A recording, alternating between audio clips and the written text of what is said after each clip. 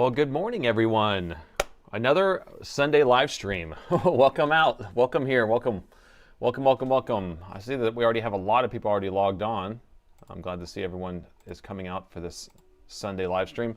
I'm going to do a little something different at first, and then maybe we'll go over to the put a vote up and stuff like that on what we're going to work on. But I hope everyone's doing good. Nice shorts. Yeah, on my intro. That LLM sure was a mess, huh? Yeah, LLM, yeah, leaking liquid metal is what LLM is. Yeah, and it's a pain in the butt to deal with. So, hello. Hey, Premise. Alfred, how are you doing? Coming straight from Dallas, Texas. Hey, Nate. The parts people link under the stream box. What is that? Hey, from Kansas City, Israel. Wow, Southern Asia, Paradise Valley. A lot of people here. Let me fix my chat. I always forget to do this before the thing starts, and it's hard for me to read it because there's so many words. Just so many words. What am I going to do here? And so I have some CSS that I kind of hook in here that cleans it up. All right, let's see if that's better. So, hello from India and Berlin and Colorado and Germany and Oklahoma and Poland and Germany again, Canada, Missouri. Missouri is the butthole of the United States. That's funny. Love the videos. Love the videos. Thank you. Thank you. Nate's in a state of confusion. Hi, confusion. Yeah, so, hello from Kenya. Hi from Austin, Texas. Who's from Austin? Who is that? OEM? Well, come on by and visit. Say hi. Hello from Round Rock. Spider, come on down. I'm in Austin also. Come on. No poll. So here's what's going on here. So last Wednesday we talked about it. We discussed it. You know, the brain trust, everybody, on the stream, and we decided that we were going to mess around with that one laptop that I tried to fix on a video, not yesterday, but the Saturday before that, the one that the repair shop destroyed.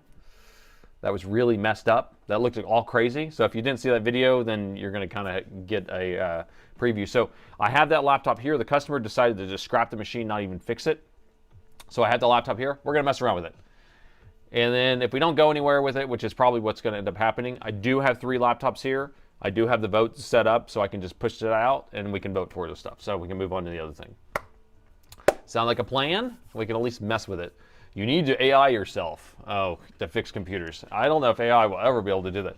It's funny because it's like, you know, I have lots of multiple techs here, and I'm always having to just kind of, like, I'm the one who kind of knows most of the tricks and stuff like that, and troubleshooting, like being able to kind of figure out, like, why this is doing this or why that's doing that, or at least try to come up with a game plan. And so it's hard to even fork myself into another person. So I don't know how to do it with AI. Yeah, the plumber flux one. So if you haven't seen it, let me see if I can pull up a thumbnail for you so you can see what that looks like, and then maybe you'll refresh your memory. Where are my thumbnails for that? And so basically the gist was that this was sent off to a repair shop to do something. What were they going to do? Like change the thermal paste or something, and then they repair, or maybe it wasn't charging or something. And the repair shop just really messed the thing up so bad. And let's see. Sorry, I should have had this prepared. Should have had it prepared. Okay, well, I don't have it there, so I'll just have to pull up a YouTube video. Anyway, yeah, so the repair shop destroyed it. It looked like crazy, messed up, and then we ended up, or I did, we together, but ended up trying to fix it. All right, new day. No, it's like playing it. I'm just trying to play the thumbnail. Anyway, this is too much work. I'm not even going to try to throw it. But basically, yeah, so the repair shop destroyed it. It looked crazy. So if you haven't seen it, you know, it's last Saturday. It's not yesterday, but the week before. And so anyway, we're going to mess with it. And so I have like a before and after. And so here's the motherboard right here. So the motherboard looks brand new now because, of course, I made it look brand new. It was a train wreck. Yeah, it looked like someone put plumber's putty on the back of it, and all these components on this one back side of the board were completely destroyed, so I had to rebuild all of this. Let's see if we can get a good view of it. So all these components were replaced. You can see some scratches here still, but there's all these components were replaced all the way over here, all the way over here, all the way over here. And I wish I could find that thumbnail because you could see exactly how bad off it was. And I'm sure I'll find it right after the stream's done. But anyway, so we're messing around with this for a little bit, and then we will go back to, you know, to the boat if we can figure it out or not. So, okay, let me see if I can catch up with the chat. I'm having a hard time. We used to live in Austin. Now you live in Bowie. I don't know where Bowie is. For science. We're doing everything for science. That's right. So this is going to be for science. Oh, I need to do it. Had an AI remove a BIOS password from a chip. What? Really? From a BIOS dump? That's crazy. Okay. That's crazy. Flowchart. Yeah, flowchart could do it, but the thing is like each one's a little different for like diagnosing things. So I kind of like the main thing, like whenever I'm interviewing a tech, this is kind of like what I want to do is I want to figure out, can you figure out if it's hardware or software first? That's like the first thing you need to figure out when you're trying to diagnose something. Is it hardware or is it software? Is it doing it outside of Windows, inside Windows, or is it doing it only whenever it's triggering on a certain driver or not, right? So if you can isolate that, then you can kind of start ruling out like different things. And then you have to kind of go, like say it's on a motherboard and it's like, is it, does the board power on battery, or does it do it on battery only, or does it do it when on charger only, or does it do it, you know, like can you isolate it to the actual board having the issue versus the charging circuit or the power circuitry, you know? Did you find the tech to fix your tablet? No. You know what I did with my tablet is I just put a bunch of hot glue on it. That's what I did. Because I'm not moving it. The thing is dead. I mean, it's just, this tablet is like, I mean, it's a, let's see, I found it in a box in the warehouse. I think it's like a 2012 or something. It doesn't matter to me. I don't care. You know, I was thinking of just going buying a $40 Fire tablet, you know, and just using that because it doesn't need, it's just buttons. Here, like I'll show you the view. Can you see that? Yeah, so this is the tablet we're talking about right here. This is an old Dell Venue tablet. Here, the camera, this is my cell phone I have over here. And then I have the tablet here, and I have it set up where I can just click on these views. Well, if I press it, then you can't see it. And then it changes my camera views here. But anyway, so that little menu, that tablet, if I bump the wire, it's like disconnects because the battery's dead. So, and it's using an old micro USB. Let's see. Let's do a CPU. I don't want to do a CPU. I don't want to do it. Thank you for sharing this time with us. Thank you, Santa Claus. Hey, and I was also messing with these bell chats that we have here. I have it set up for YouTube, but Twitch I never got it set up to do bell chats, I don't think. But so I did just test it. I just changed some code just for cheer. Now, does cheer on Twitch? Can you put a message on cheer for cheer? I don't know. I never message on Twitch. So do you know, Premise? Because I have it now where if you do a cheer message or a cheer whatever, it will pop up on the screen. So I just don't know if there's a message that goes along with your cheer or not. But you would have to be on Twitch to do that cheer thing. But on YouTube, if you want to do a message on the screen, then you just do a super chat and then it shows up on there. Paul tried it. Paul tried it out. Let's see. Finally caught one of these live streams. Thanks, Elite. You made it. You made it. AI calls you the Great Nate. He calls me Crazy Nate. That's what they call me. Crazy Nate. Crazy Nate. Hey, cheer. 1, 2, 3. There you go. All right. So Twitchers can now put messages on the screen when they're sending some cheer, sending some bits. All right. There you go. So if you ever need to get my attention, you can send a super chat on YouTube, or you can send some cheer on Twitch, and then it will get my attention to look at something or look at you or whatever. So, great job. You lived in Austin for 5 months in the 1980s. Well, it's a totally different town than the 1980s. I tell you that. The place is crazy now. It's totally different. Hello from the Czech Republic. Your solder brain, did you use? Wait. What solder braid do you use? So I use whatever I have. And so let's see what I have. I know that, what was it? Northwest Repair was complaining about some solder work the other day. So I have this one right here. I have this one right here. This one's thinner than this one. I like this one's a little thicker. This one's a little thinner. And then I have stacks of them in here. Let's see what we got. And then I bought some of that. And then mainly the ones I'm using are this style, and I've had this for a while. So good morning, Nate from Roman, check 704 on the video. This is the best shot I've found. How was the bourbon? You know, I haven't been able to try the bourbon. You know why? Because I've been sleeping in the hospital for the last 3 days. So if you weren't there on Wednesday, but my mom got sick, went to the hospital, and so she has pneumonia. She's been in the hospital ever since, so I've been having to sleep nights at the hospital with her because she has dementia, so she keeps waking up not knowing where she is. So I just left the hospital and came here to do the stream. So I haven't got to try the bourbon, but I appreciate Robert, thanks. Roman, thanks for the bourbon. I'm going to try it hopefully tonight. I think she's getting released today. So, but yeah, so pneumonia, it's a thing. She already has COPD, so she has bad lungs. Pneumonia on top of it doesn't help anything. The fact that she has dementia doesn't help anything.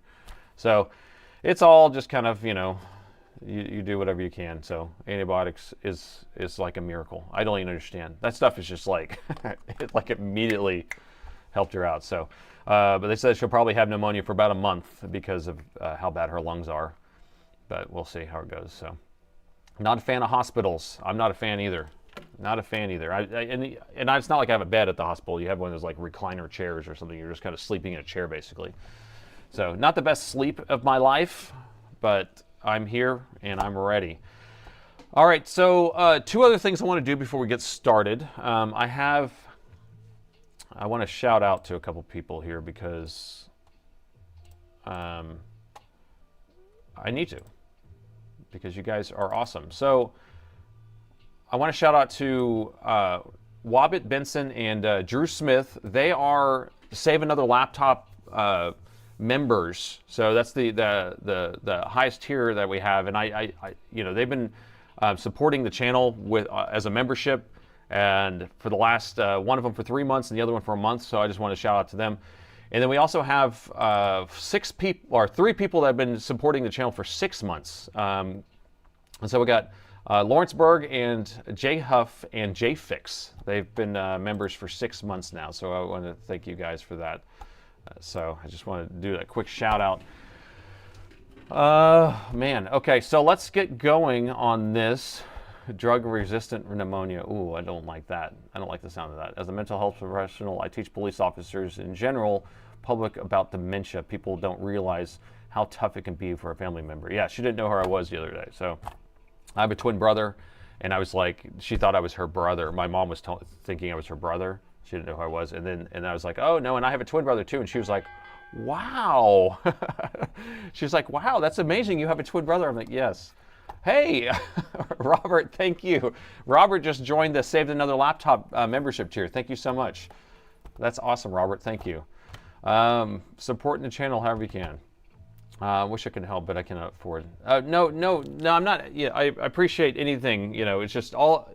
I just want to make sure that people are recognized, because every single little thing that anyone's doing for me, I mean, it's supportive for the whole work that I'm doing.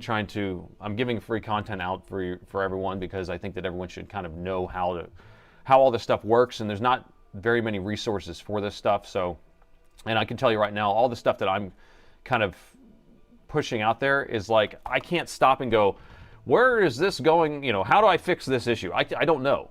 There's no place out there that's telling me that. There's no forum. So then I'm having to be the person giving the forum, you know, being the, you know, content. And so it's a lot of work and a lot of time, and I'm working 60 hours a week doing this to make sure that we push out everything. So here's the thumbnail. Let's see what we got. We got a thumbnail here. No, thank you. That's the thumbnail. That's what we're looking for.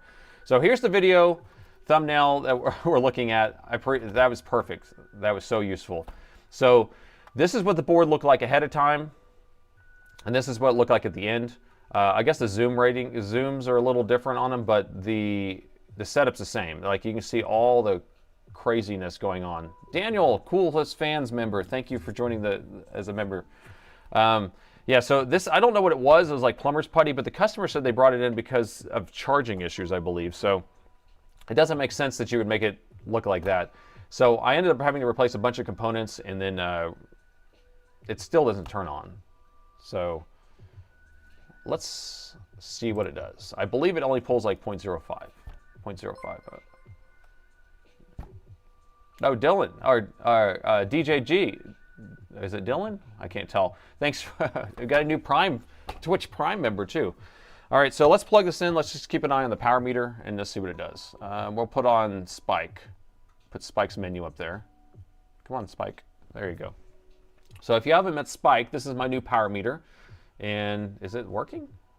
Doesn't look like it's working. Let's see. Disconnect to reconnect. There we go. Spike's up and running again. All right, so Spike is just we're just named him that. So he's just a new power meter that I have in line over here. I'm going to release the software and the plans to build one of these. I may even make them to sell for whatever that's worth. I don't know, but we're going to plug it in and see what it does, okay? So we plugged it in, 0.02 is the resting current, which is perfect. We want that.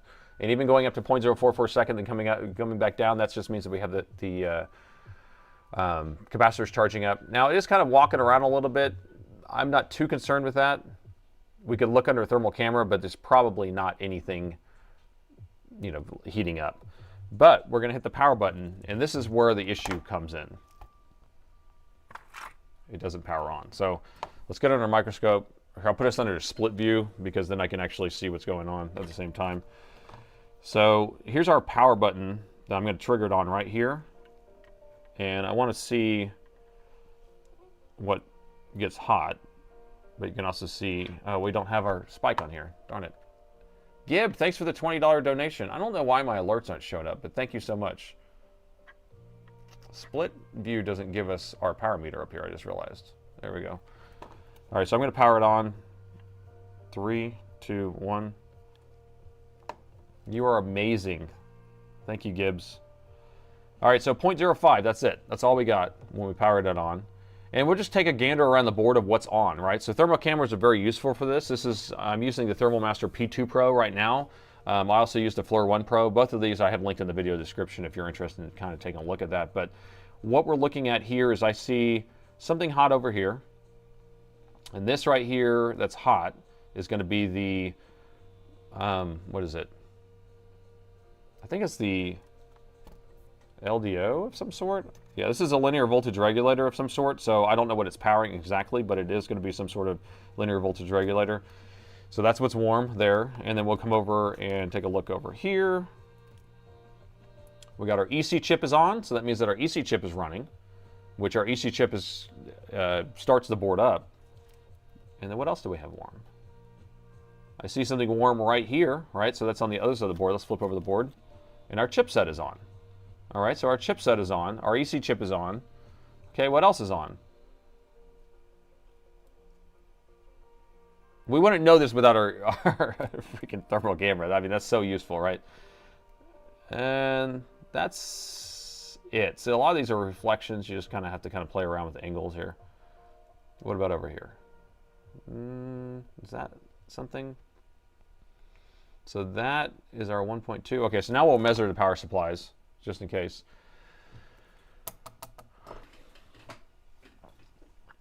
Hello, chat. Hello from Northwest UK. All right, I'm just going to measure some power rails, but we want to see what power rails are up and running. Seeing how we have our 5 volt, nice. We have our 3.3, nice. That's our charge coil. This is our 20 volts, right? 20 volts, nice. And then over here, nothing. This should be our, nothing, I don't know what. We found our 0.05 volt power rail. I don't know what that is. This should be RAM maybe? That's our RAM power supply. So what, let's see what voltages we have on our chipset. 3.4, 3.4, 3.4, 1.8, so our 1.8's there, 3.4, 3.4, 3.4. Now I worked on this board for hours on that video, and then I just had to give up because I don't have time to sit here. And so we're missing voltage here, 0.05. Okay, so this might be our issue. This might be our issue because this should be 1.05. Okay, there's 1.05. So, but this power rail right here is 0.05, which I don't think is correct. And it's been ultrasonic, so yeah, I can kind of give you a rundown if you've already didn't watch the video. I don't know what this is supposed to be. I don't know what that one is. This one kind of looks like it would be, could be the iGPU. It could be the integrated GPU and the CPU, I don't know. And this is the RAM, which the RAM's not on either. So let's just think about this for a second, just so we can kind of like get our brains wrapped around it, and then everyone can be on board. So this is the board from the video 2 weeks ago on Saturday. And let me pull it back up. And I replaced all the components that were messed up, and I ultrasonic cleaned it, upgraded membership to save another laptop. Johnny, thank you. That's so nice. And then it still does this thing after I've replaced all those components. Now, some of the components I replaced were actually in this area down here. It's hard to know what I've done because it's been a while, but let's see, where was it? So we did replace things over here too. We replaced this stuff. I wish I would have rewatched this video beforehand, but so I replaced that guy. You know, one thing that I wanted to check, so these two capacitors I had to kind of push together because they were moving around. Are they on the same trace? They are. So this is one pad right here. This is one pad right there. So it doesn't matter if those are together. It is kind of a funky solder job because it started floating around when I was soldering all this other stuff. I remember watching it move around. This guy, I want to make sure this guy's the right one. I mean, all this stuff is messed up. We could have a blown just resistor somewhere over here. What's up? What's up? What you got? You my boy, Blue? You my boy, Blue? Thanks, Daniel. You're my boy, Blue.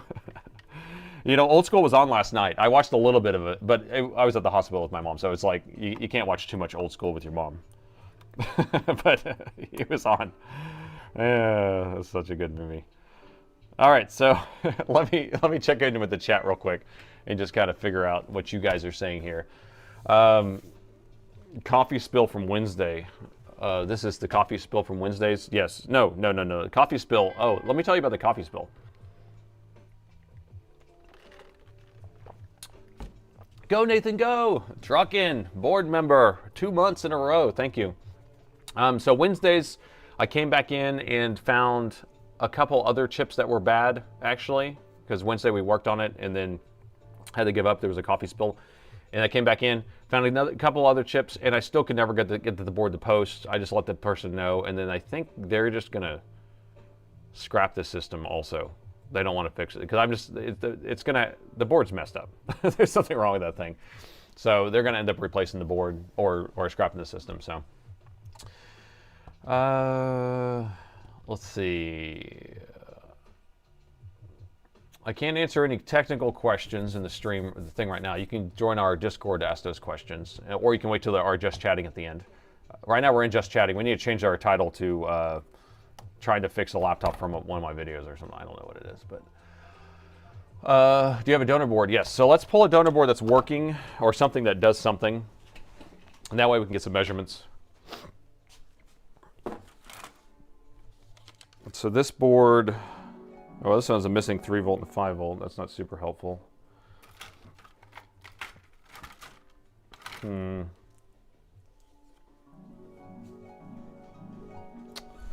Yeah, I don't have a board like right here, but here I have this board, which is the same board. What? Gifted subs? Thank you.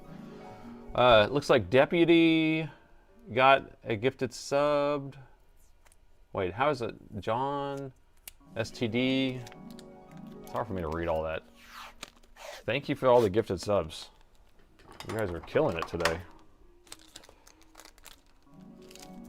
All right, I'm just going to put this over this because there's a little bit of liquid metal still on here. I hear the Dream Harp sequence is happening. Deputy coming in hot. Okay, watching from Kenya. All right, so this board, let's just measure some of the power rails. The one that I'm interested in is this one right here and this one right here. These both measured at 0.05 and then 0. not on. So let's just figure out what we're supposed to have here.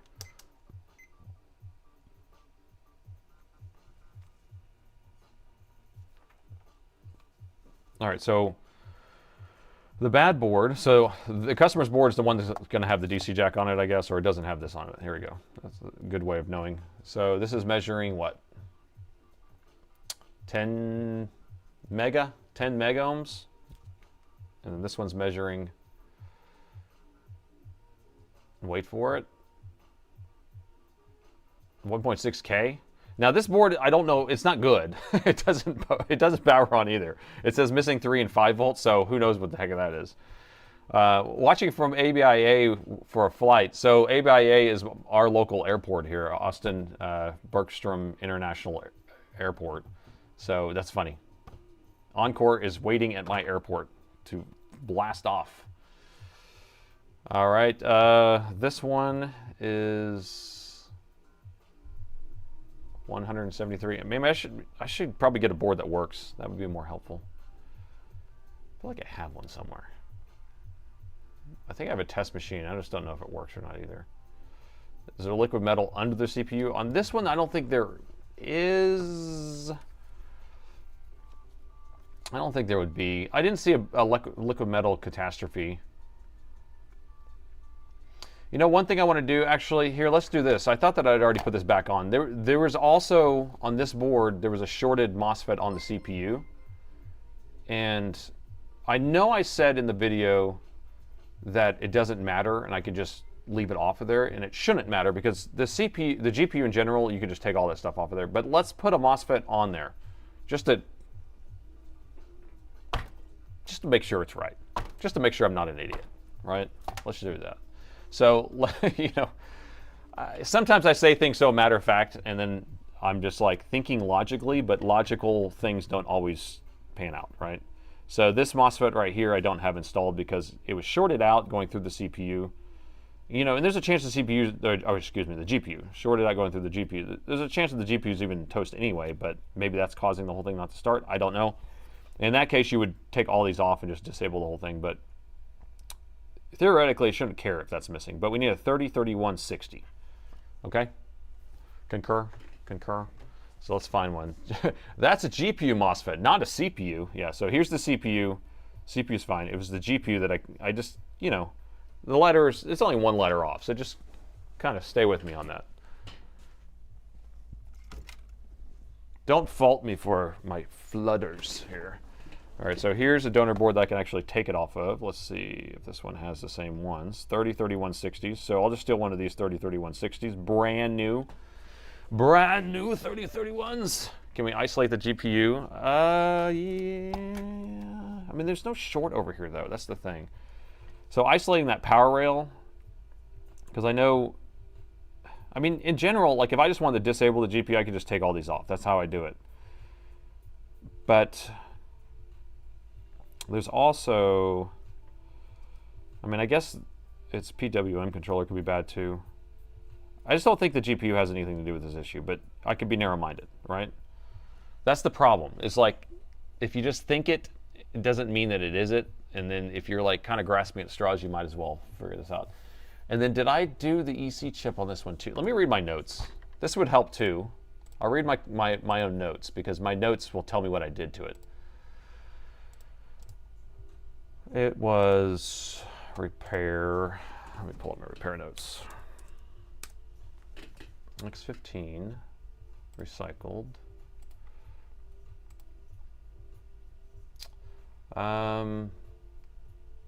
Let's see. Took a look at the motherboard and I found a mess of chips. Here, I'm just going to read to you quick like. I took a look at the motherboard, found a mess of chips, caps, resistors that had all been replaced and soldered strangely. There was a sticky liquid. I said sticky, but I said possibly rosin, but I'm not sure. I removed all the chips, rebuilt the area, replaced the components.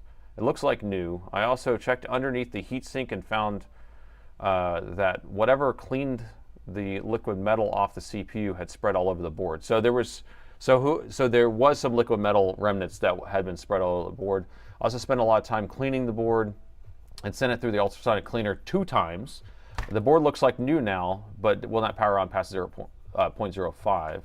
because of the 5 volt and 3 point, because the 5 volt and 3.3 volt power rails and 1.8 volt power rail are present, I flashed the BIOS and the EC chip, and the board is doing the same thing. The board is too far gone, it needs to be replaced, blah, blah, blah. Okay. And then, yeah, that was my notes. So, and if you hear the way I speak about, like all my notes are always like that. I'm very thorough with the way that I describe stuff in steps and what I'm doing. So then when the customer gets it back, they actually get a note that just kind of explains exactly all the things I did. So, what do you, let me think. Okay, should we replace that MOSFET on the GPU? Wait, nearby the chipset, there's also an unoccupied place. That happens, so I'm not super concerned with that. So if you want to look at this board, same, también, right? Although this is a donor board, so let's look at this one. There you go. All three of these have the same thing. So they didn't populate that on all three boards. Why? Because. Why? Because. Oh, didn't have time to have too many streams to watch. JFix, you're busy. JFix is a busy guy. Did you hear your shout out earlier?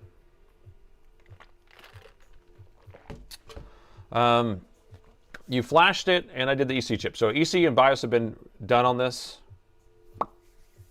And then your community is overwhelmingly grateful and share the knowledge and expect nothing in return. True gentlemen, thank you very much. Okay, so should we do the BIOS again just to be sure? And we should put that, I'm just trying to get a game plan, right, what to try. So we could do BIOS a second time, which I'm fine with if we want. Just build a new one or something for science. And then I can put that MOSFET on there. I'd say we put the MOSFET on this just to clear that out of the way. And then I don't like that it's 0.05 here on that. And so I feel like I should go grab a test board. Let me see if I have a board in stock. If I have a board in stock, then I can just grab a new board. X15 motherboard. I have 7 motherboards. I have 7 motherboards in stock. So which version is this?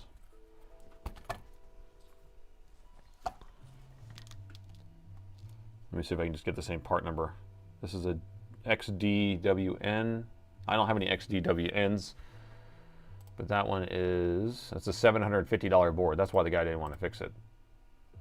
So it has 3070 with an i7.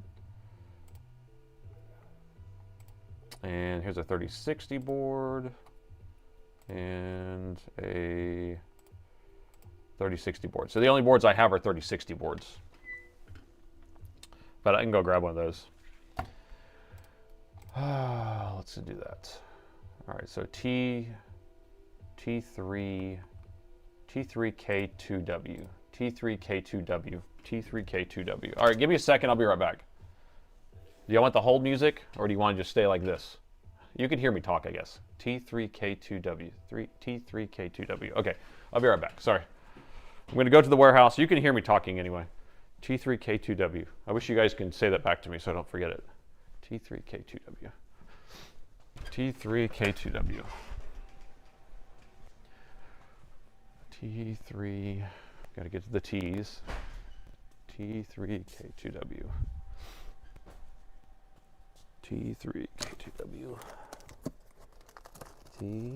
T3K2W. There it is. That was easy. Well, that was easy. All right, so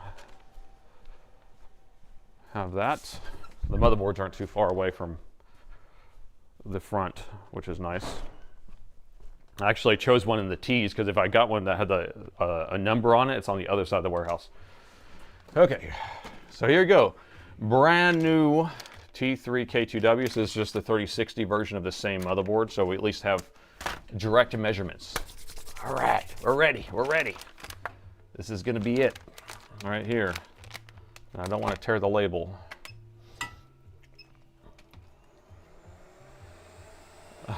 Got a phone with a stylus. You know, I had one with a stylus, and then I just never used the stylus. But I definitely don't like typing on phone keyboards. Drive me crazy.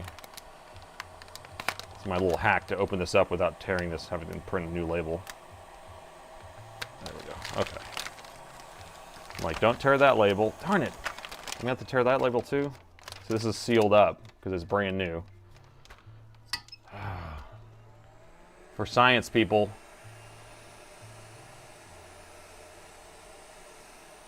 For science. What's the most reliable Dell laptop in your opinion? Probably, well, you want cost per reliability, because you also want to be able to pay the least for something that's the most reliable, right? That's kind of another way of looking at it. And latitudes in general are going to be the ones that you're going to go by, that you're going to get, because they are made for businesses. So Dell offers 3 to 5 year warranties on them. Everything else, oh, darn it, had to rip it. All the rest are going to have 1 year warranties, like Alienware's, or they're going to have 90-day warranties. Would you buy a laptop with 90 days warranty, brand new? Would you? Well, if you buy a laptop that's an Inspiron, which is the consumer grade laptop, and you buy it from like Best Buy or Walmart or something like that, 90 days. I mean, it's the most ridiculous thing I've ever heard of. 90 days. It's like, I don't think it will last 90 days. That's what I'm basically telling you. Like, it's so, yeah, exactly. Yeah, what? I've lost connection. My brain is short-circuiting from that. Hell no.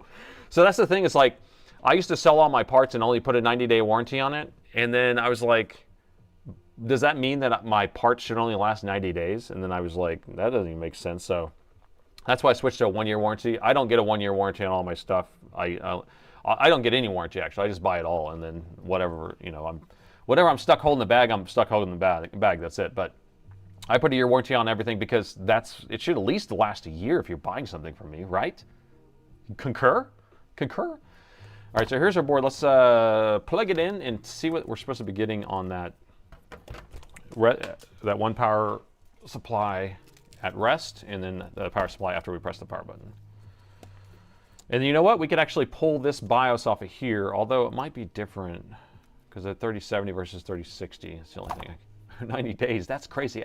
I can't believe that's crazy. All right, let's go thermal while we plug in this good board. The good board.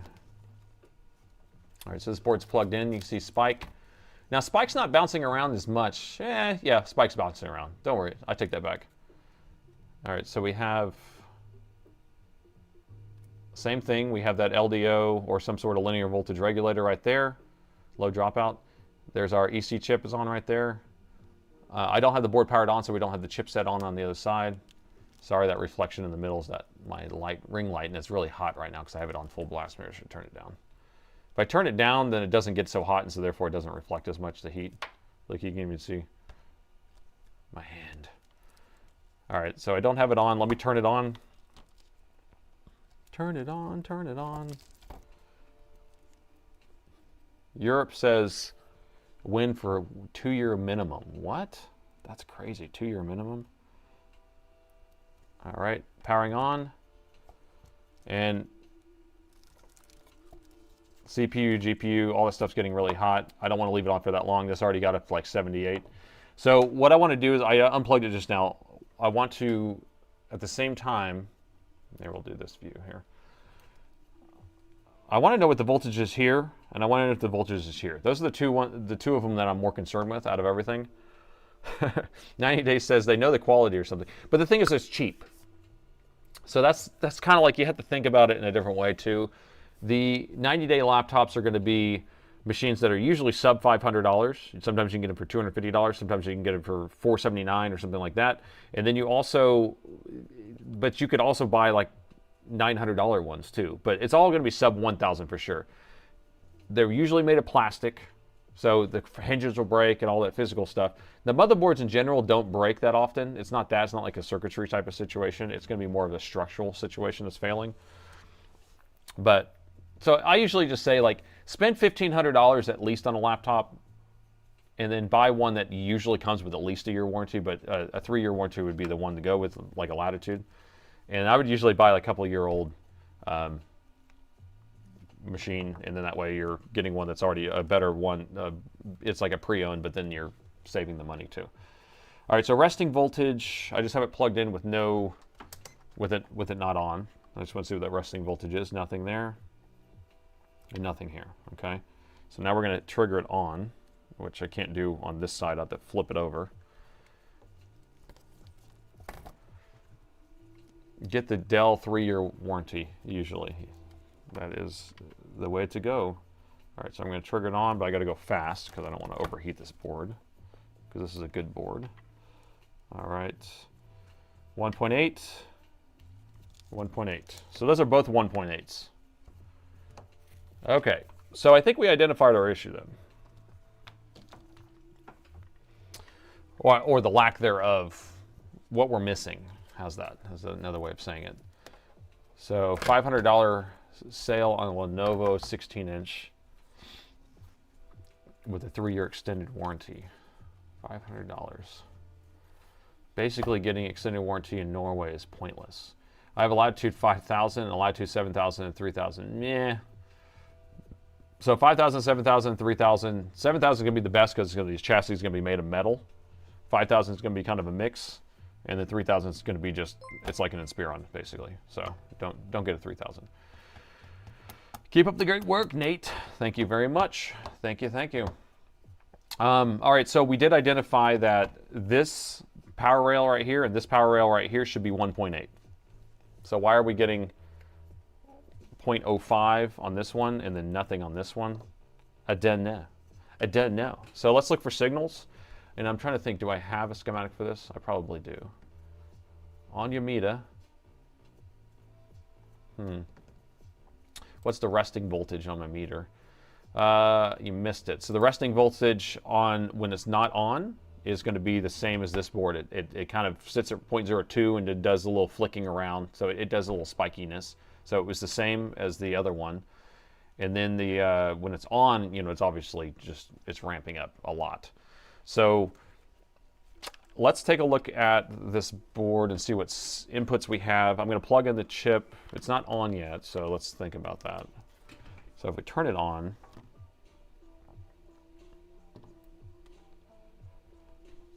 you know, we could have a bad dual MOSFET here. So this is a dual MOSFET. So we're going to have 2 MOSFETs in one. This is using a, where's the chip that controls that? I'm assuming this controls that and this one controls that. What do you think? Does that sound about right?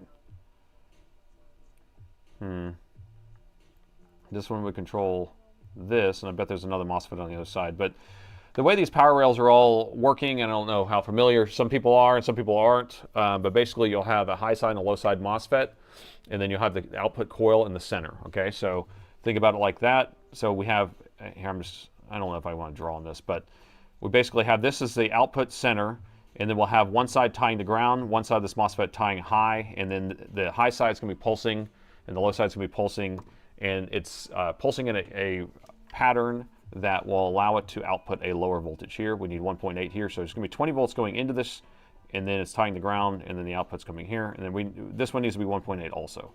So there's 2 MOSFETs in this one, there's 2 MOSFETs in this one. Like this one right here is a single MOSFET, and then you would have to have another one somewhere else, like usually on the other side of the board. I think there is. Let's see. I don't see another one. That's a magic one. And is this flux? Did I work on stuff over here? I didn't see that in my notes. That's a magic MOSFET right there. I don't know. All right, so let's start measuring our chip. I'm assuming this is the one that controls that. Let's just figure out where the input is, the enable, and all that type of thing, all that type of jazz. Was it 0? Let's see. Costco run. I have to fly this morning. Oh, really? Oh, really? Just wanted to... This thing's moving so slow. Well, thanks for coming by.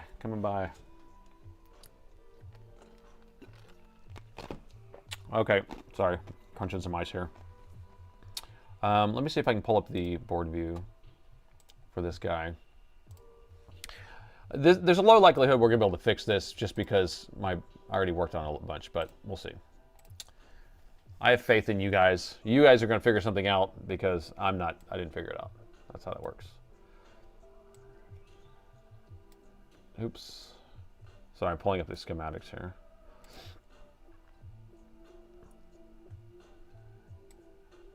Okay, let's see if we got that now. Okay, so here's what we're looking at.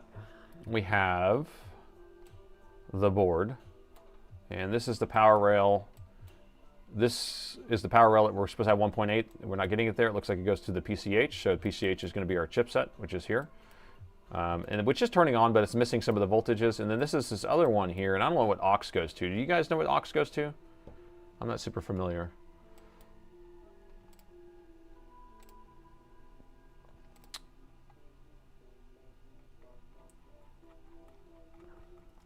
Alex aux. Sure, Gritty. Somebody will tell me. The CPU, maybe. And you see how it has two of them here, but this one's the one missing. It's because they were like, oh, this isn't high enough power. So maybe the i9 version will have two of them and the i7 doesn't. So low voltage, pulse fast. Okay. Low voltage, pulse fast. So anyway, we're only getting 0.05 here. I think this is our problem because I bet that this one needs to be present before this one's present. So let's figure out what controls this MOSFET. So we're going to look here at our gates. And so we press on there, and that is our gate.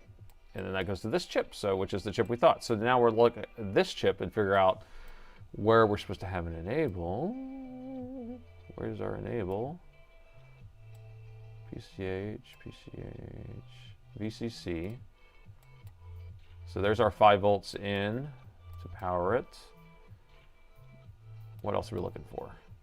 Sys, there's our enable. So we need both of those signals. If we get both of those signals, then we should be okay, I would think. Enable is a pull down and pull up. All right, well, we'll figure this out in a second here. I would assume it's a pull up. So 1.8 is good. It's a feedback here through this resistor, which is a 0 ohm resistor, and that goes over to our enable line right there.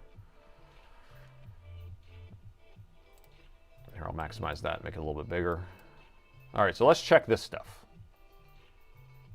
Concur.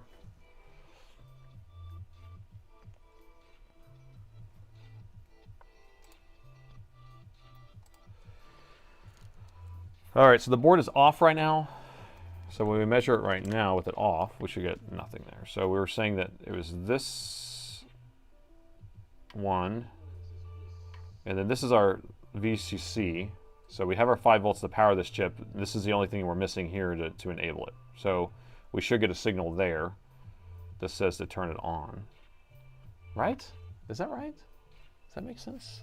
Search for aux in the label in the schematic. Okay, and that will tell me. Okay. I'm going to power it on real quick. I just want to see what voltage we're getting on that pin. That chip could just be bad or something like that, but I'm assuming we may have a short somewhere. So board, is it powering on? There we go, 0.05. I mean, the symptom is very similar to like a BIOS issue because that's what we deal with all the time, but board view seems confusing to who has not used them. And I love board views a lot. I love them. Okay. So we're not getting an enable here. So is this enable supposed to be 3.3? Probably. What do you think? So if I jump this over, should it turn on? So if I just short those out, it should turn on. Let's do it. That's how crazy I am. Crazy Nate. Crazy Nate coming in hot. So what I'm going to do, we're not going to hurt anything, or we're going to hurt a lot of things, but this board's already broken. So I'm going to measure right here on the output, and then I'm going to short this 3.3 over to this line that's not getting an enable signal, and just see what it does. Excuse me. So right now we're not getting any voltage on there, and then when I short it across, I get 0.05. So it's turning on. Oh, now it's on at 0.05. Is there any heat over here?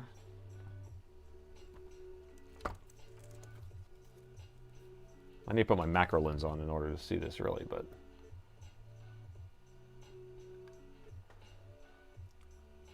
let me see if I can grab my macro lens. I don't see any heat though. Okay, think about this. Okay, 1.3 was over 5, 1.8. Yeah, if it boots all. Okay. Huh. Is there a resistor near on the line? Selfman. What are we talking about? Because I mean, we could also test this and make sure it's good. I mean, you know, what would be easiest just to replace these two things right here, change that out, or change that out first? Or should we put this thing back on because we were talking about doing that? Or should we flash the BIOS because we were talking about that? I mean, I don't know. I don't know. Oh, thanks for your reply, people. Oh dear, please give me a... Wait a minute. So injection, you can't inject anything unless you have, well, I mean, we can inject 3.3 there, which we just did by just jumping that over. I did flash it last week, but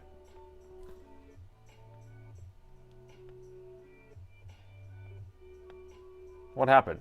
Did I press the button? When did I do that? Sorry about that. Be right back. What? No, sorry, I pressed the wrong button. That button's like right next to my other button. No picture. We don't have picture. I can't believe. The show ended that fast. Start with BIOS flash. Okay. We have like buttons, please. All right, so I would say let's just put this MOSFET on. We'll flash the BIOS, and if that doesn't work, then we'll change out that 1.8 chip, maybe. The thing is, we need that signal. I mean, the BIOS has tried to inject and revealed a fault. I flashed another BIOS. That's all, folks. That's all, folks. It's funny. Some people don't know what that is. All right, let me see what BIOSes I have. Beyonce's. Let's see what Beyonce's I have for this. And see if I made a fresh one or if I just used one that I knew was good or what. I don't know. Clean ME, work from working board. ST, no service tag from working board. That's an R2. You know what? Huh. Interesting. Yeah, let's flash this BIOS that I have right here. I have one that I ripped from a working board, and then I cleaned the ME region, and here, I'm not showing you that, sorry. So if I search for X15R1 or X15, it pulls up all of them. I'm wondering if there's a chance that I flash this one, which is a R2 board, which is totally different. This one says right here, because this one says no service tag, so I probably would have been like, oh, let's do that one. And I just maybe didn't notice. I don't know. But if we do only R1s, then we have these. So let's flash this one on there, just to be safe. Is that a cup of bourbon? It's a cup of iced coffee. So I didn't have time to go home and make a coffee because I just came straight from the hospital. So I just went by the place and got iced coffee. You know, Looney Tunes and Bugs Bunny. All right, let's just do this. Let's do this thing, man. Let's do it. Like giggity. That's all, folks. That's Porky. Little porks.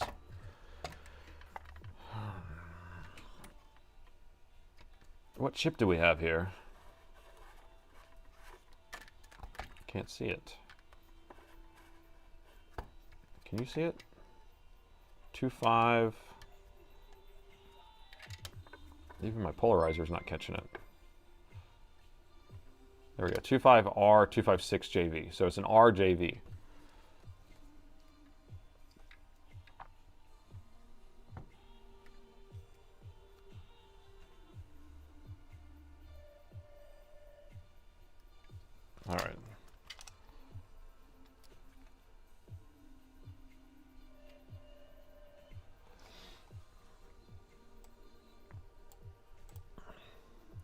Let's see if we can get this lined up for you so you can see everything, so you can see the whole world. All right.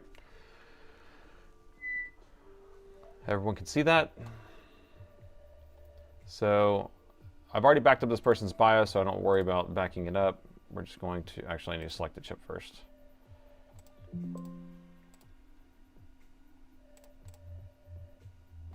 Let's see, so we need an RJV, that one, select. We're gonna load.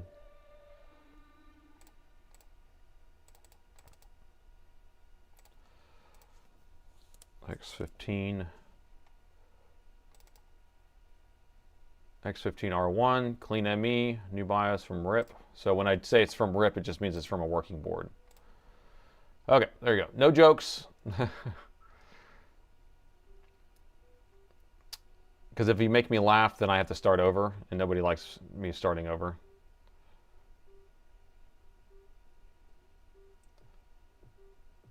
Do you have a link to that tool? So everything that I have, well, let's see.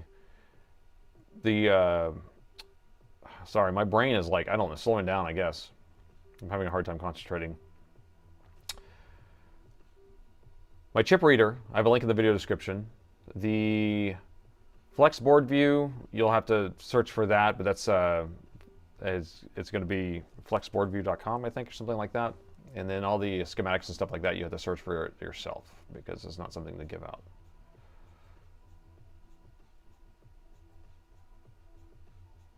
So you re-enter into the BIOS from the label on the back.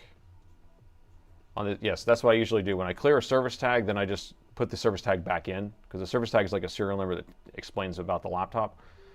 And if you take a RIP from another machine and then you clear the ME region, then you can flash it on there, but it will put that service tag on that machine. So this one still has a service tag in it that's not going to match this motherboard. So if you run your service tag on Dell's site, it's going to think it has different specs.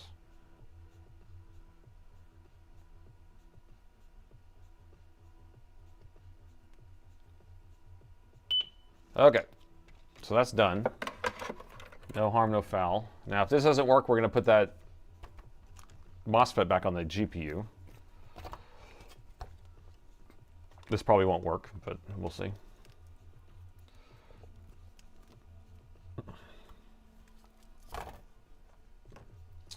All right, keep an eye on Spike right here. See what he does. He's in charge. Power on. Let's try again. Usually if the 1.8's missing, you gotta think about this too. The 1.8's missing, then usually, so I don't know why I said the 1.8 was there, but I think it's because I found 1.8 on the chipset. But the 1.8 power rail is missing, then it's usually not the BIOS, because I usually look for 1.8, 3.3, and 5, and if all those are there, then it can be the BIOS. But see how it's doing the same thing? All right, let's put this MOSFET back on here. I knew I did it right. I knew I did it right. But I have to be, you know, I have to say, you know, make sure that it's okay for me to be wrong, too. So you just put the service tag back in. Yes, so whenever it's cleared, you just type it back in. It just pops up and says, what's the service tag? Service tag has not been set. Do you want to set it? And I say yes. All right, so we're going to pull this MOSFET off of here. My brain definitely is slowing down. It's crazy. I don't know what's going on. So I am sorry about that. Yeah, so 0.02 to 0.05. So whenever I don't have it on, it's 0.02, and whenever I press the power button, it goes to 0.05 when it's supposed to jump up to an amp. We're just going to grab any of these. I'll grab you. You are the lucky contestant here. Shh, we're hunting rabbits. Flexboard view. Paul Daniels, there you go. For some reason, I was starting to blank out on Paul Daniels' name. Yeah. I guess all the bad sleep I've had lately. Failed. Sleep deprivation, that's what it is. Getting woken up by nurses every few minutes, you know.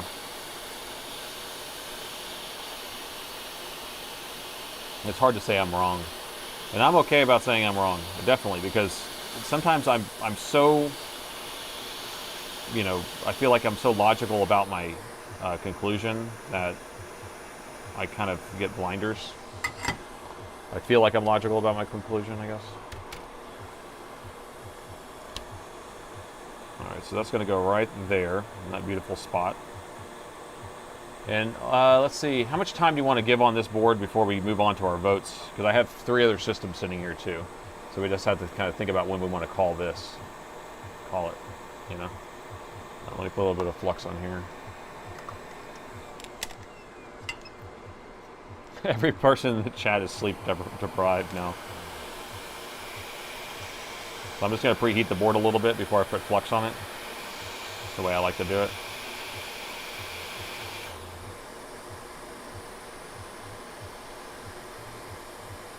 A little black force goodness. Alright. Now to me, this shouldn't change anything, but I'm just going to put it on there since it is a missing component on the board. Maybe it's checking to see if that exists, and if it doesn't, then it doesn't allow the board to turn on. And if that's the case, some boards are okay with it and some boards aren't, maybe. Or maybe they have some sort of safety mechanism that I'm not aware of.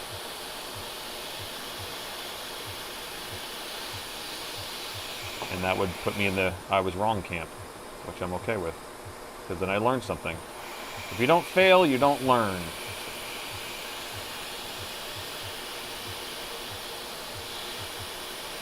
We're just trying to heat this thing up enough so we can set it in place. There we go. That's what we want. There we go. Perfect. It's happy. Set a timer, guys. 15 minutes. 15 more minutes of this board, and then we move on to something that's more salvageable.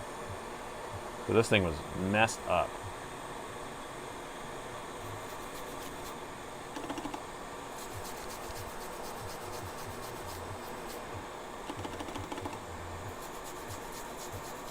Okay. Beautiful. Beautiful. She's dead, Jim. She's dead. See? I don't know why I always say that like I'm a 1920s mobster or something. You see? She's dead. Instead of like, she's dead, Jim. Like Star Trek. All right, so I got it plugged in, 0.02 again. So that's the resting voltage, 20 milliamps. Power it on. Keep an eye on spike there. Okay. Nothing. Let's try again. I can't really see what I'm doing when I'm pressing that. Here, let's get under there. It's hard to press these 2 pins together without really being able to see. There we go. 0.05. That's it. So same thing. So we're still missing the voltage probably over here, or we still have a low voltage over here that's not supposed to be there, right? So why do we have 0.0? Well, now we have 0.08 here. This is supposed to be 1.8. This is supposed to be 1.8. Maybe if this one's missing, this one won't start, or vice versa. We're supposed to have 3.3 enable here. Cheers, cheers, cheers. Thank you. 14 minutes left. All right, and now if we short these 2 things together, we figured out that we can get something happening here. Nothing, okay. Now, should we move on to trying to fix this one, or should we move on trying to fix this one? Because this one's kind of on, but this one's not on at all. PR good signals. Okay, so we should start hunting PR good signals. Okay. The schematic's kind of a funny little schematic.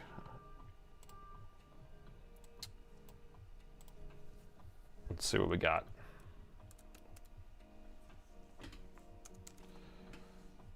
There's no PR goods in the schematics. If I search for that, actually.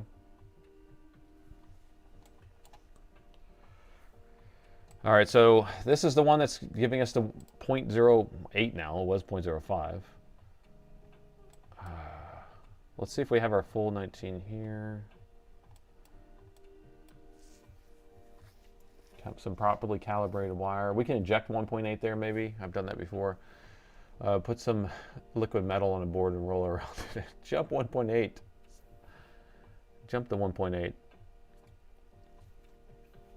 We need a 1.8. Okay,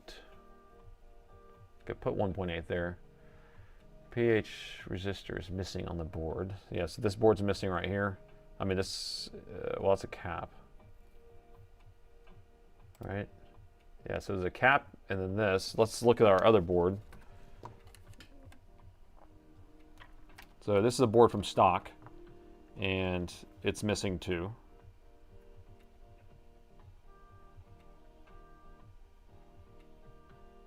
So, it's missing 2. Let's go back and do this real quick. I just want to go back to where I rebuilt everything. Just to be safe, I want to make sure that all this looks correct back here. What does this guy go to anyway? And then, are we missing a couple items here?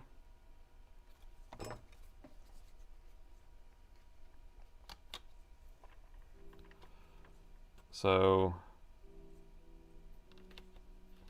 here, can we see them both at the same time if we do that? Let's see. I just want to make sure we're good with my rebuild here. Okay. So this is the bad board. This is a good board from stock. So I know I can't get them both in focus at the same time, but we can do our best here.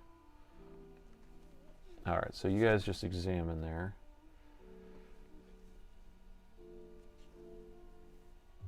Okay, so these 2 capacitors are spaced more. And I think I figured out that those were the same track, but let's make sure that I didn't do something weird on that. Because, you know, hours of soldering can do that to you.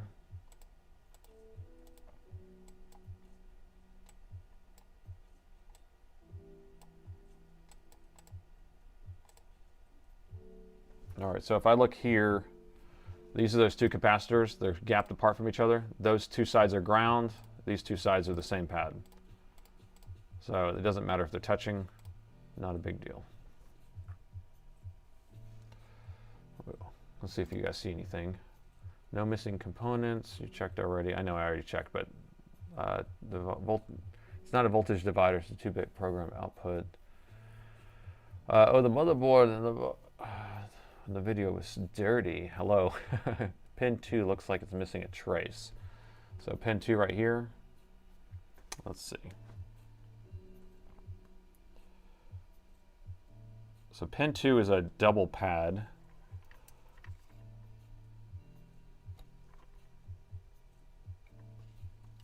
I don't know what voltages you're supposed to have on all these. That's one big pad.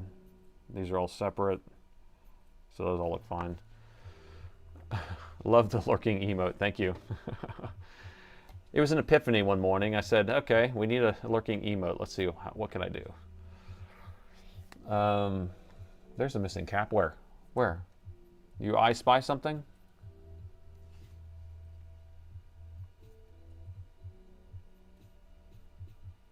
I don't see anything. Missing cap where?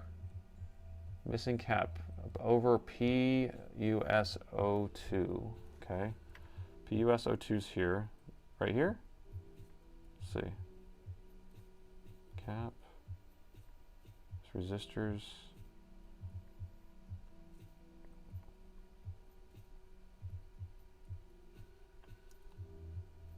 Here.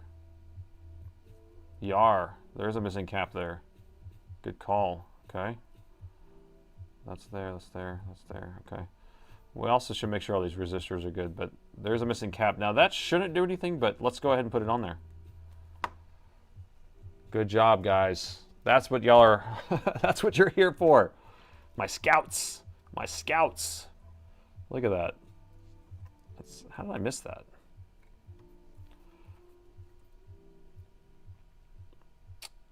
Most of the time capacitors don't matter, but sometimes they do.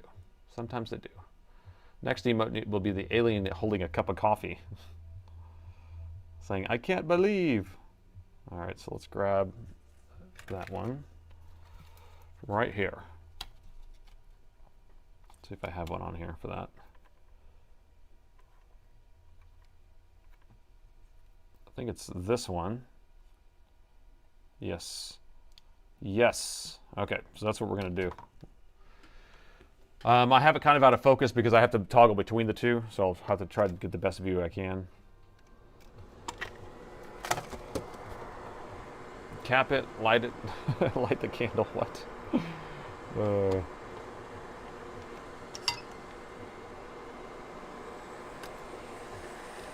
They stack them on top of each other. Stacked them.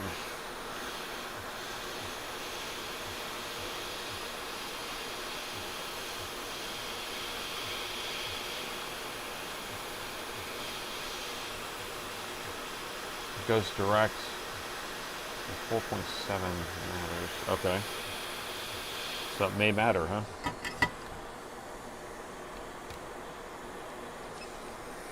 This one may matter.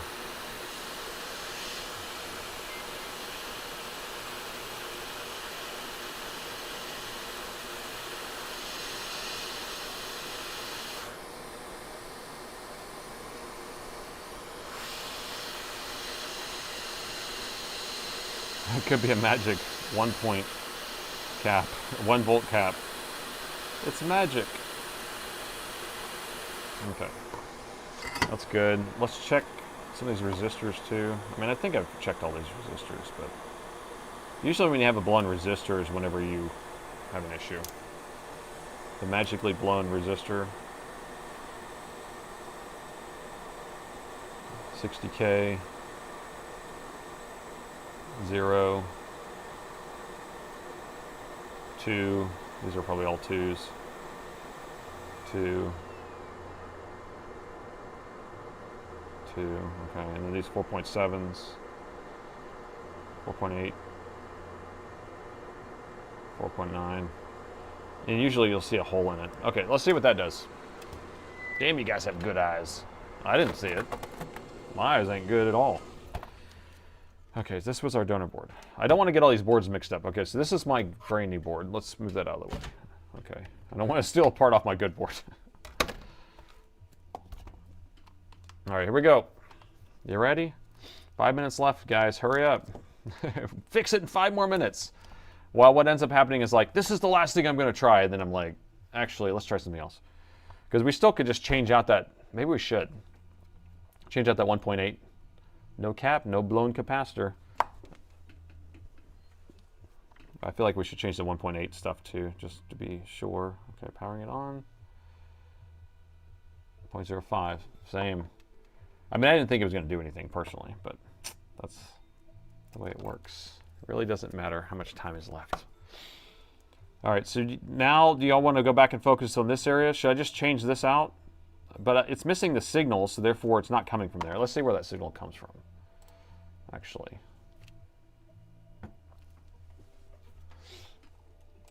Okay. Right here. So right here, right, 19 volts. Right here, we're not getting an enable here.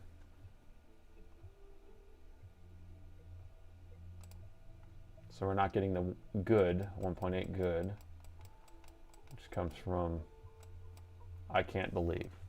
Comes from this. What is this? 3.3. Is this resistor blown? Or is this, what is this chip? What is this chip? Jim? So do we have that 1.8? That's going to be this 1.8. So maybe this is the 1.8 I was like, oh, it's here. Oh, you can see I was measuring over here. You can't see anything, but I can see it. Yeah, you can see I was measuring right here. So this is the 1.8 that's probably, I was saying, is present. So if we're not getting it this 1.8 over there, enable is good signal from another rail, okay? So let's measure over here. I can tell you guys are going to be better than me in schematics for the most part, because I've just kind of figured out as I go along. I didn't learn all this stuff. I just do it. I just do it. All right, let me turn it on. The board is on. The board is on. All right, so this is our, there's our 1.8. So we have our 1.8 here. So this is supposed to be the signal. We should have 3.3 on this side, and we should have 1.8 good here, but we're not getting our 1.8 good there. Is this, what value is supposed to be that capacitor? Signal it. 2 minutes left. 2 minutes left. People want 2 more minutes left because then it's like, then we can go to something I can actually fix. Where's my thing here? So we don't have our 1.8 there. And this is a 10K, so it's a pull up, right? Pull up to 3.3, but we're not getting a good here. But now is this good, meaning it's going into this chip and it's looking, this is looking for the one good, or is this an out good?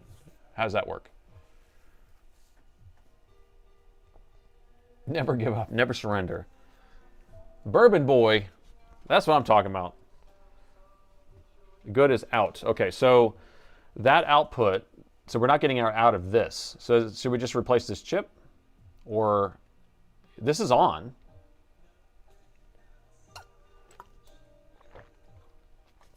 Or is it going somewhere else? Why is it, there's 3 different lines it's going to here. It's going over here. What's this?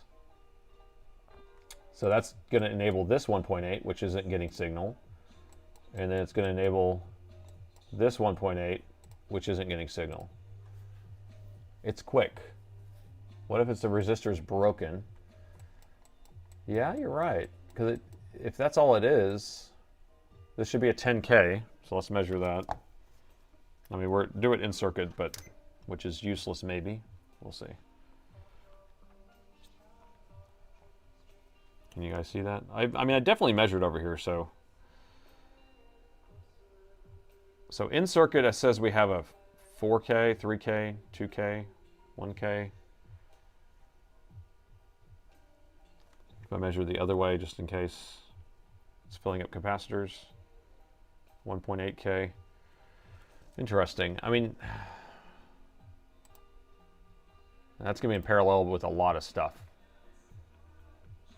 What do you think? What are we thinking here? Oh. Bridge of properly calibrated wires. I mean, I could just tweezer over that thing and put an enable there. You want to just do that? Almost time to quit. No 10K, it's time's up. So let's just tweezer over this thing and see if everything turns on, right? So if I just go like that, then we have it, right? It's a circa being pulled up low, being pulled low. Yeah, because it's being pulled low. That's what I'm saying. Like, this should pull high whenever this thing's not allowing it to, right? So it's just pulling it high, but then it pulls it low, which should mean it's a force enable. So if I do this, it should turn on everything on, supposedly, right? If it's an enable high. Absolutely crazy. Look at his eyes. Look at his face. Don't look at his face. Yeah, it's perfectly calibrated tweezers. Okay. I'm not scared. I'm not scared. We're going kamikaze. So I just want to make sure, do we have 3.3 here? We got 3.3 on that side, and we got nothing on this side. The board's not on yet. So let's go, I'm going to go to the thermal camera while I do this, just in case we see the atomic explosion. So I'm just jumping across. The board's not on yet, so I'm just going to jump across. Actually, I'm going to measure the 1.8. 1.8's not on right now. So this shouldn't do anything, I don't think, but. Okay, we are seeing spike is measuring some sort of jump up in current, which makes sense because we have something that's shorting to something else, or trying to power on something else. So spike's doing something when I'm pinching it. Okay, and then now I'm going to power it on while I'm holding that, because I'm crazy. We got 250 milliamps. And if I let go, it goes back down. So, so whenever I enable this, I get 250 milliamps. Where's our 250 milliamps going to? All right, so when I pinch this, do we go to 250? We do. Oh, the board, wait, 0.08? Wait, back down? Wait, what's getting hot? Are you missing PQG6 on the FET? We're getting somewhere, kind of. We might be getting somewhere, or we might be making things worse now. So holding that down. I want to see what's getting hot. Wait, did it just, wait, did I get to 2 amps just then? We got the 3 amps. pulling it down.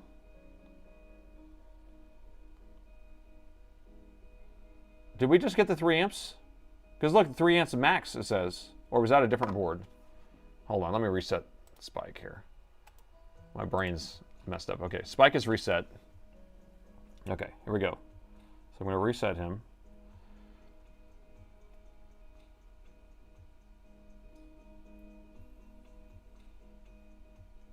Huh.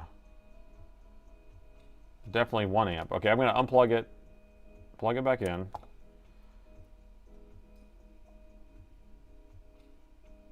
It definitely doesn't like to have that on whenever the board's not on. So let me turn the board on. And then we'll pinch that.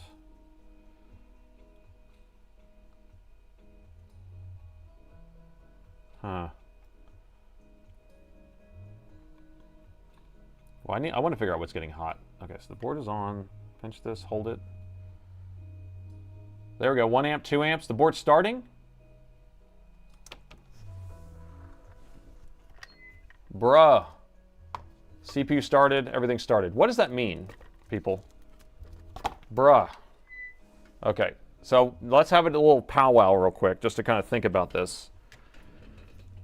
So us jumping that resistor, which basically had a 3.3 on one side, and then it was supposed to get a good output of the other chip, and that other chip's not outputting good. So by jumping it, we kind of tricked it into saying it's good. So why are we missing that good output? Are we missing that because that chip's not outputting it, or are we missing it because that chip's detecting a fault somewhere else that's telling it, or the resistor's gone? Should we just pull the resistor off and measure it and see if it's not a 10K anymore? A bad cap. That's interesting. I don't know. Corroded. I think the chip could be bad. So my kind of, I think resistor could be plausible. We measured it in line. It was lower than, it was supposed to be a 10K. We measured it in circuit, excuse me, and it was lower than that, but that could mean it's in parallel with a bunch of other resistors, so that doesn't really mean anything. But interesting. So let's pull it out of circuit. Let me see if I have my tweezer measure thingies. I hate measuring those little tiny resistors out of circuit, so I do have some of these tweezer thingies that I can hook to my meter, and I can pinch them without it flying away. Flying away. Sick. You know, if we fix this, I can call the customer and just say, hey, we fixed your board. Because he scrapped the machine, so I have all his parts. We can just reassemble it, and he will be very happy, or they will be very happy. I have no idea what their agenda is. Okay, so let's unplug this. I'm going to hook up these gauges. I'm going to pull that chip off the board, or that resistor off the board. Because we could just replace it, but then I want to know exactly what the what, right? What the what. So we're going to pull this guy off of here. And it's funny because I had measured it before. You could tell that I had some scratches on there. I mean, now I've scratched it more, but somebody's been working with this resistor. All right. Actually, they said we're out of time. We should move on to the next machine. You're like, no, not anymore. Now we don't want to do this. Does someone want to update the title there? Explain that this is an X15R1 from the video, and we're trying to make another attempt or something to fix it. I don't know, because we don't. It just says just chatting there, and so people who are tuning in might want to know what we're working on.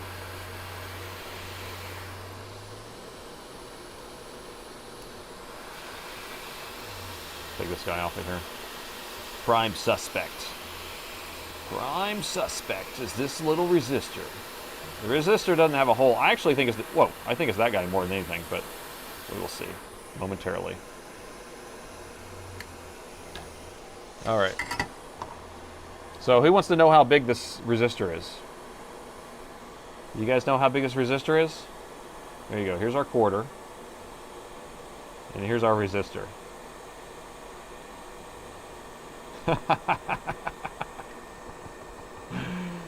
Oh my gosh. X15 round 3. All right, so we're going to measure this guy. Did you think it was that big, actually? You had no idea, right? You had no idea. Now, if you're outside the United States, maybe this is a bad gauge, this quarter. I have no idea, but here's my finger, if that helps. Most people's fingers are relative, right? Don't steal my fingerprint. But there it is. All right, so we're going to try to use this guy to measure with.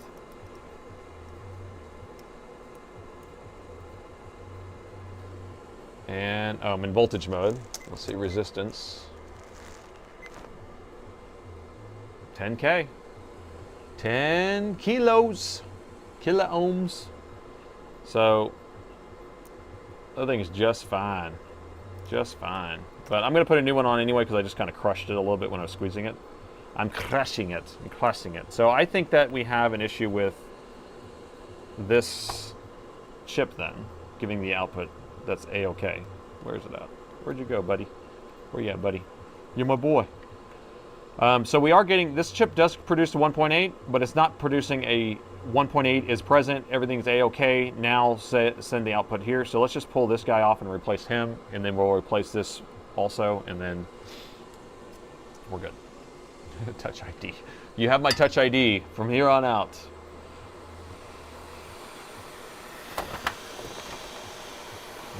That's a 0201. It's definitely not ideal.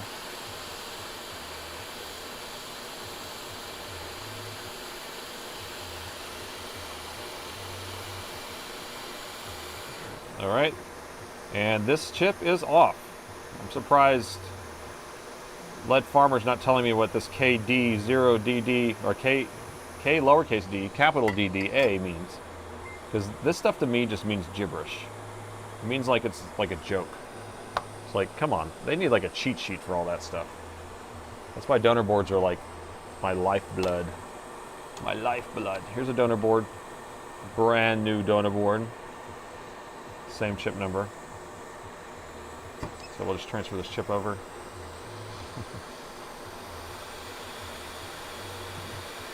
SY8388. 9 minutes over. I know, but the thing turned on. So now, anytime we have progress, it resets the timer for 15 minutes. And once we run into a 15-minute stalemate, then we have to move on. That's how that works, right? So brand new chip going on. I haven't put any flux on yet, and people are going to be like, what the? Why are we doing flux yet? Because we're going to do this. You see those lines were bridged and everything? So now that we tacked it on there, now we put the flux. Beautiful flux. Get off my thing. I don't know what that blue stuff is, but there we go. And then now we can reflow it. And everything will be beautiful. Look at that. And the chip just moves right in spots. I can see a couple bridge lines there. There we go. Perfect. All right, and we need to get that resistor replaced. It's old 10K. Where you at, 10K? There you are, boy. There you are. Let's get you. It might be easier to fix the donor board. You're funny. Probably. Now, these donor boards usually are going to be the lost causes that are worse off than this one, maybe? Oh, well, you're right.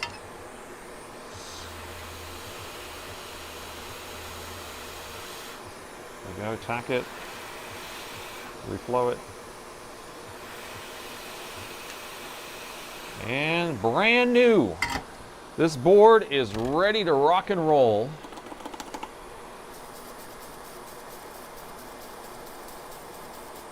So, we better get some cheers if this works. This will be epic. Epic. Oh no, I'm knocking things over now. Let's go, cross your fingers. So if this doesn't work, what do we do then? If this doesn't work, what do we do then? Because we're missing that signal. Why would we be missing the signal if this doesn't work? If we jump it, it works. Why? It only makes sense to have we move on. Interesting. Okay. Okay. We cry. That's a little more on point. That's a little bit more on point. Okay, here we go. Okay, let's reset spike. Spike got up to 3.26 amps. So spike has been reset. And plug it in. Good.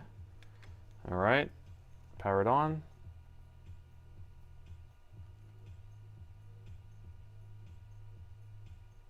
.05, 0.06, 0.05, 0.07. What in the what? So, still not working. Tom Jerry Spike. Okay, so please don't move on. It's a frisbee. No. So I'm not mad at this because we do have it turn. We have a way of turning it on, right? So if we have a way of turning it on by just jumping a resistor, there has to be a logical. Oh, look how beautiful this is. Should have taken this thing off, shouldn't I? God, what are you thinking?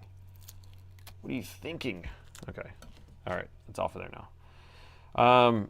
So if we jump this, right, with our tweezers, I don't have it plugged in right now, but if we jump this right now, it will send a good signal over to these two 1.8 power rails, and this will get a good signal here, and it will get a good signal, I believe, here, and then these will both turn on and start working, okay? And the board starts to boot. So the question is, where did my thing go? The question is, we replaced this chip, why are we not getting an output here? So now we need to figure out,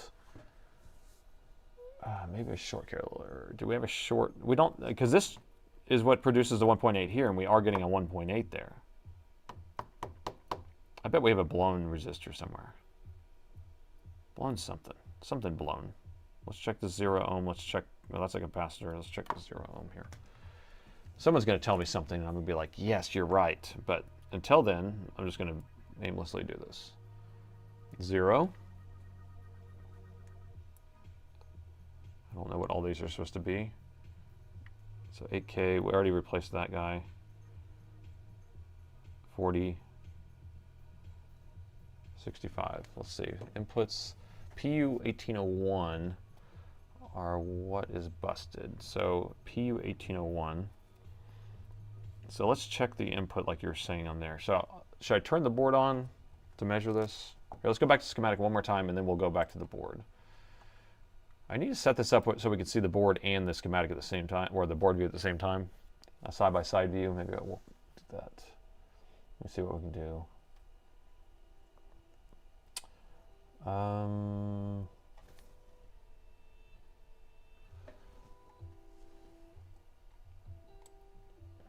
All right, so if we jump this, it sends a signal and turns it on. So if we look here, we have 1.8, 1.8. This is going to that coil. So we do have 1.8 here. Do we have 1.8 on that line? And then we should have 19 here. What's BS 1.8?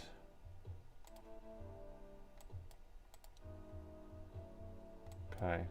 So let's see what 1.8s we're getting. So if we got this one, if we got this one, if we got this one. And then we should have 19 volt there automatically. And then this is the one we're not getting. Or this is a 3.3, but it's an output. And then all this. Wait, what's this? Imp. And then that's a 3.3.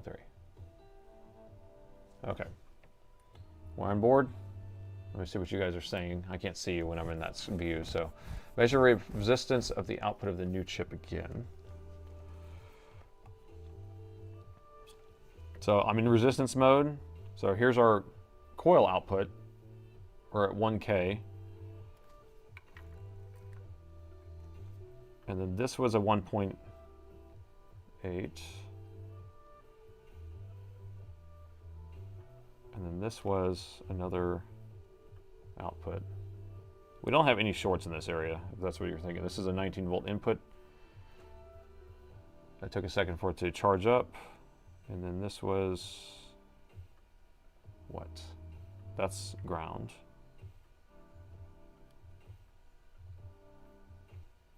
And then this was 43. Okay, so let's see what you're saying now.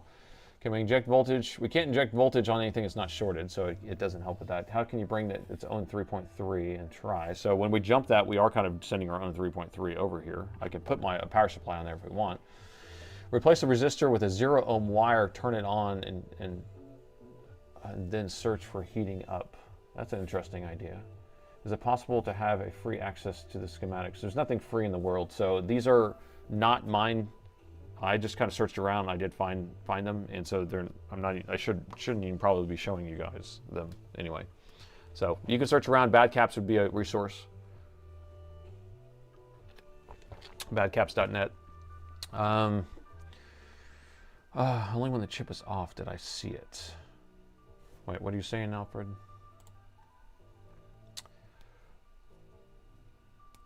I saw that Firestone. Trying to think here, people. The program kind of looks like a Cisco one. Test the voltages on PU 1801. All right, let me turn on this chip then, and then we'll just measure all the voltages everywhere. So we have to turn the board on. So this is board off. We'll measure what it is with resting voltage, and then we'll measure it with it on. So here's voltage mode. This should be the 19 in. And then this one is nothing. And this is our output is right here, so nothing. And then this is this other output. Let's see, for that pin there. Nothing. Here, I'm going to zoom in a little bit so you can see better.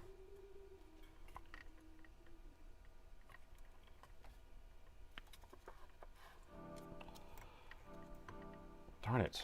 Sometimes I can't get close enough without it being in focus. Okay. Is that better? All right, so this one we got nothing here. This is with it off, like I said. So this pin here, 3.4. So we have 3.4 there. This one is right here. Nothing. This one is here, 3.4. So our 3.3. And this one is nothing. And then this is nothing. So what's this pin right here on the end? I don't want to be careful. 0.2. 0.3. Why are we getting 0.3 there? That doesn't seem good. This one's nothing. That's grounded. That's nothing. Okay. So why are we getting 0.3 on that one?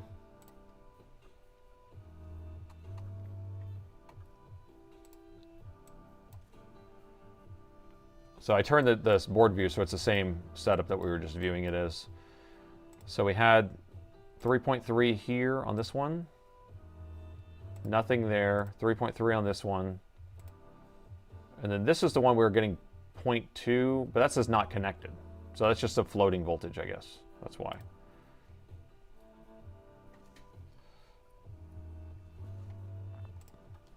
Okay, so let's go back. AI is dumb. Yeah, AI is dumb. Thank you. Ohms measure for PS good pin. Well, I think we're measuring in the kilo ohms. There's no short there. Just watch it, left a comment. The turn off Windows device driver installation updates. Yeah, but if you turn off your driver updates, then you're not getting any driver updates. If you just turn off UEFI capsule updates, then you don't have to worry about the BIOS update. You checked the 1.8 after replacing the chip. No, I did not. So let's turn it back on. So now the board is on, right? Let's see. Okay, now it's on. So now we'll check our voltages again. So 1.8's there. This is 5 volts here.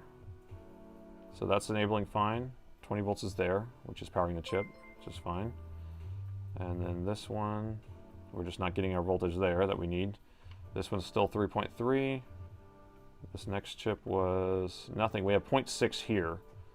This one may be the issue, because why do we have 0.6 here? That doesn't seem right. Wait, and then it just turned off.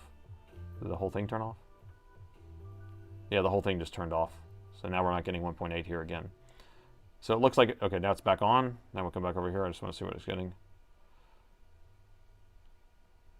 Did it turn off again?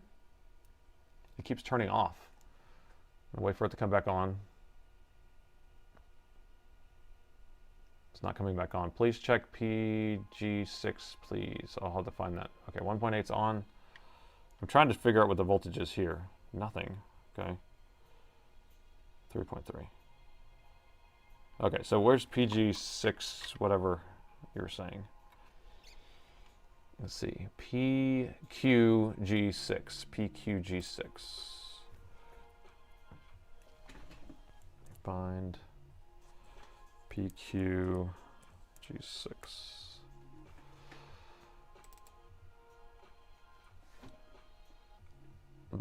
That's like completely somewhere else. What does that have to do with anything? Is that on the other side of the board?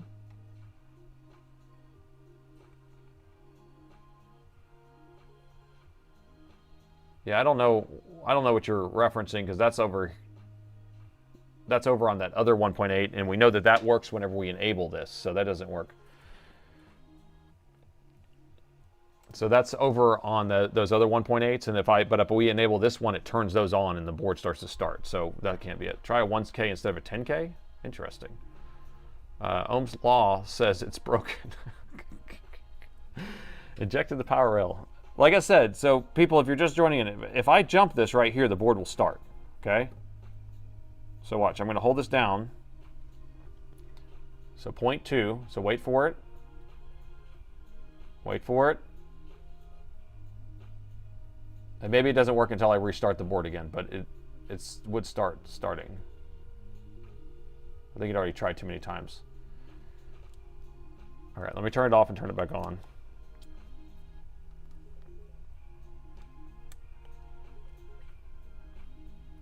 All right, so now I'm holding it down.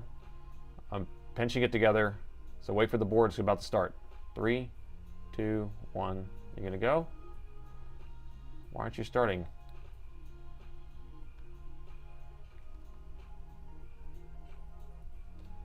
There it goes. Now it's starting. So now the board's turning on. The CPU's coming on. I can feel it getting hot. So we're just trying to figure out why that's not showing up there, right? So why we're not getting that signal there. We've already replaced the chip and the resistor. It's missing. It's missing, yes. Okay, so Red Cloud wants me to... Everyone keeps talking about this one right here. So this doesn't matter because every board does not have that. Okay, so all three of my motherboards don't have that because this is only going to be for the boards that have maybe a higher end board. So all 3 or 4 of the boards I have don't have that other MOSFET there, okay? And that's normal. This happens all the time. There's always stuff that's not populated, so I'm not worried about it, okay? It's missing. Can you jump the other side? I mean, I could jump this thing, but I don't know why. Calibrate wire short. I mean, we could do it Soren's way, which is like, I don't know why it's not working, but we can do a proper calibrated wire. Yeah, it's called a no stuff. That's a no stuff. Just like all this stuff, right? There's no stuffs all the way across this whole area, but if you look at the schematics, they're there. Now, it could be because this is an i7, and they have i9 versions, and so when you have the i9, they'll put 2 of them there. Something like that. Do it like Soren and move on. All right, well, let's just do this for fun, for science. I'll put a 0 ohm right here. I'll take this 10K off, we'll put a 0 ohm here, and then let's just see if we can get the board to post and get a picture. For science. Right? So let me grab a 0 ohm resistor, which is basically just a wire. Dave, is Dave here? Dave, man. DIY Dave, hello, how was your church? How was the service today?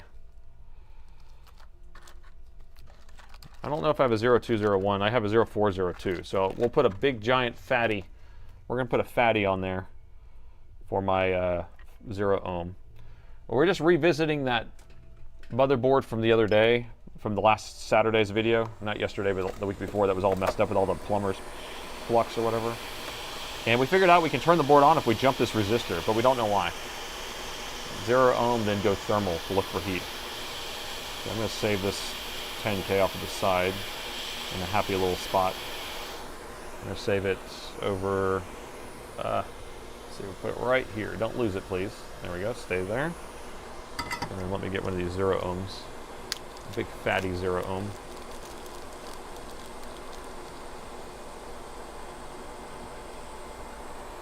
This thing's going to be huge, man. This is 0402, so it is the right size. It's not even 0201. So this isn't even the smallest chip they make. So this isn't even a fatty, it's the right size. So we're going to just put a 0 ohm on here because we're crazy. They call me Crazy Nate's. Crazy Nate's Alienware Factory. But if we get picture, then we're going to be stoked.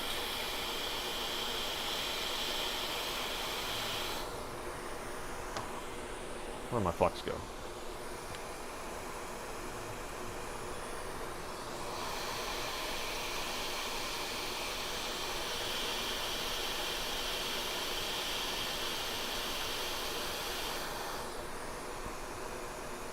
Okay. Brand new board. This board is like regulation out the wazoo. Okay, let's just hook this up for science quickly and see if it turns on. Or actually, I'll see if it powers on with my new fix. Uh-oh, no, don't do it. I bumped the charging cord again on this stupid tablet. I swear I'm gonna order a stupid Fire tablet or something. Thermal cam ready? This board's hot though. Here, let me just see if it powers on. So plugged in, see how it's pulling a constant 115 milliamps? Constantly, because we have that shorted. So it doesn't like it for sure what we did. The board's hot though, so let's see. Ooh, this chip's on fire. This chip's on fire. Oh wow, I think this chip must be bad. Dude. Well, I think that's the way to do it. Unless this chip doesn't want to be hot or doesn't want to be on without the board on. So that's going to be this one right here, which is the one that controls this other 1.8 that has that missing or no stuff. So let me try turning it on and see if that is no longer hot. But look, 65 degrees out of that. How do you like this dual view right here? Is that pretty cool? I was thinking it might be a good addition. I also have a vertical version that I was doing for the main videos, so I don't know if we like this better, but this gets rid of chat. So I was doing this for my filmed ones, and then for our lives, I was doing this. So anyway, so PUG1 is hot. It's hurting my finger. It's hurting my finger. All right, let me turn the board on and see if it cools down. There's a chance that it doesn't want that voltage there because it's not on, but when we press it to power it on, it wants it, and it needs it. So we don't have a spike in this view for some reason. I don't know why, but. So it's still at 61.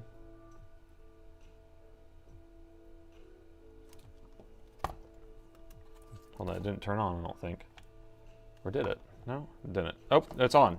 Board's on. Okay, is this hot still? Still burning hot. Right? Yep. But the board is on. Okay. Dude, bro. Who was it the one that said to put a 0 ohm there? I love you.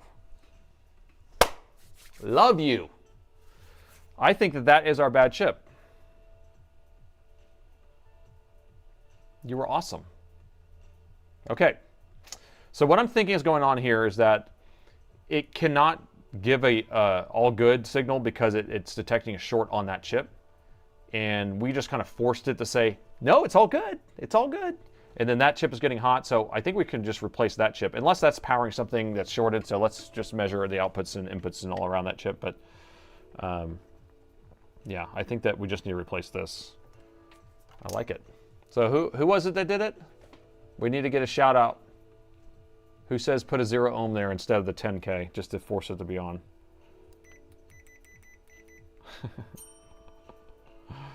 All right, OpenX. Good job. Or OPEX. OPEX.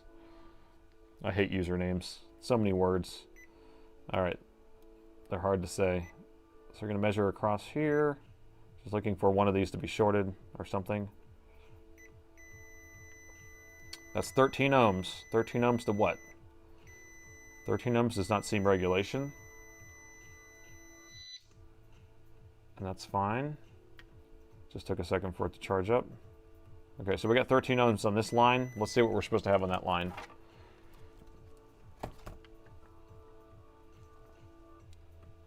This beautiful chip right here. Not 13 ohms. Ha! Ha! Should be a 1K resistor. Come on, come on. No, so So we're not supposed to get 13 ohms in this line, so either this chip's shorted or something else, but I don't think that it would be something else because it just goes straight into there, right? So we're getting 13 ohms here. And on this side we're getting 18. Well, we're getting 18 on both sides now. Let's see where that kind of goes. I just want to see if that's an inline type of resistor and what value it is. It's probably a 0 ohm. You're saying 1K would have been enough to turn it on? I wanted to, for sure, I wanted to simulate my tweezers. I wanted to simulate tweezers, properly calibrated tweezers. Properly calibrated 0 ohm. All right, so the chip we're looking at now is this one, and where we have our short is there? No, where is it? No, it's going to be there. On this resistor right here, which is a 0 ohm. And so this right here is saying it's 13 ohms, which is going to, it's going to our resistor.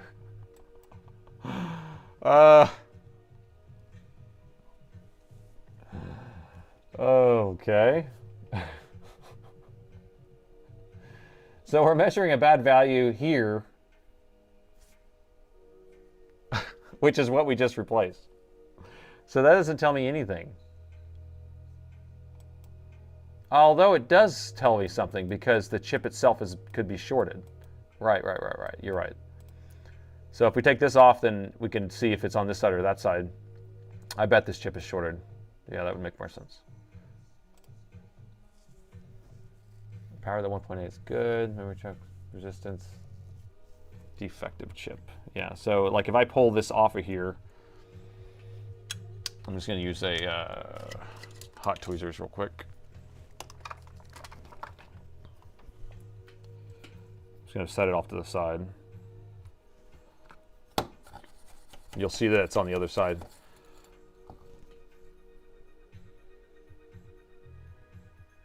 There we go.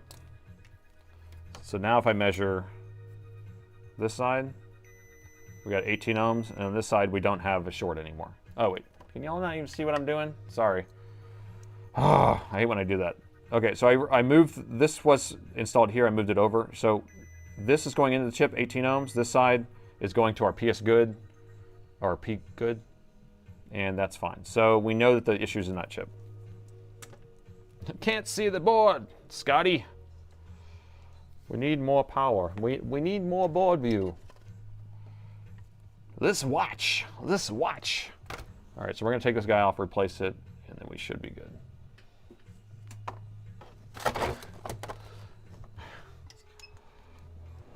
No view, no view.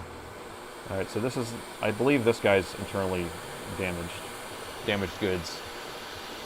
Replace the chip, put it back the 10K. Yep, that's what we'll do. That's what we do. If we fix this, I'll be very happy, and I'll be very satisfied for the day. It'll actually make my weekend. And then maybe we can edit it into an update video. I don't know. It's a lot of work to edit these videos, though. You don't know what it takes. You don't know what it takes to do these videos.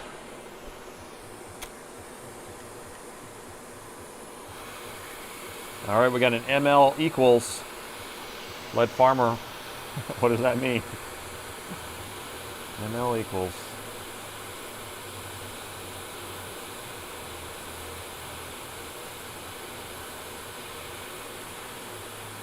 Okay. The GOAT. The GOAT. Greatest of all technicians.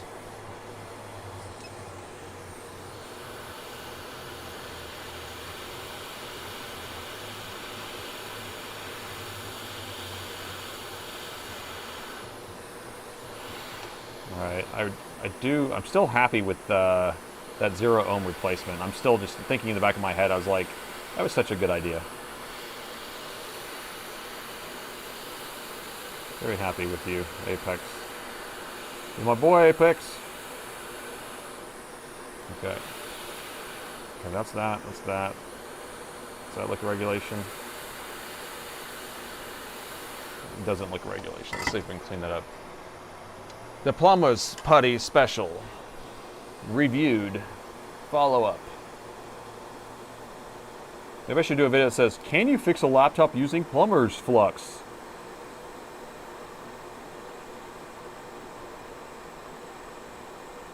Okay. Okay, that's regulation. I need it. I'm almost out of Kim pads. I need to order more Kim pads. Ugh. Need more Kim pads, please. Because you got to clean up after yourself every single time. And so you go through a lot of these things. Being a good little camper. All right, let's replace this guy back. Oh, should we measure to see if that resistance is better?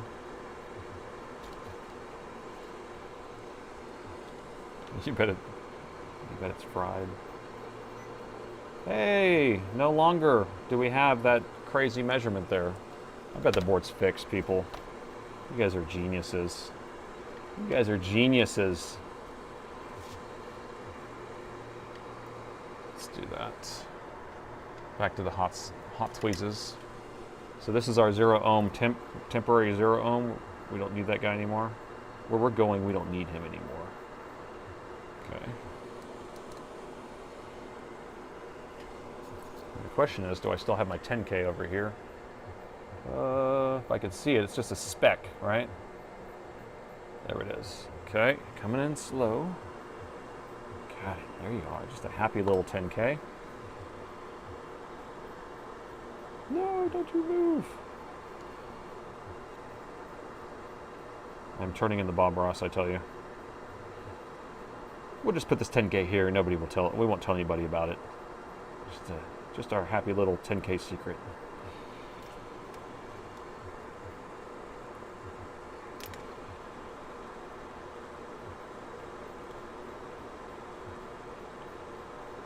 Come on, baby. There you go. Here we go.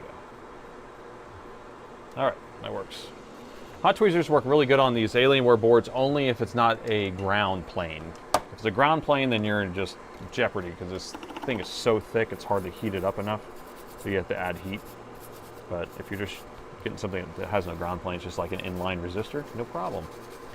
Okay, haha, people, you ready? You ready for this? I think I'm upping my odds that this is turning on to like pretty high. Pretty high. Okay, here I'm gonna do a stretch. I'm gonna do a little drum roll. Okay, here's your chance. Here's your chance to, we won't do a vote. Reset spike, thank you. Or reset spike. Spike's my power meter, by the way. Just put a 1 in chat if you think it's gonna work, and a 2 in chat if you don't think it's gonna work. And a 3 in chat if you think it's just going to do something different. Ready? Go. All right, so we got some 3s. Most people are saying 1s, which is nice of you. We got some 3s, something different. But I don't see any 2s in there, which is awesome. Don't see any 2s. 1.5s. Crazy Nate's Raw Dog and Repair School. I think that would be a fun shirt. Just like, I probe aliens. When I came up with the shirt, I walked around the office and I told them, and they were like just cracking up. They couldn't even get it. I think it's going to be 6, 7. Someone says 0. Someone says 4. Someone says pi. 3.14. All right, here we go. We're going in hot. Coming in. Magic smoke. Oh no, don't say the magic smoke. All right, spike has been reset. Plug it in. Plug it in, plug it in. Resting current, 200 milliamp or 20 milliamps. Perfecto. All right. Do you want thermal? We'll go thermal. Okay. Going thermal. Powering on. 3, 2, 1. Oh, Lord. Okay. Whew. You guys are the geniuses. You guys are the geniuses. Okay, let's do this. Let's put a heatsink on it. So we have current. We hit 3 amps. Putting this stuff out of the way here. Let me put my new board back in its bag so I don't mess it up here. We have power, I can't believe. Now, if we get picture, this will be a miracle. Miracle, I say. If we get picture, it's a miracle.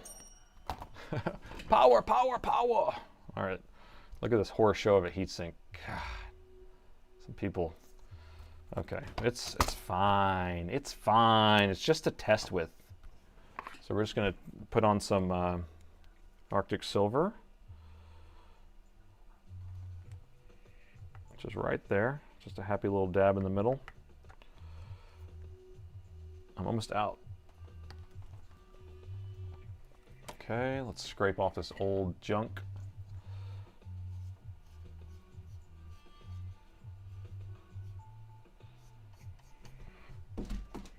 Okay.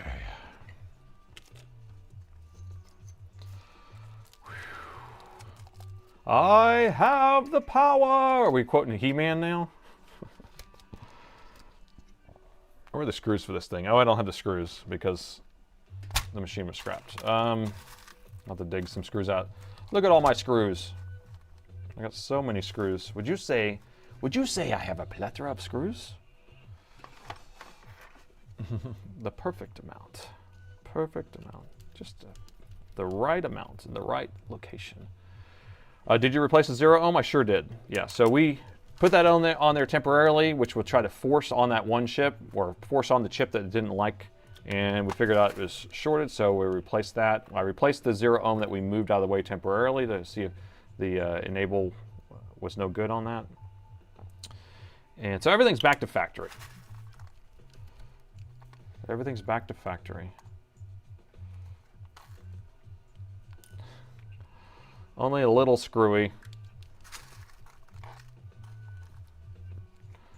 So if you ever want a big tub of screws like this, all you have to do is take apart a laptop, and every single time you put it back together, you keep one screw. Just kidding. Just kidding. Gotcha. Your head hurts. No. You heard me. You heard me. It's hard to see. There's so many people chatting. There's so many words. I'm not a good reader either. So if I don't respond to your comments, I'll get to it eventually. Maybe, but probably maybe. Possibly maybe. Okay, we have screws. I can't believe.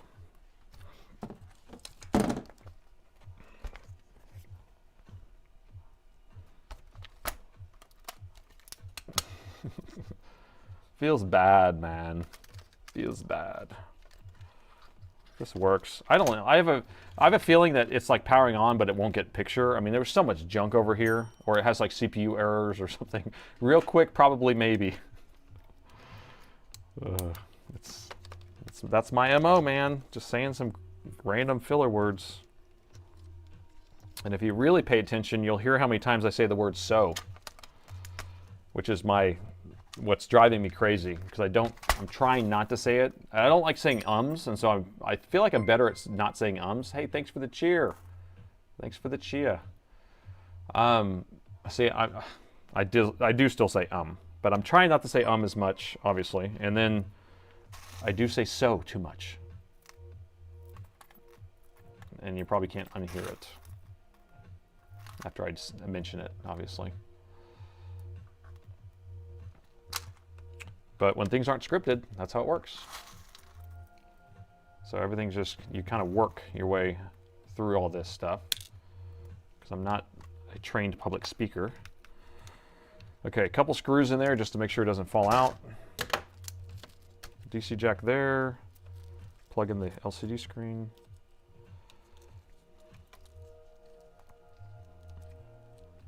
You don't like how the floaty standby current was? Well, even the other board was doing that, and it may just be my power meter, because you see how spike's kind of spiking? If I turn off this meter, because I have it as a pass-through to my other meter, and the backlight is on, and so now if I put it there, then it doesn't have that spike. So I need to finish my meter and fix that zeroing, and I don't know, I have too much stuff going on to finish that right this second, but uh-oh. Darn it. No. The fan connector got stuck under here.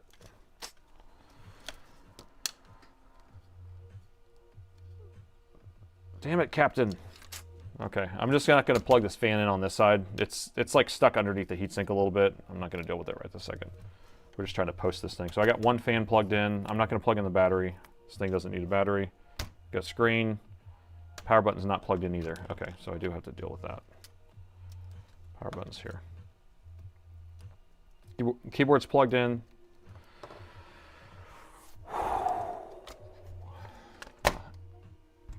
Battery fell out. We don't need the battery. You're better than a lot of trained public speakers. Well, thank you very much. And again, it's interesting. I go back and watch, while I'm editing my videos, so I'm watching those, but I go back and watch the live streams. And I try to critique myself to figure out what I can do better. So a lot of it is lack of keeping up a chat, but it's just so hard to multitask and keep up with the chat. So I'm hoping that you guys still have fun just talking amongst yourselves, and then I kind of pick out something occasionally that stands out at me. All right, plugging it in. Let's reset max on Spike. Spike has been reset. Here, I'm just going to turn off this other meter here. That way it's zeroed. And there we go. Plug it in. So it's resting at 0.02. And see, it is moving around quite a bit, like you're saying, up and down, but it is, it's still pretty flat at 20 milliamps. Still has some movement. Now this is a super sensitive, I'm using a point, on my shunt resistor for the Spike meter is 0.002. So it's pretty, I mean, pretty sensitive. All right, so I'm gonna open the lid. It didn't come on. I'm gonna press the power button. And we have keyboard backlight. We have keyboard backlight, are you freaking kidding me? You guys, you ready for this? Okay, turn back off, which is good. It should come back on. 3 amps for a second. Come on. Come on. Come on. 4 amps almost. 5 amps, 5.6. And we have picture! I saved another laptop. Actually, you guys saved another laptop. I can't believe. We're in the BIOS. Set the BIOS. This is freaking crazy. You guys are crazy. You guys are crazy. So this is really, really, really, really good news. Now, hopefully everything else works on it, and we'll figure that out later. But I've got to call this customer who was just like, oh man, okay, just scrap the laptop.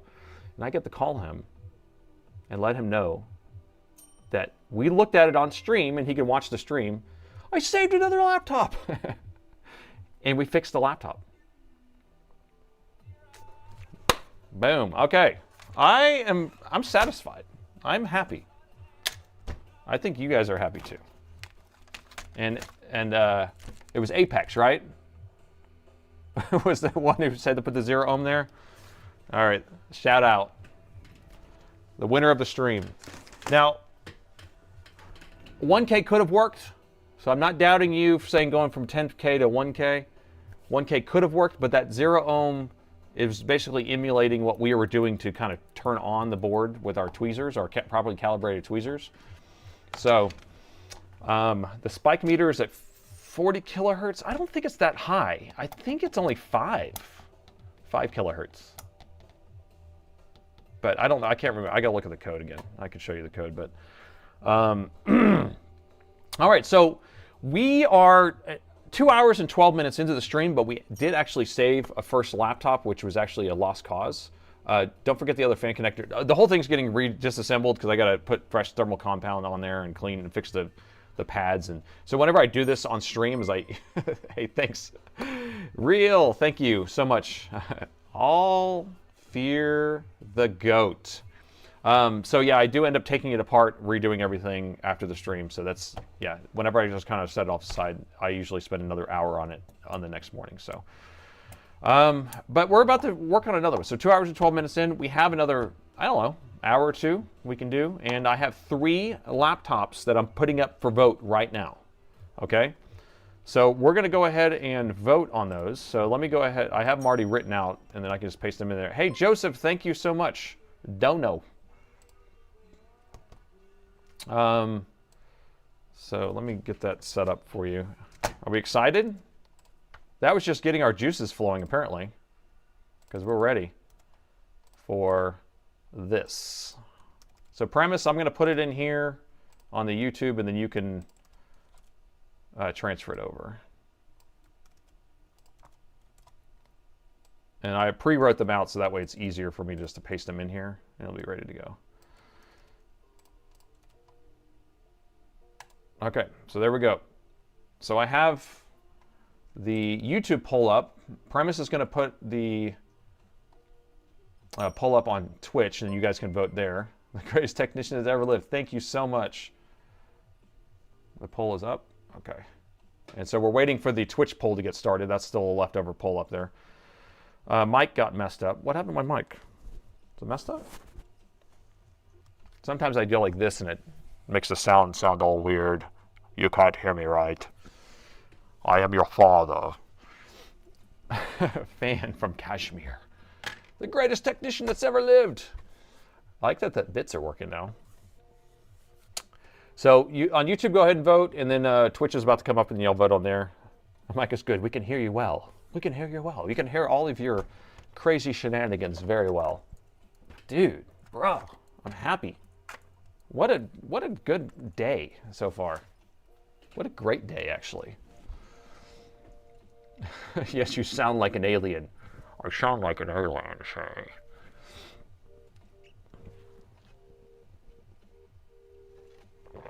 Flux, I am your solder. Flux, I am your solder. I love that. Here, I'm going to copy that. I like that. And then I can basically make like an alien head that is like a Darth Vader helmet or something like that. That is genius. Here, shout out. Here, I got to copy that. Shout out to Tablet Lenovo for that one. I think a shirt's coming to you soon for that one. That's hilarious. Flux, I am your solder. You don't repair Asus. No, I repair Dell and Alienware. I specialize in them for more than 25 years, so that's all I do. Have all the I have all the parts, and we specialize. That's it. So, looks like we got 3 different systems here. Alienware M16R1 shorts out the charger. A customer said they went out of town, they came back, and they plugged it in, or it turned off or something like that. It doesn't work. The 9500 says not charging, no power. I think it's doing something with the USB-C ports. It's like backfeeding back into the USB meters or something like that. That's what my tech had as a note in there for. And then the 9500, I think the USB ports are just not negotiating 20 volts. So if we look at, and because all these are pre-screened by my techs before they come to me, so I haven't looked at them, but I'm just writing it in my tech notes real quick. So Alienware, short on main power rail, most likely. 9500, some sort of backfeeding situation with the PD controllers. So we're getting like with the board, with no charger plugged in. If you plug in the meter in the side, you're getting power out to it or something like that. And then the other 9520 is not even negotiating 20 volts. So if that kind of helps you out, hey, we got a new sub, prime sub. Thank you, KB. Or KPB 321. Oh, vote for the repairs. How are we doing? So nobody wants the not charging. I mean, technically, they're all not charging. So I don't, details. And I'm trying to think, the 9520 could, if it's not negotiating, is that what it was? Not negotiating? I feel like that's what it was. One of them, to me, seemed like it could have been a BIOS, too. So maybe the 9520 might be BIOS-y? Beyonce? What have you learned? Don't spill coffee on your laptop. Arnie does Star Wars impressions. Is there nothing this man cannot do? No, sir. Don't like it at all. Hype train is coming. Hey, we got a hype train starting on Twitch. Let's do it. Let's see how high that hype train can go. We got to a level 5 hype train one time.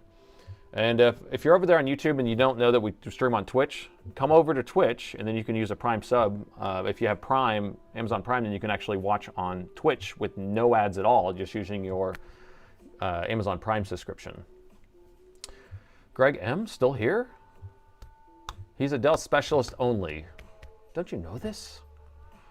Phones, thank you for the Prime sub. See, so Prime subs, that's what they do. And if you're new to the channel, because there's probably new people here, I do these streams twice a week, Wednesday at 6 p.m., Sunday morning at 9 a.m. I work on laptops that I don't look at ahead of time, doing board repairs, complicated ones. Now, this one that we looked at today was actually a revisit from a video I posted 2 weeks ago. And I'm happy to report that chat helped me save it. So for the win, not charging could be faster. Maybe. I hate USB port issues in general, because most of the time it's not a physical USB port. Sometimes it is like loose or whatever, but PD controllers, replacing them, sure, that can be fix it, but not charging could also be BIOS, and I don't know. There's so much stuff. Everything's just whatever. It's impossible to block BIOS updates. BIOS, no joke. But if you just do the UEFI capsule updates and you just switch that off, I think I got some, because of that video yesterday, there's a lot of people requesting me kind of go over that. So I'll probably do a video that just says how to block Microsoft Windows Update BIOS updates, and then I'll go through like all the different types of BIOSes that Dell has, because they have some that are, you know, older looking, newer or whatever, and they show like how to do it on all of them. It'll be a quick, simple video, but we'll love to be your student from Nigeria. Well, everyone's my student who watches my video, because I'm teaching everybody exactly how I teach my techs, except a little bit, you know, sometimes I'm like, okay, what do you think? You know, I want to get their thought process of what they're trying to diagnose, so then I can figure out how I can help them think a little differently when it comes to that stuff. So we got 5 minutes left on our votes here. And it looks like, yeah, no signs of life. Whenever I put no signs of life on there, everyone votes for that. Now, I could have just said no power. Now, would that one have been more entertaining? It's the same thing. It's just how you describe it. It's how you buzz it. Bzz. Nate, did I stop BIOS a few videos ago? I did a stop BIOS yesterday. It shows you how they do it.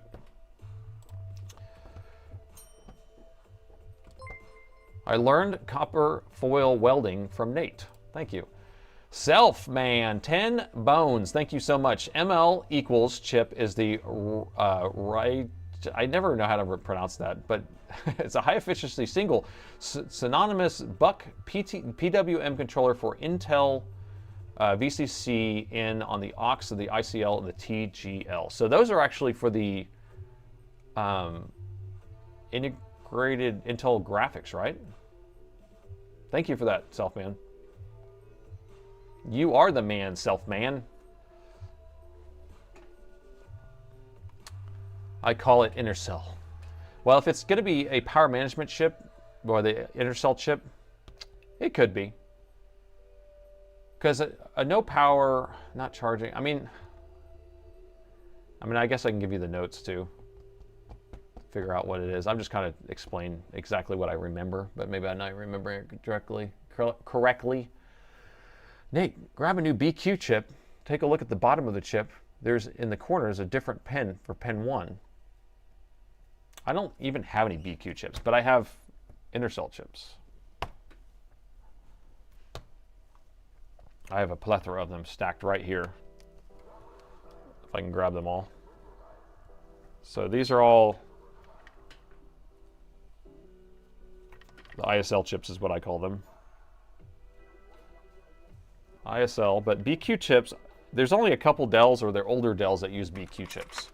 I know that you may be using BQ as a just a placeholder, but see, all these always look the same on the bottom on all these ISLs. They all look identical all the way around. I mean, you're gonna have there's not even a point in the corner here.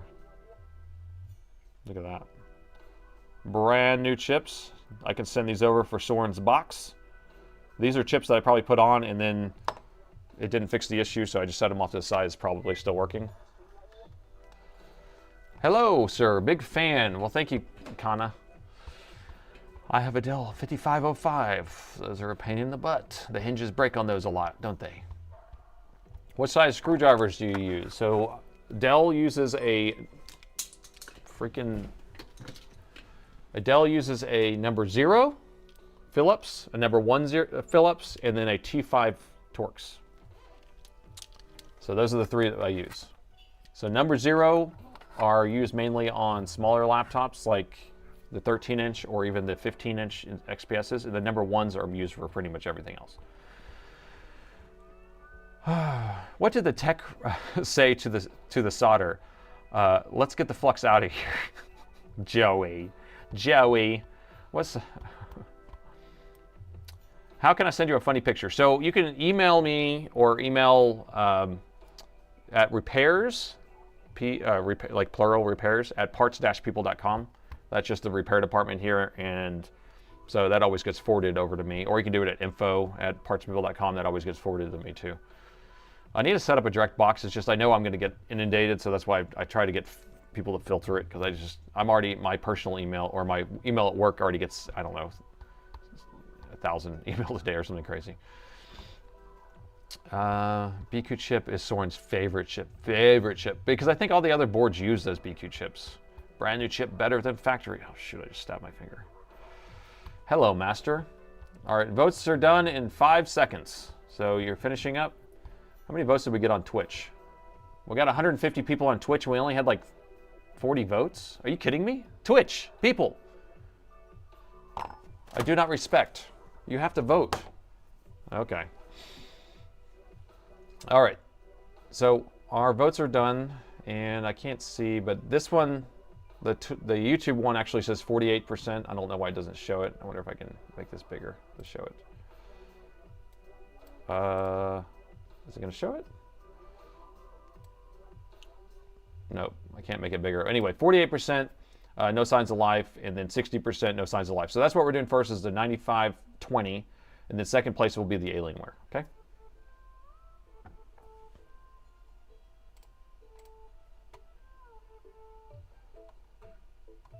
There we go. All right, y'all ready? Y'all ready for this? Your engines are completely destroyed. My heatsink screws are stripped. Time to drill them out. Time to drill them out. So 9520 is this guy.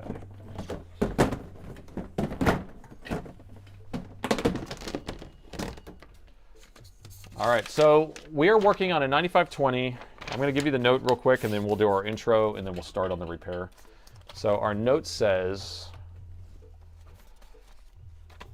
laptop does not power on. Watt meter says 0 to 1 watts using multiple Dell and third-party USB chargers. Also tried charging ports on all 3. Got the same amount, same. And so if I'm not mistaken, we're going to have my my tech said that he tried it and he wasn't negotiating 20 volts. We're going to have to actually pull up the USB power meter, which is right there. And then let's get our power meter cord for that.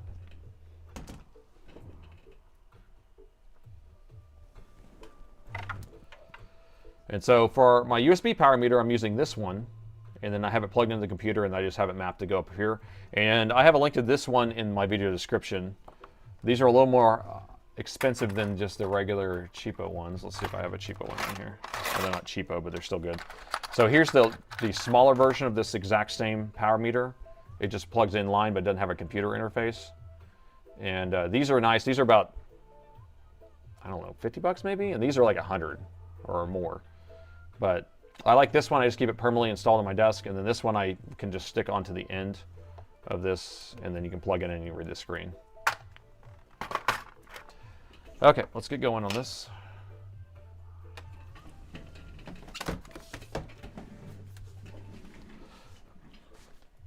All right, new day and another laptop that needs to be saved. And this time we have an XPS 9520. Now this was sent in because it's not getting any power at all. The customer actually plugged a power meter into it and said it was only pulling less than 1 watt going into it. He tried multiple chargers, aftermarket chargers, everything. He tried all the ports. So I haven't taken a look at this yet. Let's take a look together and see if we can get this figured out. And there's our intro. There you go. So, customer said they tried multiple ports, multiple chargers, which is what you want to do if you even try to power meter. Now, we have our power meter here. There's 2 ports on this side. There's 1 port on this side. I'm going to plug it in right now and just see what it does. So, it negotiates 20 volts, sitting at 0.05, 0.03, 0.03. Tom, hello there. How are you doing today? Well, I'm doing wonderful because we did fix a laptop in the first half, and we're very happy with that. So this is, the resting voltage on this board should actually be sitting right around 0.02 or 0.01, but we're sitting 0.03. It started at 0.05. We don't know what that means at this point, but I'm going to open the lid. Let's see what it does. Okay, so ready? Opening the lid. It didn't do anything different. Pressing the power button. Wait, did it jump up before I pressed the power button? It jumped up for a second. Let's see. I do have a spike chart, kind of. I wish we had that, because then we could see that blip there, but I don't have the same setup as my spike. I really like my spikes view. I'm going to press it again. Okay, so it blipped up on its own, because when I'm pressing the power button, it doesn't do anything. So it must have done some sort of beep for a second. Now, one thing I am noticing is the CC1 line here is a little bit low. So the CC1 line is the communication line between the charger and the laptop. Oh, it just jumped up again. Huh. Can we see what it jumped up to? So anyway, that should be at 1.6, not 1.5 when you're at 20 volts. So I don't know why it's a little low. And then let's see if we can pull up the chart on this. Let me reset it. Can I clear this? How do I clear the chart? So this is the power meter software, and it doesn't, I don't like it as much as the other one that we're just using. How do I clear this though? Clear? I don't know why it's not loading right. I'm going to close the app and reopen it and just see if I can get it to reload properly.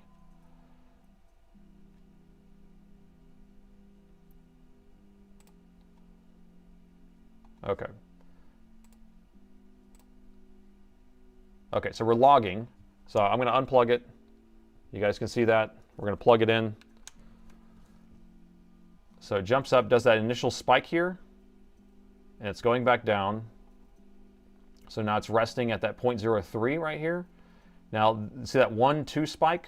See, I don't like how this thing kind of like starts compressing like a, whatever you call it. I don't know. I don't like how it compresses. See, it's too small there. There may be a way of fixing that. Now we're waiting to see if this thing actually spikes up on its own again. Is it going to spike up on its own?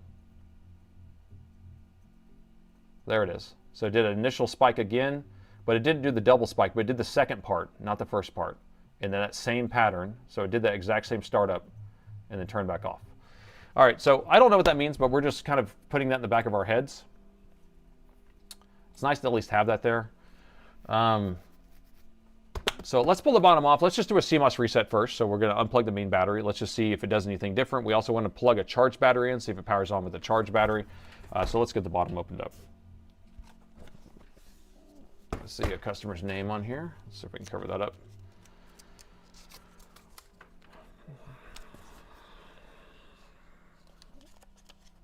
Sure, it's not that big of a deal, but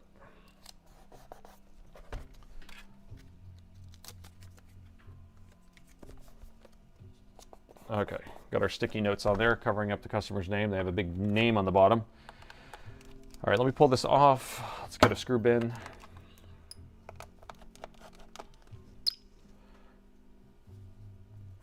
Try to resurrect a dead battery. Don't like doing that. Might be a locked BIOS, safe for sale on eBay. Locked BIOSes, I don't know. You can do it, you can unlock it, it's just a pain, and I don't do that as a service. The frequency. Well, I wish the meter, that this other meter kind of just scrolled off the page instead of compressing. How does it say? Like, it's just keeping the timeline stuck there. I like the way that I had wrote my other one. So I don't know if I can make a new one for that. I'm going to see if I can open this with my fingernail. If I can, that means somebody's been in here. And it looks like the bottom is coming off. Look at that. I opened it with my nail. So that means that somebody's been inside this bottom. And the bottom is off. All right, quick look around. We do have the main battery. It is an OEM. You can see the serial number there. It looks like there's 2 slots, but neither one's populated with an NVMe. And some DDR4 memory. This is going to be the 2022 model or 2023 model. This one does have a self-programming EC chip, so if we unplug the battery here, the BIOS chip will rewrite the EC chip whenever we reset it. So, and this machine will turn on without a battery plugged in. So, wait, what happened to our meter here? There we go. There we go. So now, when I plug it in with it off, with this unplugged here, actually I'll discharge everything. Haha, deja vu. So I'm just going to discharge any capacitors that are in here. I have no power in the system. This does not have a CMOS battery. The main battery is acting as a CMOS battery. So now when I plug this in, it should power on automatically. It should go all the way up to 1.5 amps. It should start jumping around. We should get all the current. But we're going to 0.05, back down to 0.03. It should actually jump to 0.09, then jump to an amp or so. But I'm not seeing that happen. This looks like a corrupted BIOS to me. I haven't even done anything yet, but that's kind of what it looks like. Let me show you what a good board looks like when it starts. Bad video. Let's see what this board does. It's this board right here. 0.05, 0.06, 0.08, 0.07, and then it jumps down and back up.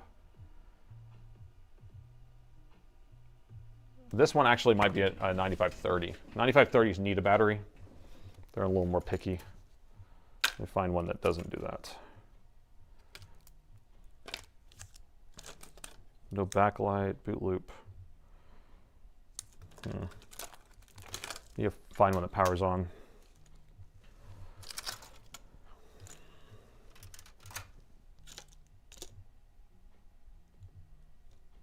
Okay. Oh. Well, anyway, what I'm trying to say, I was trying to show you that it basically will go to that 0.05, then go to 3, then to 9, and then jump. That's usually what it does. That's all I was trying to show you. I wanted to show you the startup pattern. Can anyone install a custom VBIOS on the 5505? I don't do custom stuff. I do stock stuff, man. Is that a 402 board? Let's see. It's going to be right under this. I can't, because these are, the 20s and 30s look the same, the boards do. So, I don't know. There's no schematics or board views for these, by the way, if you're wondering. You can get schematics for the 9500, and you can get board views for the 9530, but you can't get them in conjunction.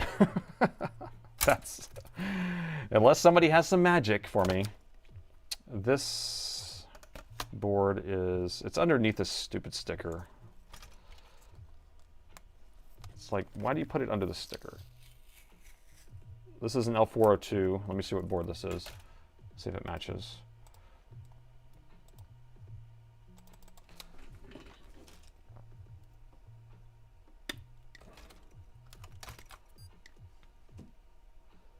So 9520, yep. So that's an L402P is a 9520.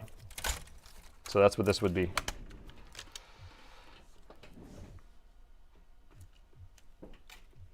Okay.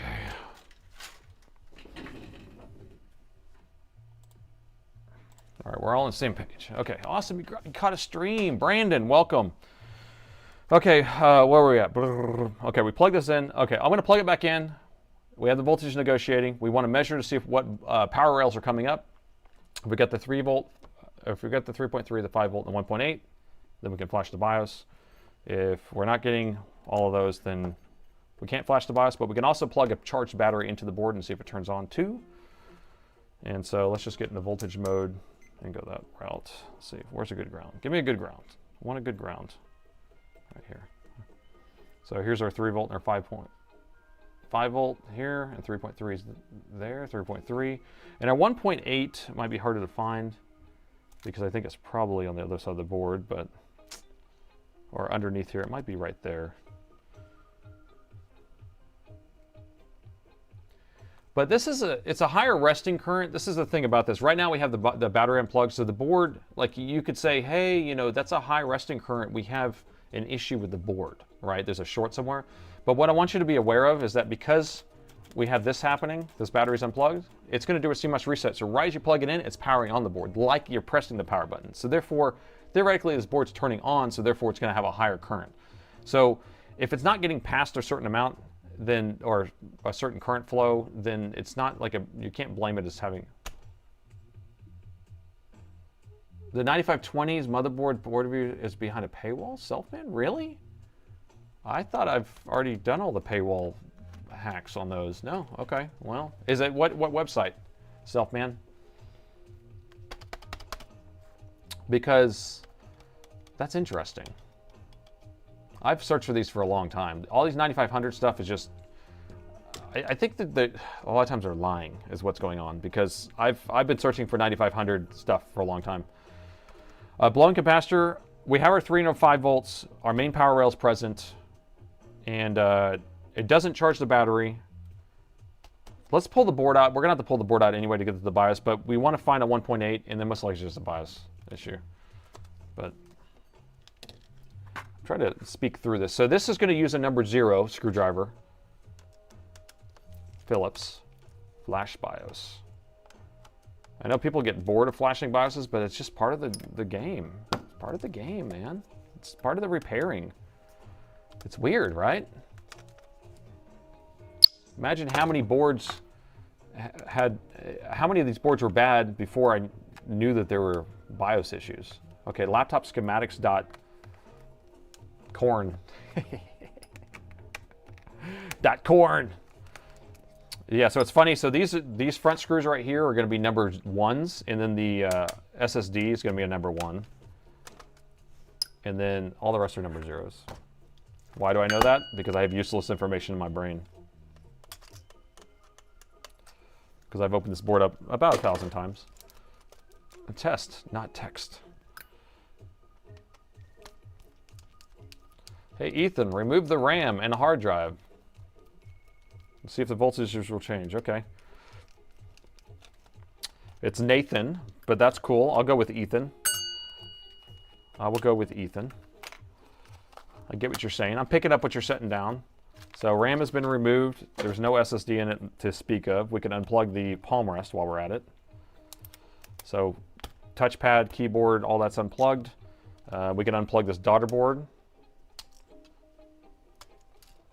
I worked on enough of these to know that it's probably not going to change, but thinking and knowing is two different things. Okay, here we go. Plugging it back in. See if we get anything different. 0.05, 0.03, and it should jump up after that. It's just a normal process. Don't, jump. But it ain't doing it. Why? Because.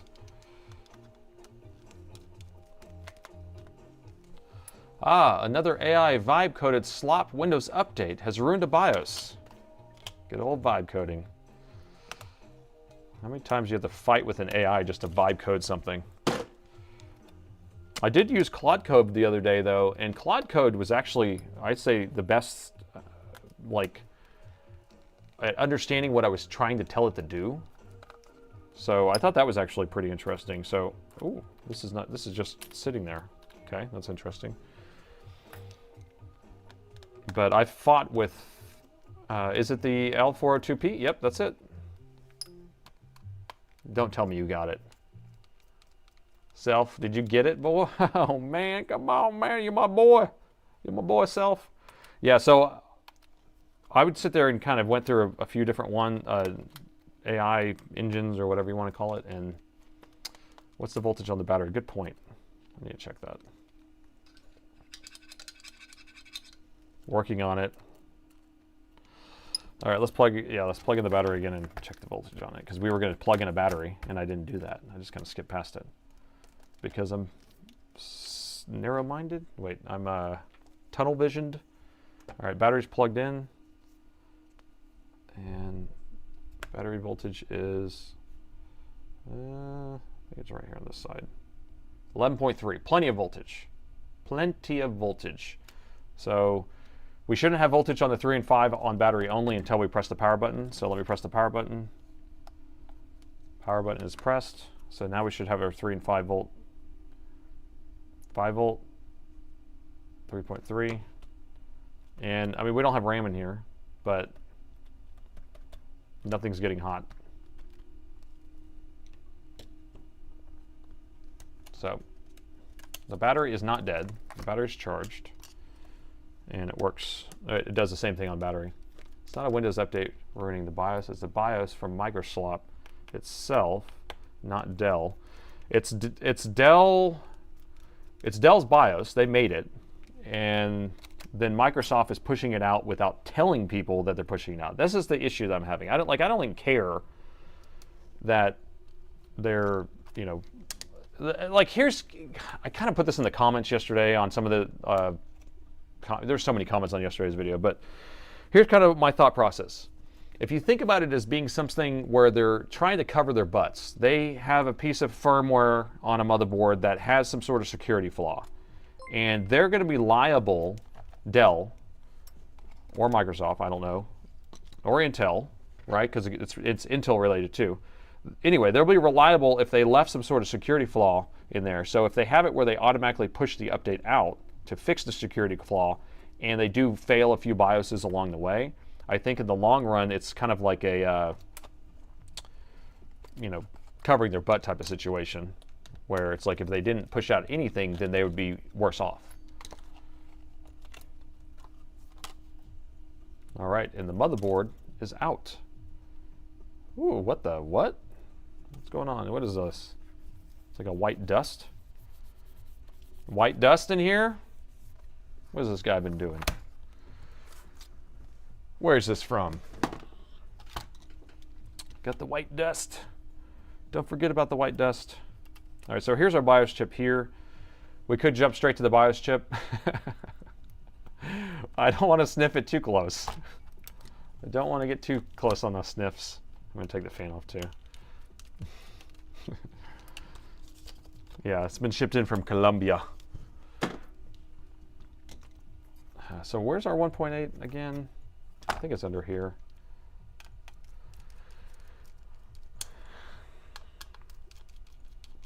Microsoft Auto Updates is a disaster. No need. The software for drivers. Well, so yeah, anyway, I was kind of like saying, I think they're trying to cover their butts, so they're pushing it out. Now, the thing is that any other BIOS update you would do, it would say, do not turn this off. We're about to do this catastrophic thing. And then they don't tell you that whenever you do these other ones. So if you watched yesterday's video, you'll see this. But yeah, it just, right as I booted into the customer's operating system after I fixed the BIOS, when it rebooted the next time, it went straight into flashing the BIOS again. And then it failed even.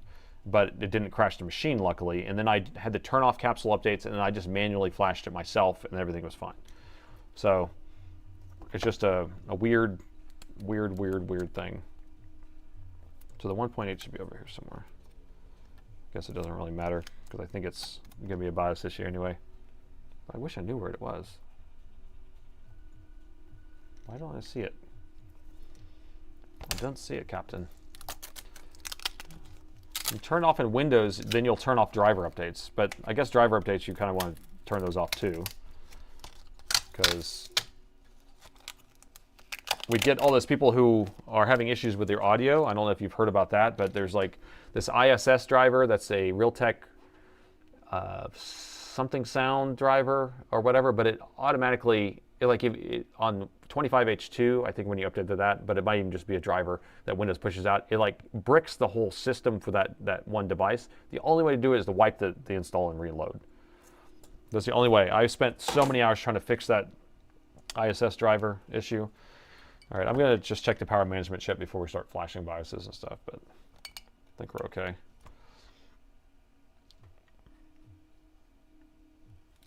Look, our resistor's still there. Look at that resistor. That's from the last repair, by the way. So here's our power management chip. This one should have 20 volts here.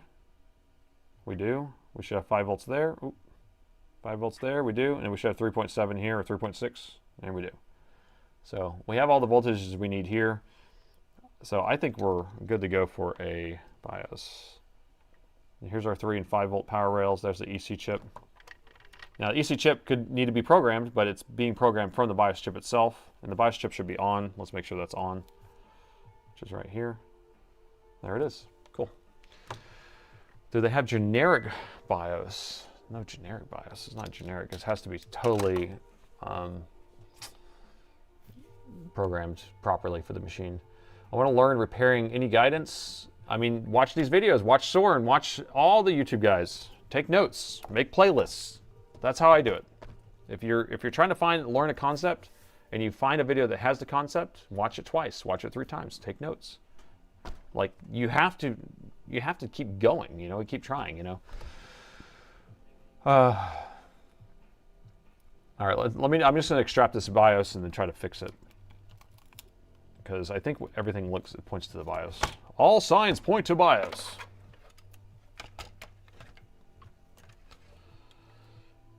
And then this is when you have to hold your breath a little bit. So we have a 512.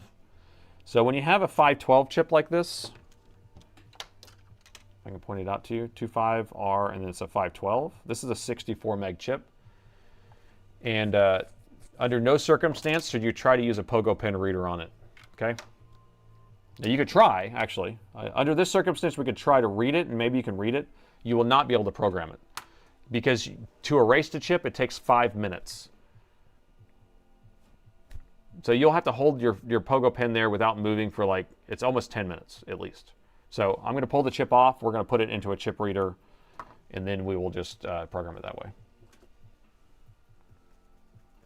Is it a power supply or a laptop charger you plugged in? I only use real laptop chargers. I don't use power supplies. So I'm using a Dell charger going through a power meter on both of my types of setups, because they have the actual communication lines and all that stuff. So yeah, 512, I convert that into, that's bits, and then I convert it into bytes, then we have 64 megabytes.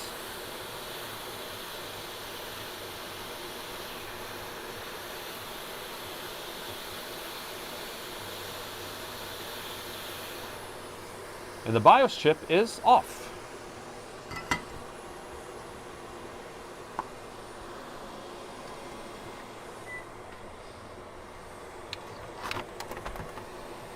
So here's how we're going to do it. So I have one of these guys.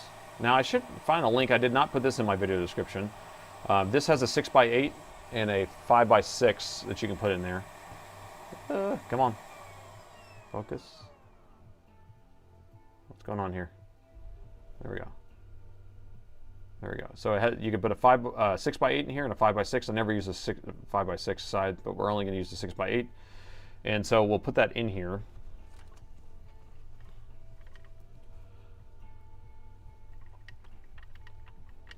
And we want pin 1 to be on the top. So there's the pin 1 dot, and I just set it like this. Sometimes it won't read very well if you have kind of big solder bubbles on the other side. We're just going to put it in there and see what it does. So we'll just put that in there, slide that over. And then we'll put it in our reader here.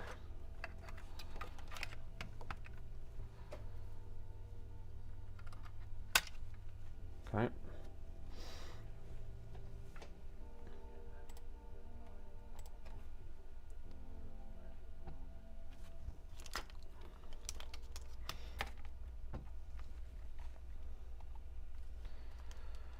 Okay, so we need to detect it. Good. 512, was it an R or Q? I think it was an R, right? I think it was an R. So this is the one we want then. And then we're just going to read it just to back it up. It's going to be a lot faster. And now, look, Mom, no hands. Thank you, Dragon. Thank you, Dragon Ball. Let me get some water. Wait, the programmer, this again? Wait, what?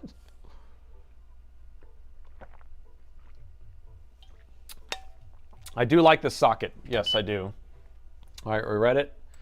And then we're going to verify it because that's a responsible thing to do. You got mail. It's so funny. It's a funny one. Let me see. I'm going to check the mail.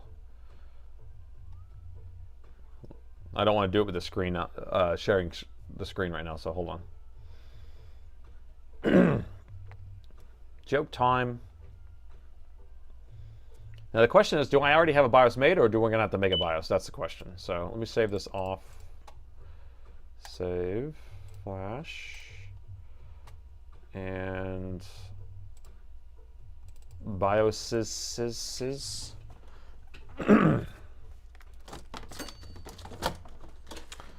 26690, 26690, XPS 9520. So I put the repair ticket, the model, and then original. So we have a backup of every single customer's original BIOS in case we need to go back to it. I'm gonna have a frog in my throat.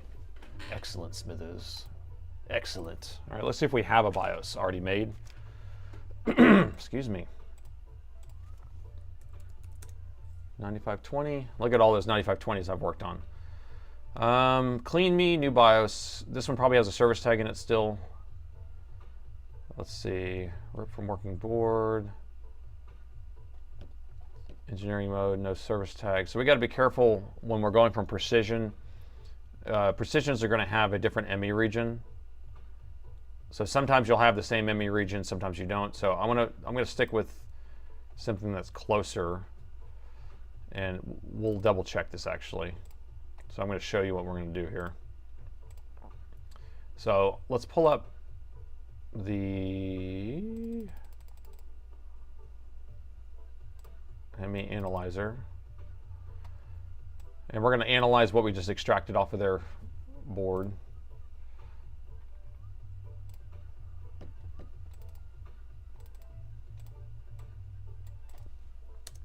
And so we want this to match closer, I mean as close as possible, but 16.1 is the ME region, but this is a corporate LP, okay? So this actually would be the corporate version of it. So this would be like the precision version of it.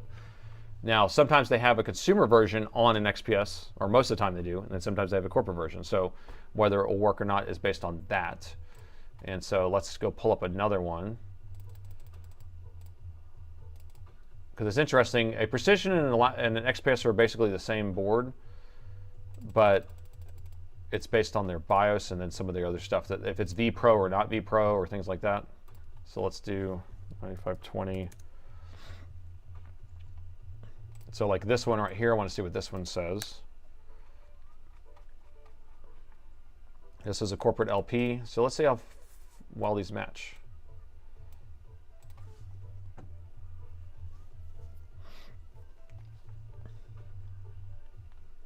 All right. So 1632.38. Some version number differences, that's fine. So this is in configured mode, which means it's ready to be put on any motherboard. So we can actually flash that version on there. I think we'll be okay with that. Now I can look at this last one just to be sure. I can't see what y'all are seeing right now, by the way, because I don't have the chat window up, but I will look at you in a second. Give me a second. So now I want to look at this other one that we saw. So this says engineering mode, no service tag. This one, let's see what that one does.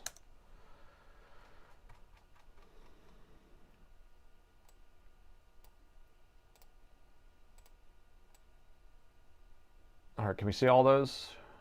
All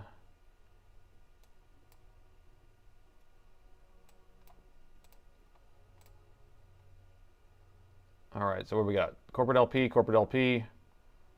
I mean, so this last one looks good too. I mean, the ME numbers are a little different, that's fine. And it is configured, so we can use that one too. Does that make sense what I'm doing, by the way? Just to, I know sometimes I explain, sometimes I don't explain, but what I want to make sure we have is something that matches close enough. So this one does look like it works. Although it says working, I don't know why I have different versions of it. Because I'm making these, by the way. So I think I want to do this one, because then we can set the service tag afterwards. So that's the one we're going to use. Okay, so we're going to flash that one back to it. Program.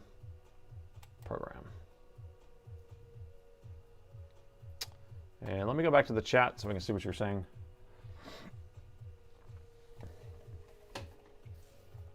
Side-by-side compare, one with the Linux instead, board view, schematic, both shared. What? Really? Ballas. Ballas, really?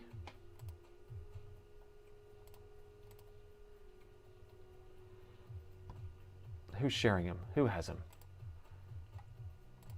Where are they at?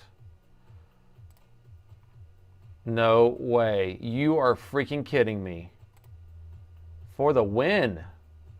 JFix into his house. Man, I've been searching for those forever. That's crazy. JFix, shout out to JFix. And if y'all don't know who he is, he's the one who runs our Discord, or his Discord, and then he has a YouTube channel, so you should go sub to his channel too. So I have the schematics now. Let me put them in my right folder. The Bala. Shot Kala.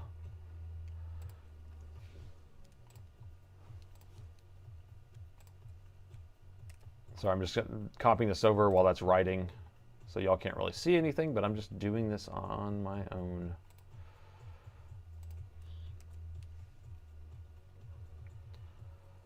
Okay, so this is going to be Dell XPS 9520. I have a certain naming scheme I like, so.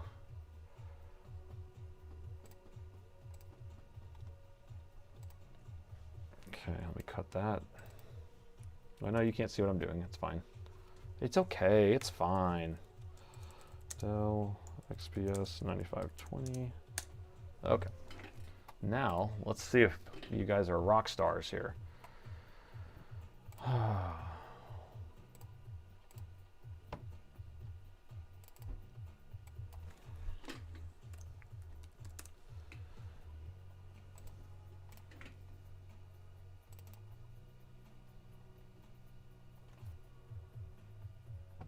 Look at that, for the win. I've literally been searching for these XPS stuff for a long time. It's really hard to get them. That's crazy. You did it. You did it. We have it. So we have it if we need it. Right now, I don't know if we need it, but we have it if we need it. Okay, so where are we at on our programming? Like I said, it takes forever for this thing to program, so.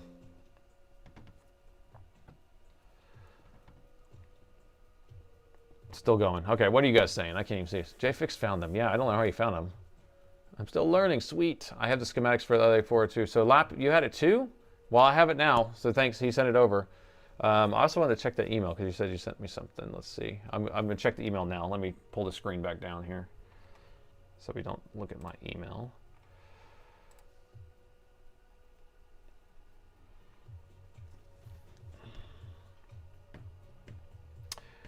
Did you send it to the info box or did you send it to repairs? I don't have info box on this computer. I have repairs at partspeople.com. I don't see it here in my repairs box. So if you want to send it to repairs, I can get it. Or if you send it to, yeah, that's probably the best. Okay, so that's done. Let's go back and just install it.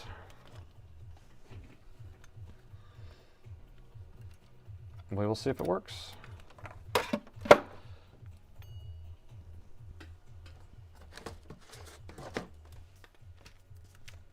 I had the version full of ads. What are you talking about? What are you saying? What are you saying? Oh no, my thermal camera just died. I forgot to plug it back in. Darn it. Let's plug it back in. Okay. Oh, Atari. They had to attend your auntie's birthday. How old is your auntie? What, did I miss anything good? You actually did miss something really good, actually. Atari, thank you for that. So the video that I put out 2 weeks ago on Saturday where it had like the train wreck of a motherboard and I had to fix it. I made it look like brand new. We fixed that board. Bruh, we fixed it. Isn't that crazy? So yeah, you missed something good. Where'd you get that webcam at? This webcam? This little guy?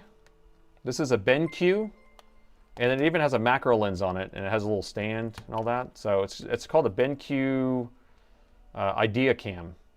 It's pretty cool.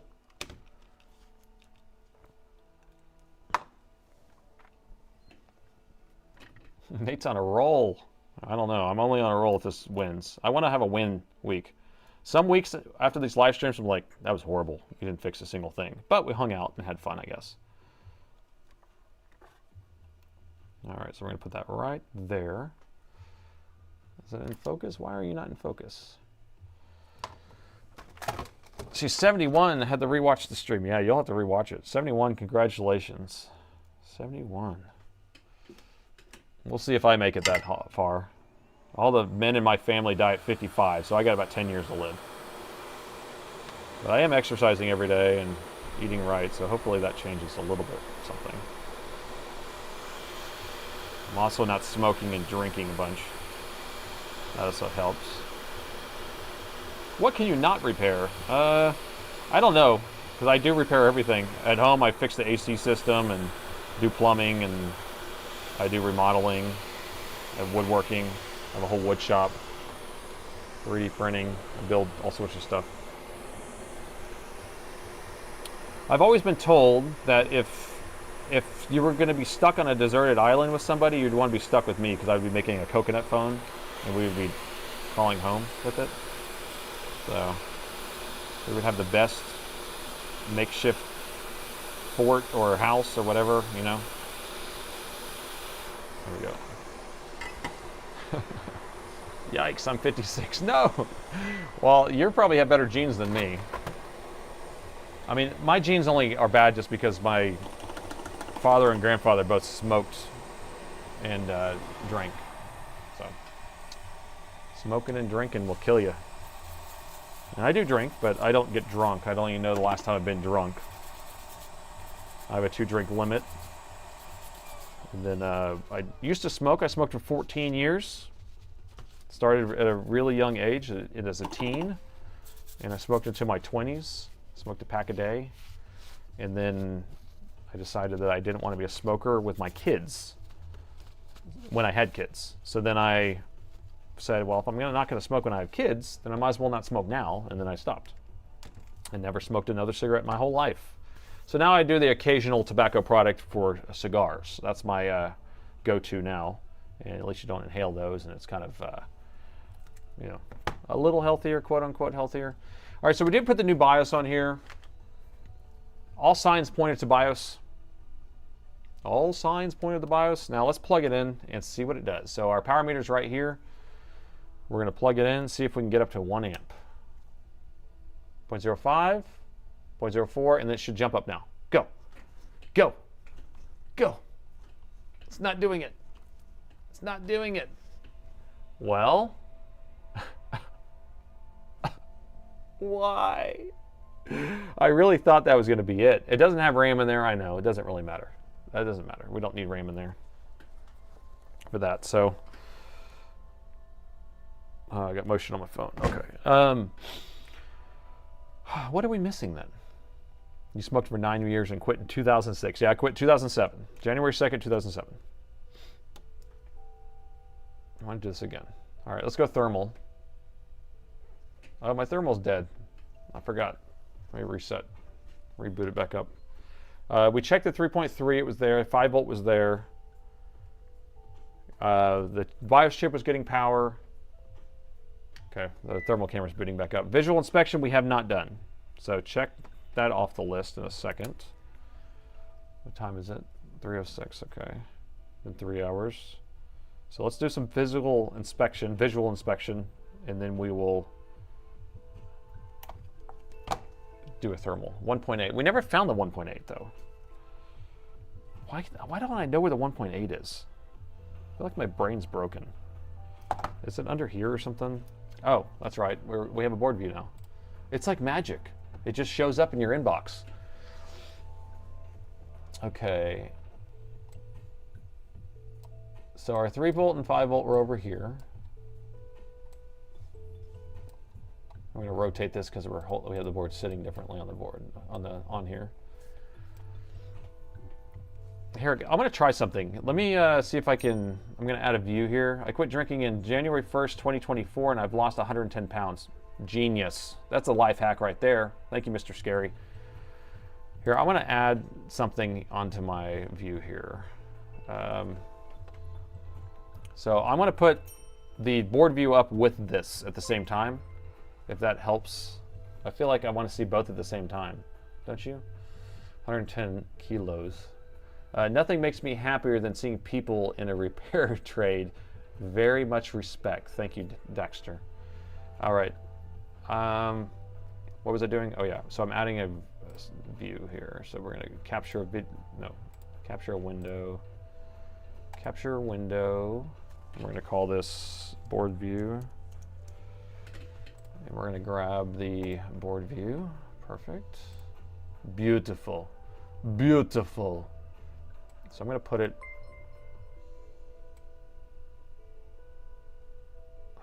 I want to have it where it's like both on the same, you know, so you can see them both. Let me just think about this. I'm going to put it down here a little bit. Like that. And then I'll move this down. And then I need to put it underneath this other stuff here. Sorry, I'm doing all this on the fly, I know. There we go. All right. That way we can kind of see what we're looking at the same time.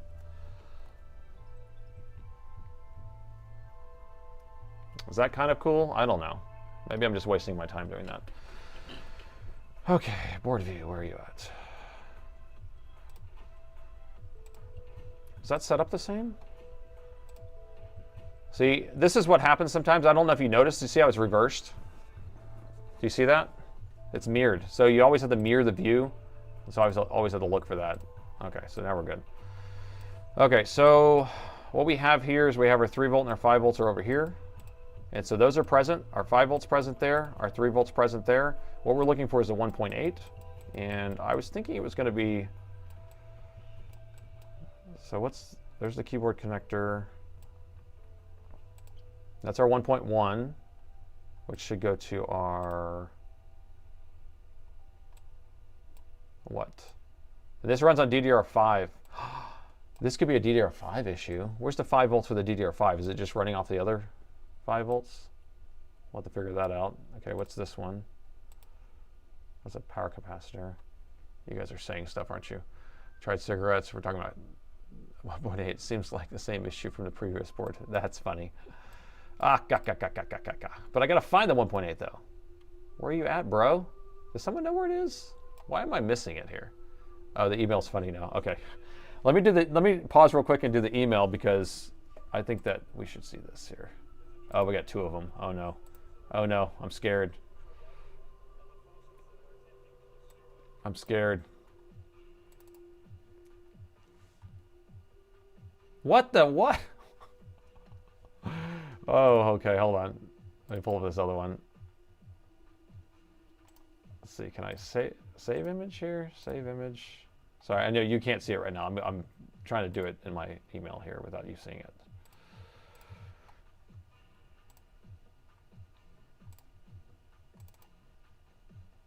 There we go.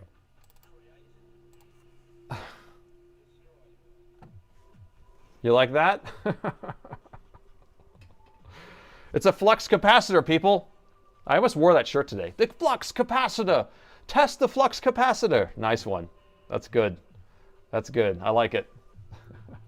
Okay. No more shenanigans, please. Focus. Focus. All right, so what are we saying here? Isn't the 5, it's a 1.3 volts. It's 1.1 volts. It's for the, well, it's 5 volts for the DDR5, but it's also 1.1, I think. 1.21 gigawatts. Okay, you guys are talking about all sorts of stuff. I'm just trying to find that 1.8, and I'm getting tired of it. Oh, 1.8 is right here. There it is. Okay, so that's where our 1.8 should be, I guess. It's way over here next to our GPU. Let's just test for a short. I have a feeling we have a short on the board.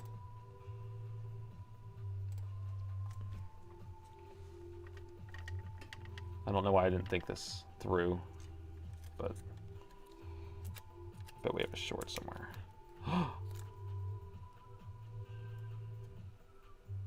Did you see that? We're going to look at the 1.8, and did you see it just now? I only did it for a second. No liquid metal.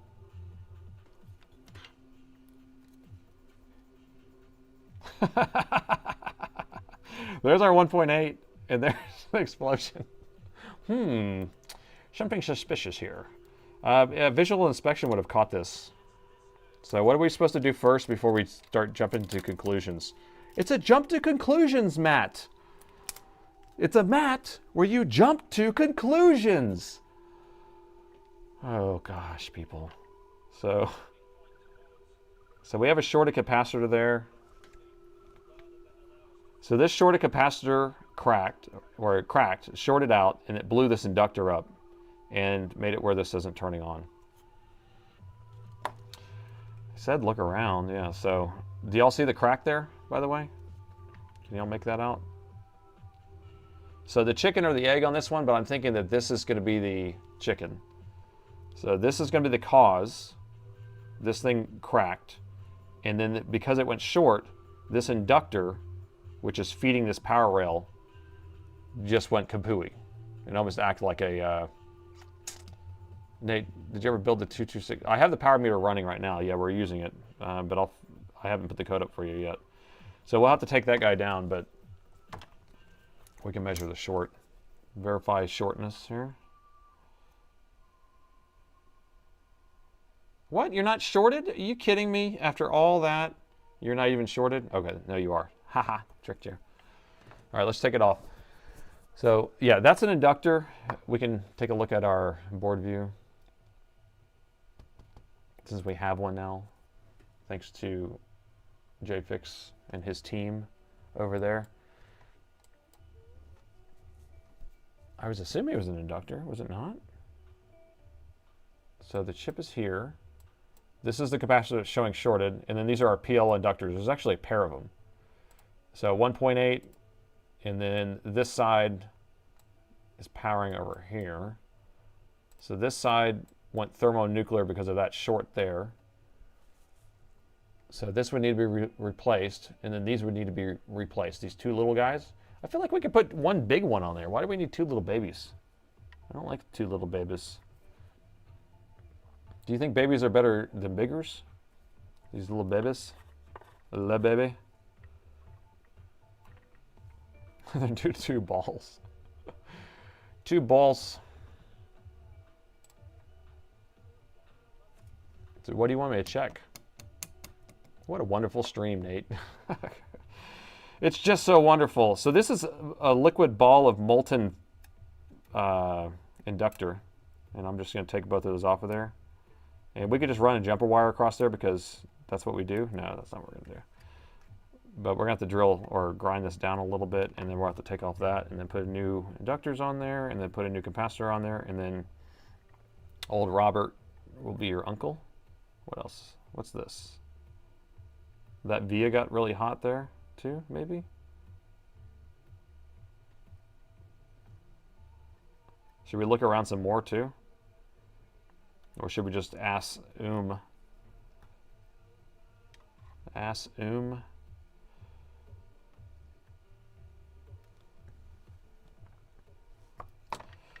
Here, I tell you what, I'm gonna hit the bathroom real quick.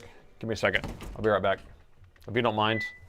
Do y'all want your Jeopardy hold music, or do you want to just hang out and I can just mute the mic?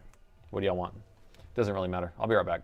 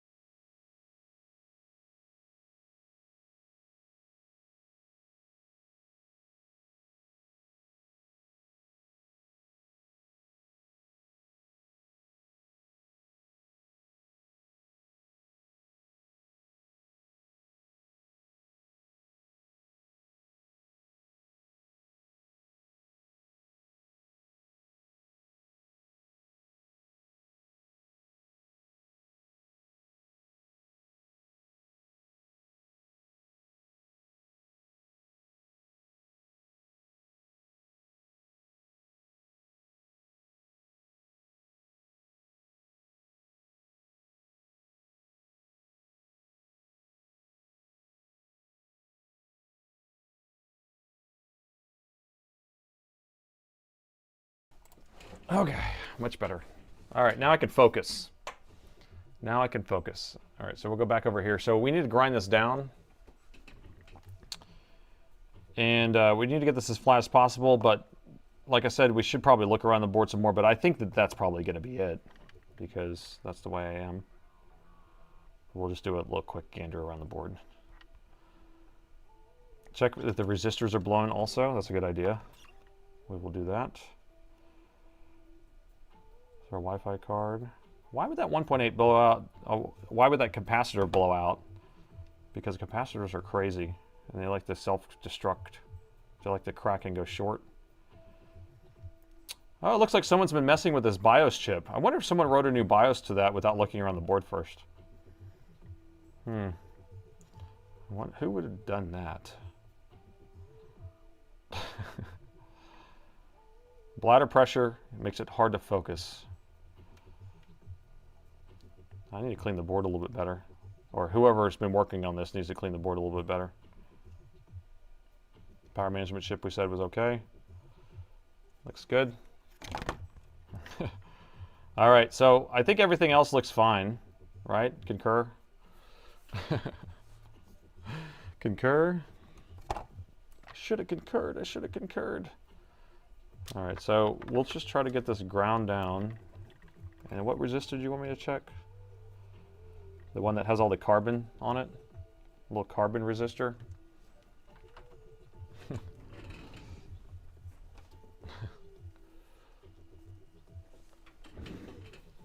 I made a dump earlier, yes, so I'm just going to put it back on there. So we can put the BitLocker back on there and all that. Because we're responsible people. All right. So 0.2 ohm resistor. I would say that's not blown.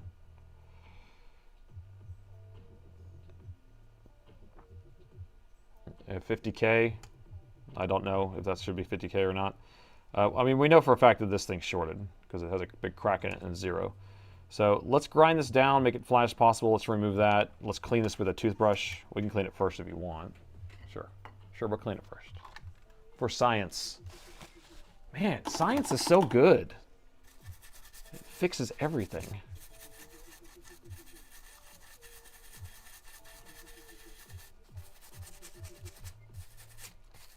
I can't believe. All right. Does it look good? Oh, I didn't get the dump joke? Oh, because I just went to the bathroom too? That's pretty good. Now I get it. Now I'm picking up what you're setting down. What is this? What is that thingy? Is that what you're talking about? Is that a resistor? 18K? Is that regulation?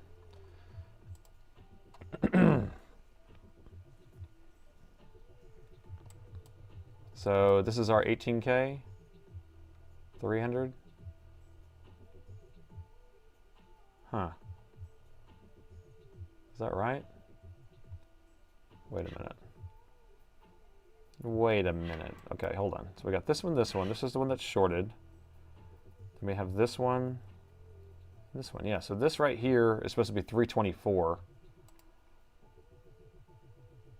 Okay.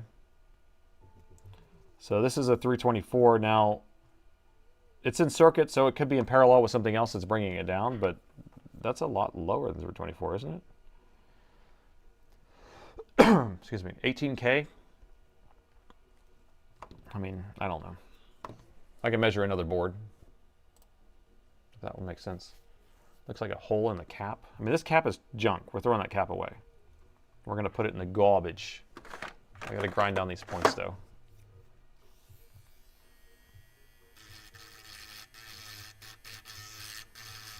We could try to remove some of this as solder. I mean, I guess I can try that, but in my experience, this becomes a molten ball. So we have to kind of grind it down flat as we can. And get the shavings everywhere.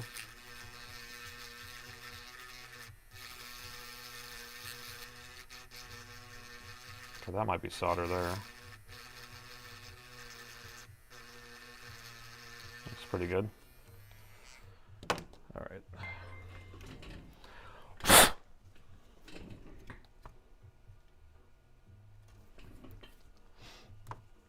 31K.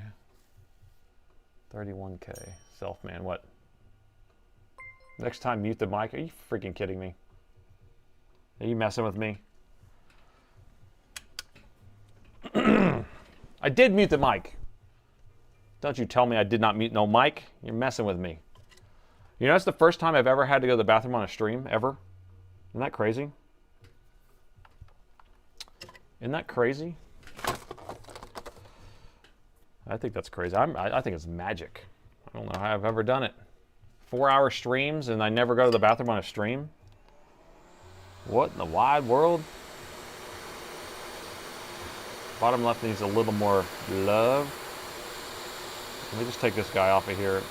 I don't know. I kind of want to replace that resistor just because he looks so ugly, but we're going to measure him in a second. All right, so this was the cracked one. See how cracked he is? He's on crack. This cap is on crack. Cap is on crack. He needs to go to rehab. You're going to rehab, Cap. All right, so let's make sure we don't have a short to ground here anymore. No short to ground. This is ground on this side. And so we measure across here, we're good. Good. Let me see if I can get solder to get on those spots. Sold her. If I can put sold her on those spots, it'll be good. So you streamed for the first time? You guys are so funny. How are you able to come up with all these jokes on the fly? Are you AIing these things? All right, so he said something that said this. These are like Laffy Taffy jokes, by the way. Where's the music? The music is there, I just don't have it cranked. Because I was listening to the stream the other day and it was like too loud. But, so I washed my hands. Yes, I did wash my hands. Which is funny because every time I wash my hands after working on a board, it's like the water is so dirty. Don't cross the streams. Okay, that's beautiful. Beautiful, beautiful. Okay, I think we're good. I think we're rocking and rolling. What do you think about these guys over here? Crank the music. You want me to crank the music? I'll make it a little bit louder. Okay.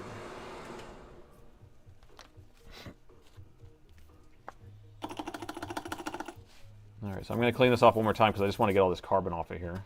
Carbonara. Come on, carbonara.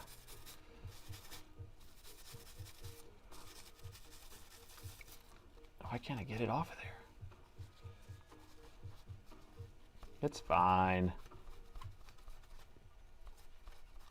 Almost got it. All right, does that look good? Brand new. All right, donor board coming in. Black Horse sure does make good flux. He sure does. And so if you haven't bought it, go buy it. It's cheap too. It's only like 11 bucks. What board are we doing? 20 something? Did we already pull a donor board for this or not? No, I haven't. Okay. Okay. Here we go. 402. There we go. Okay. Donor board coming in hot.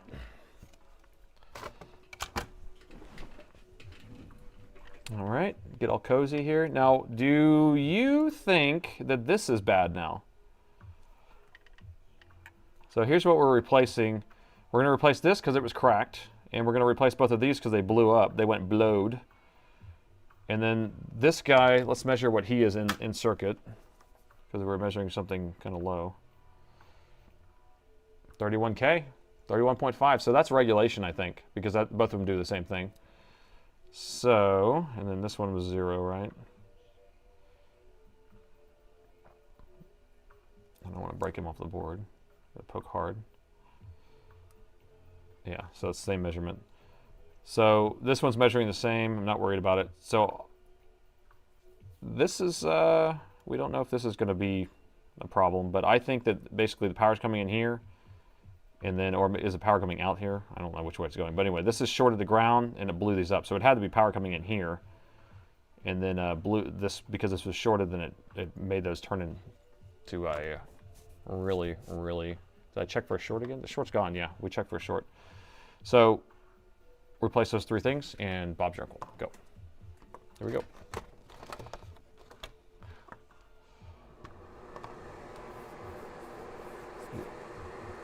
All right.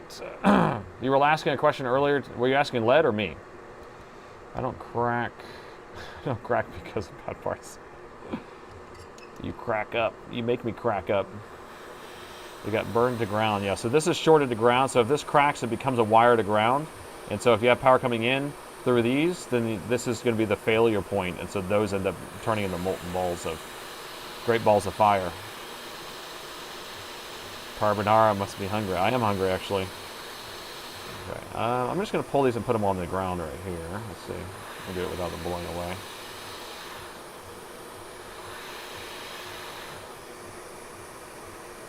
Okay. It's risky pulling them off like that because then they start to blow other places. All right.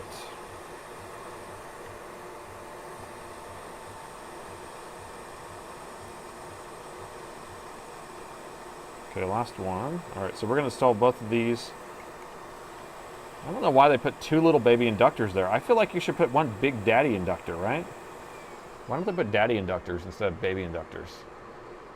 Is there a reason, guys? And gals?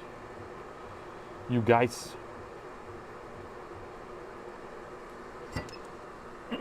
Joey does text saying hi. Hey, welcome. Rating us with 127 viewers. Nice. So if you're just joining us from Joey's stream, welcome aboard. So we're working on a Alienware we're working on a XPS 9520. Now this board was not powering on. You plug in the power, it wasn't actually pulling any current from the board. It wasn't starting up. We actually thought it was a BIOS issue at first, and then we realized that our 1.8 was missing.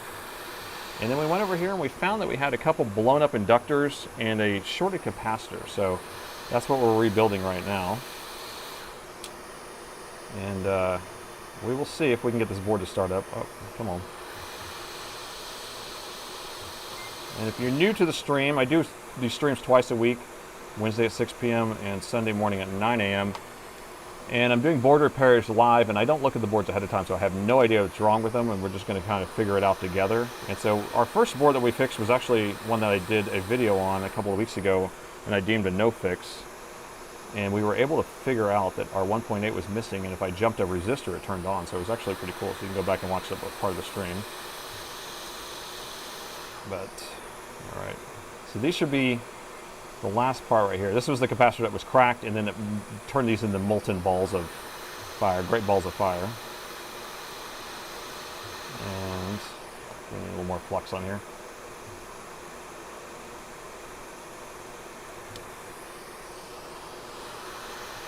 But we are almost done with the stream. We've been streaming for about 3.5 hours, and so I have about 30 minutes left. There we go. That all looks good. Now, what we'll do at the end here is kind of clean that up. We're going to put some solder mask on there to make that look prettier because, you know, pretty. We want it to look pretty, right? It's a different color. Don't worry about color. I'm colorblind when it comes to this stuff. I'm happy with the way it looks. All right, so that looks pretty clean.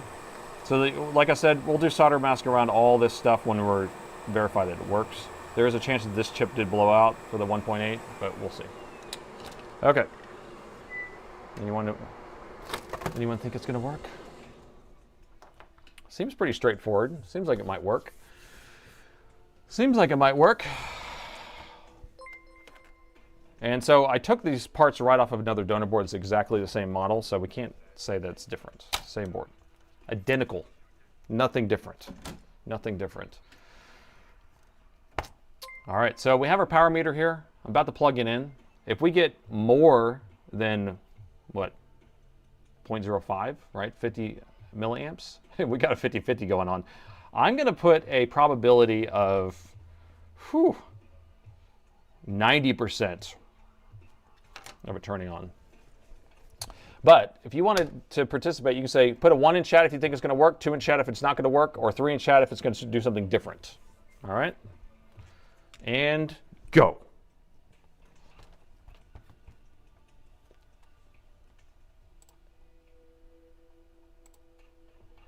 All right, we got some 3s. So we got a lot of 1s, we got 3s, 1s and 3s. Whatever it takes. No 6s and 7s yet. No 420s. There's a 6-7. I knew they were coming in. We got a 2-2. No 1.5s? Come on, people. Where's the 1.5s? Where's your shenanigans when we need you? We got 3, 3, 3, 3, 3, 3, 3, 2, 2, 2, 1, 1. We got a 42. A 1.8. I like that. See, that's the winning phrase. Somebody should have came up with that one earlier. 1.8. We got a 50-50. Okay. All right. So you guys put in your vote. That's good. We got, and then pi, of course, 3.14 had to come in. Okay, so we're going to keep an eye on the power meter. I'm going to plug it in. Do you want to go thermal while we do this? Let's go thermal. We don't have our thermal camera working yet? Uh-oh, that's not good. Hold on, give me a second. The suspense is killing me, I tell you. Let's see if we can get the thermal camera going. The thermal camera died earlier, and I had to reboot it. And so now, it takes me a second to start it back up again.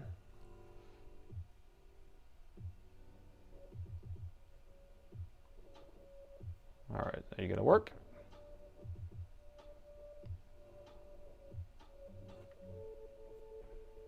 Of course not. Let's think about it.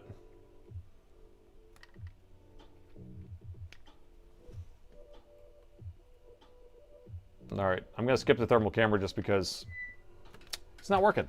All right, so keep an eye on the power meter here. Let's plug it in. Ready? 3, 2, 1. 0.05, 0.06, and we got current, and the CPU is blazing saddles. Okay, so we did it. No, we don't know if it's working yet, but the odds are pretty high that it is powering on. So we weren't able to get past that 50 milliamps before. So let's just put a heatsink on it. Let's put some RAM in it. Let's plug it in and see if we can get a picture. We have power, I can't believe. Actually, I do believe, because I put a 90% chance on this. So, if you did a 2, then you want, 2 means it's gonna work, right? 1 means it's not gonna work, right? Or did I say 1 works? I can't remember which way I did it. 1 was gonna work, 2 was not gonna work. Did I have it mixed up? So 1 was gonna work, 2 was not gonna work, 3 was gonna do something different. Is that right? I don't know, it all sounds wrong to me. 2 was a no, okay. So most people said 1, I saw that. I saw some 3s. So it is doing something different, and it is, so 1 and 3 is working right now, but if we get picture, then it means it really works. And then 1.8 was also a correct answer because it's the 1.8 power rail. Original BIOS flash, okay. Well, we will do that if we need to. Or we will put it back on there for sure, but I just want to see if we get picture anyway. We need to see picture, I can't believe.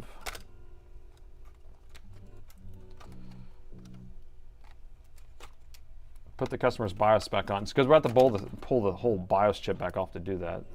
And I say what we're going to do is I'll do that when I'm off camera, because we're about the end of our segment here. So if we do have picture here, then we can actually just do a kind of a just chatting segment at the end if we want, and then finish the stream that way. Or we can do the customer's BIOS and whatever people want. For science. For science, I tell you. Get in your home. This is the power button ribbon cable. Get in there. Okay. Let me put a screw in here so it doesn't fall out on the table.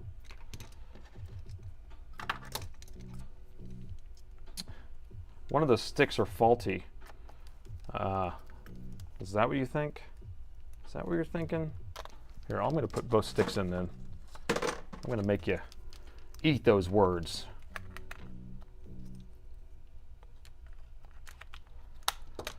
Okay. Okay, here we go. No battery. Not going to plug in the battery yet. We're just going to see if we get picture. So both RAM sticks are in there. Keyboard's plugged in. Magic school bus. What are we talking about over there? Okay, you ready? Power meter. 3, 2, 1. 0.06. Should go down. Up. 1 amp. And we have picture. I can't believe. All right. So we are getting the Dell logo. Hasn't posted yet. So the way this works is I can get this logo with no RAM in here. It's tricky. This is not a post. It posts whenever it has a message here that says secured by Dell Safe BIOS or whatever. So we got to wait for that. So when I see that, then we can say it. And then we'll put the customer's BIOS back on, or we can chat or whatever y'all want. So it's a democracy, I tell you. It takes a second for the CMOS reset. It's delicious. It's what's your dilemma?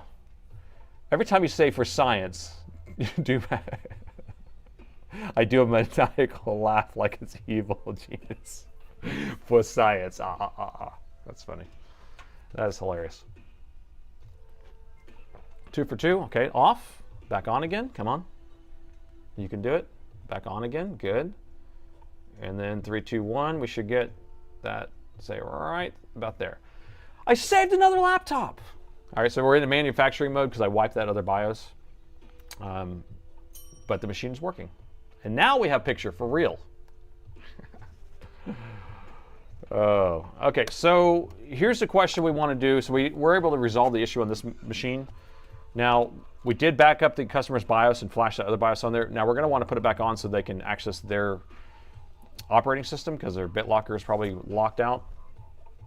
But we only have 20 minutes left on the stream, 20 minutes. And I'm doing a hard cutoff here. So we have 20 minutes where we can just do just chatting. Y'all can ask me questions, we can hang out, or we can spend the last part of it where we can actually flash that BIOS while I'm just chatting because it's hands-free. I can just put it on there. So I can flash the BIOS back and then we can just chat at the same time. I'm okay with that because I'm not doing anything while it's flashing. It takes 10 minutes for it to flash without me, with mom, no hands. So the power cord flash.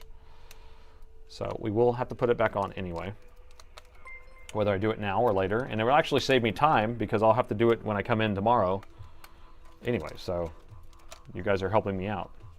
You're saving me time. 15 megahertz. I always do it at 30 megahertz. All the way. I crank it to the top.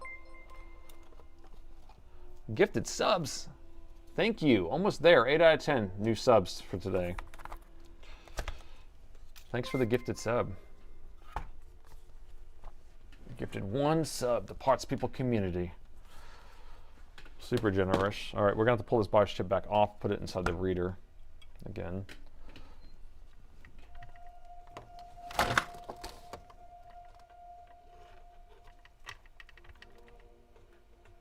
Remember, it's a huge 512. The golden floss is on the table. Where's the golden floss? My toothbrushes?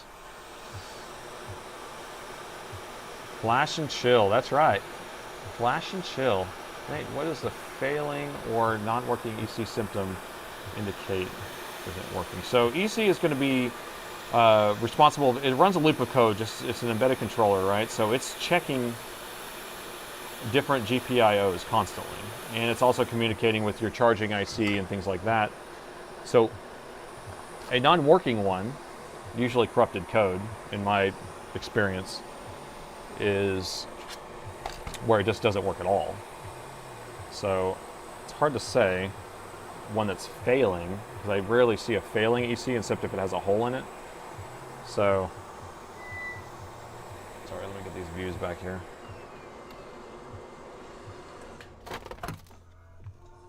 So usually non-responsive touching. I mean, I've seen touchpads blow out because their touchpads go through there too. Your keyboard inputs, your lid sensor goes through an EC chip. They all go through it.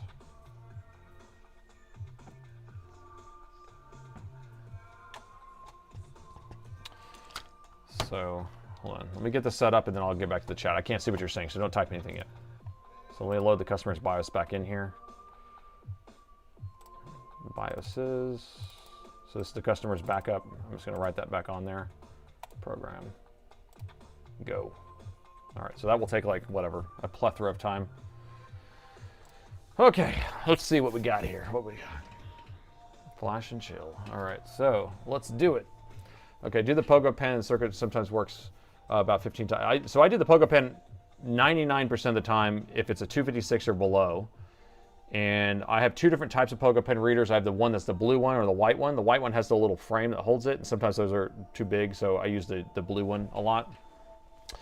But I like it. I like having that option at least. Sometimes Twitch is laggy, not YouTube. Twitch has like I think a 15 or 20 second delay. Okay, what's an okay temp for an SSD? I say 40 is fine. 50, 60 maybe. That's why you have to put heat sinks on them a lot of times. What is a failing EC work? Okay, I already kind of talked about that. I don't really, it's hard to say, you know, it won't turn on for sure. Solder mask, oh, don't forget solder mask. Yeah, we can do solder mask. We can do that at the same time. It takes a second to do that too. How confident are you that you backed it up error-free? Totally confident because I always check it afterwards. I always check it afterwards. So whenever I back it up, then I do another read, a second read, and error check it. Solder mask. Yeah, let's do the solder mask. Mask that solder. We also have to put this little cover back on here too. Where's it at? We need to take the heatsink back off. Let me move this out of the way. And we can still flash and chill and solder mask cure and chill. So we're gonna flash and cure and chill, whatever that means. If you're using a Discord app, it could be a huge memory hog that affects your performance. Yeah, so I have Discord running. Is that, you think that it's creating some lag here? Well, it's funny because I reset the cameras, so like if you ever see me stuttering and stuff, if I reset my cameras and turn it back on, it fixes that. What am I looking for? Solder mask. Put in the battery. People want batteries. You want everything. You guys want it all. You want it now. Blue mask. All I have is blue mask. I need to pick up some other colors. You my boy, blue mask. You're my boy. All right, so what we're going to put mask on is this area to make it look beautimous. Look how, is that too feng shui for you? It's a little crooked. I'm okay with it though. I don't feel like moving it. Ah, darn it. So I'm not looking right now, so I can't see what you're saying. If you're saying a bunch of stuff. Give me a second. Retired tech. PTM? You want to put PTM on here? That would be a super nice thing to do for this customer. In general, XPSs I don't put PTM on because that stuff is like gold. It's expensive. And this machine, I mean, it runs hot in general, but it's the heatsink that's hot and the airflow is bad. So it's hard to, God, it's hard to get in this holes here. Get in here. Get in there. Okay. Ooh, it already is done. Wow, how is it already done? Well, that was fast. All right, so we got our curing light. Woo. UV. My eyes, my eyes. That is queen. I don't see a delay on Twitch, but I do on YouTube. Okay, well then, YouTube. That's interesting. I have a higher bitrate going to YouTube. Twitch, I'm doing 6 kilobytes or megabits, 6 megabits, and then on YouTube, I'm doing 10. So I don't know. What do you cut the resistors with the big blob? It's done. What are you saying? I couldn't program this bias. No, I programmed this bias. Free and free to surrender your ego. Free yourself. That's right. It's okay to fail. It's okay to not be good. I don't see any delay. And we're talking about like latency. I'm in low latency mode on both right now. So I don't know what type of delay we're seeing on YouTube, but Twitch has 2 to 4 second delay. If I'm looking on here on my stream here and versus there, let's see if I clap. 1, 2, 3, 4, 5. 6. So it's a 6 seconds on Twitch, because I have a Twitch stream over here I can see. But YouTube, I don't have a broadcast I'm seeing, so I don't know. I don't know. Looks good on your end. YouTube is great here. Yeah, I'm pushing 1080p to, I guess, both? I think I'm doing 1080p to both, yeah.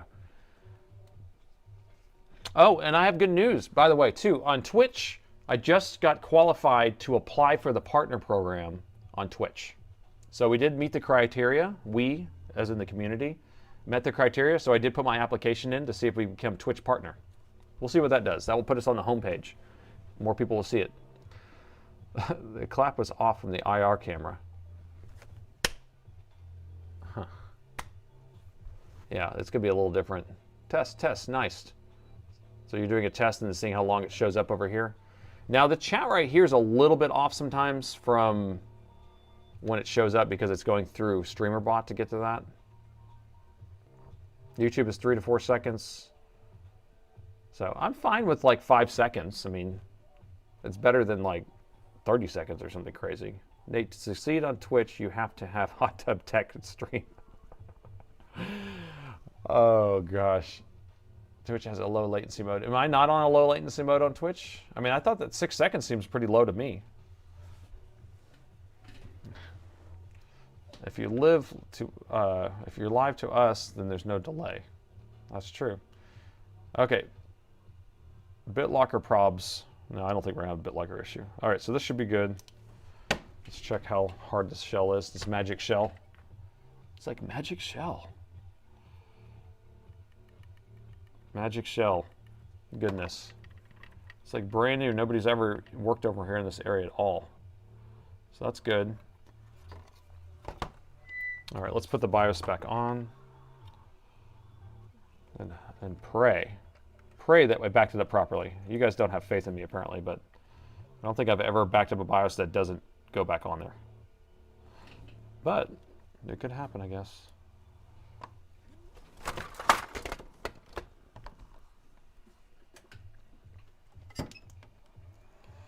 One to 2 seconds in Ireland? Really? Mine is 2 seconds, so it's good. Yeah, so sometimes you might just need to refresh your stream to even get it higher. And maybe it has to do with your internet connection too. Or your bitrate, or whatever. Because I'm sending 1080p, I'm wondering if you do it in like 720 or something like that, if there's more latency because they're having to downsample it. Have you thought about that? Because if I'm sending 1080 and you're looking at 1080, then it's probably going to be faster than if you have to look at 1080, I mean 720 that's downsampling down to 720, you know? What's on your top camera? What? Both cameras I use as my face camera and my overhead camera are going to be Nikon Z30s.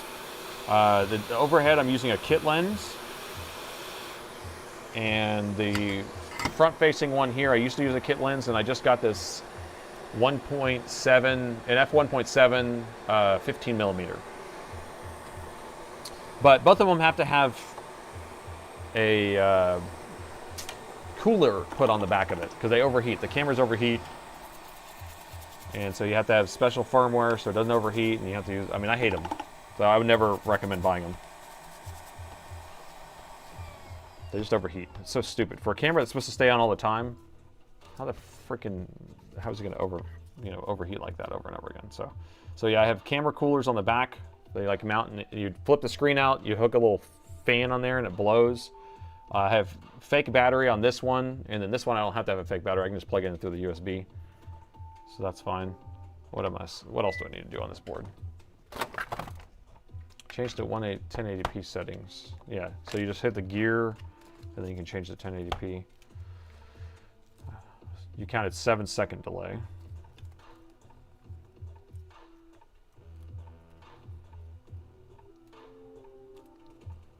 GoPros have the same problem. Yes, they do. Okay. Yeah, I think I'm just going to break down and buy like a, $2,000 camera or something. Like these Z30s, you can get them for, I bought them, both of them used, and I got them for sub $500, I think $450 or something like that. And then And I had to buy a kit lens for one. The other one came with a lens. And then I ended up buying this other lens for $200, the 1.7, f1.7.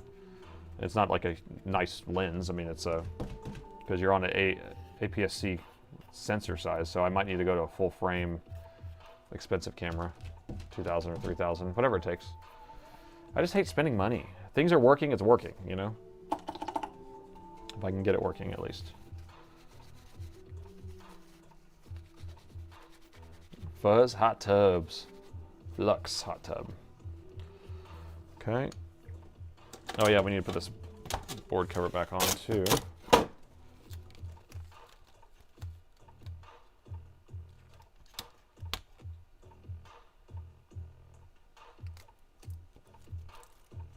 What kind of mountain bike do you ride? So I have a Polygon.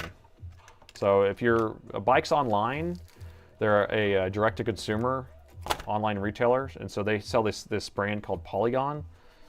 And so I have a D7, so it's not like the super high end. I would rather get a T7 if I could, but so it only has like 120 millimeter, 120 and 130 travel. And it's a 2022 model, I think. So I've upgraded it. I built my own carbon wheels. I like to do stuff on my own, so I built my own spoke tool. So I ended up, I bought the hubs, I bought the wheels, bought the spokes, did all the measurement. And so I put a high engagement hub on, and I put carbon handlebars on, and then I've changed that stuff. So I've got it down to like 32 pounds, which is pretty good for a extra large mountain bike. All right, what are we looking at now? Heatsink. Great stream. No need for another camera. Looks fine. Thank you.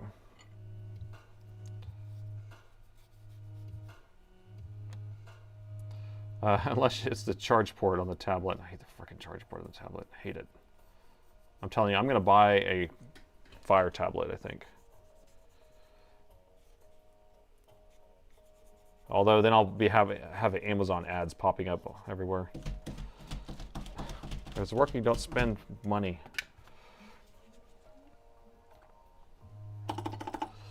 Paste. It's what's for dinner. Okay. Yeah, I don't want to put any PTM on here. This thing doesn't need PTM. It's going to use the Arctic 5. Arctic 5 is good stuff.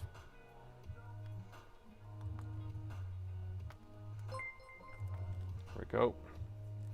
Thanks for the follow. Okay, do we have everything? Does that look good? Clean.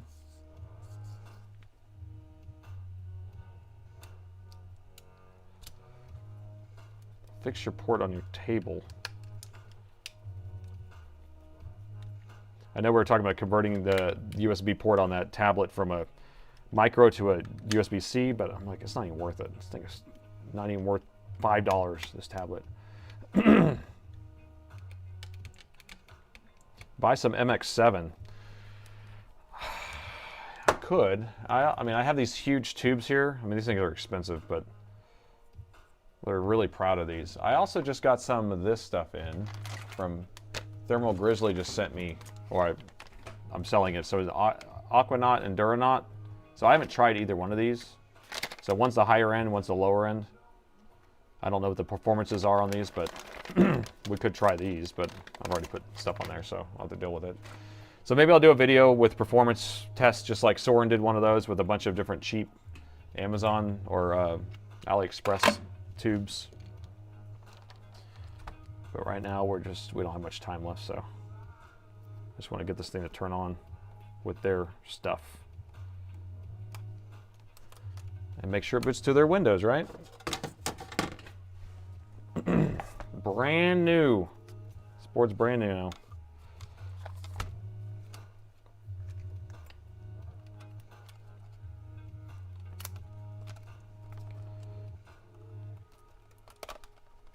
Okay. Barbecue today? Ooh, barbecue sounds good. I do like barbecue. I don't eat barbecue very often. Maybe like maybe once every month or 2 months. but it's because I'm not really good at eating barbecue. I usually end up getting like a sandwich or something. I'm not like a, give me a pile of meat type of person. There's a place behind me, or not behind me, but around the block that does these really good, like, kind of a mixed brisket sandwich with sausage on it, which I really like. I do like sausage for sure. I'm kind of picky though. Please do a comparison. I will do a comparison of that heatsink compound. I think that's a good idea. I'm not really good at doing these like creating content for creating content videos, so you've noticed that I don't do that, by the way. All my videos are like, I'm doing my work. I'm just filming what I'm doing, and then whatever happens unfolds, unfolds. That's how it works. But I'm gonna try to do more creating content. I don't like creating content for the fact of creating content. You know what I mean? That's not who I am. But I think it would be an added value, and so that's kind of what we need to look for, is having added value. Oh, the customer's hard drive is not even in here. They didn't bring an SSD. So we have no way of testing that. So we're just kind of have to assume that it works. But if it posts, it should work fine.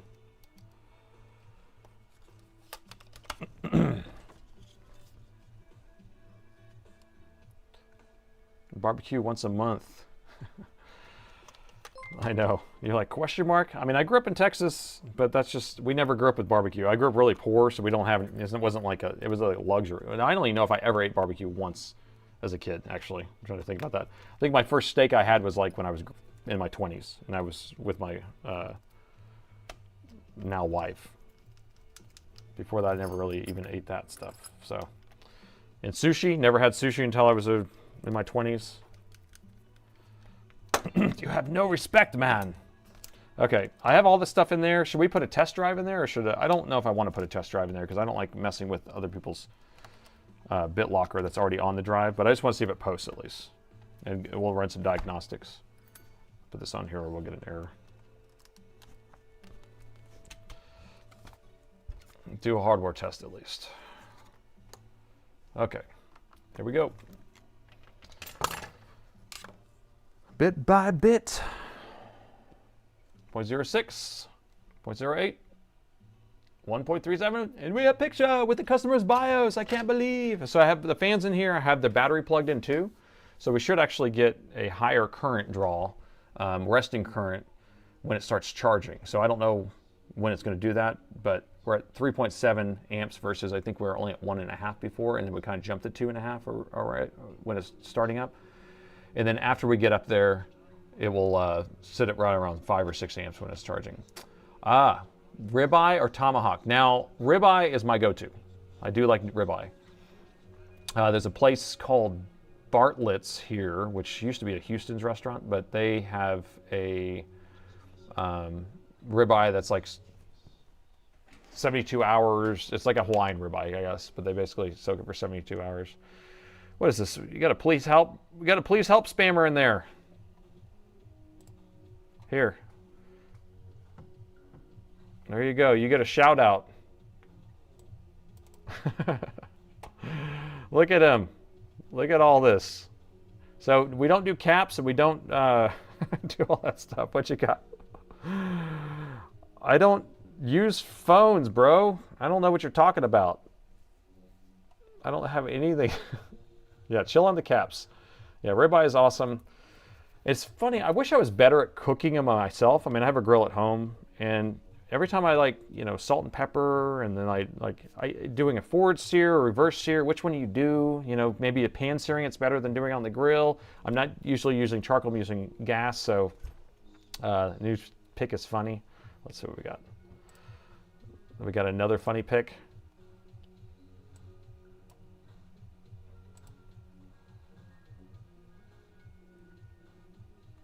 Let's see what we got here. Oh, you know who sent me? Oh, this is awesome. I think you said you were going to send me this.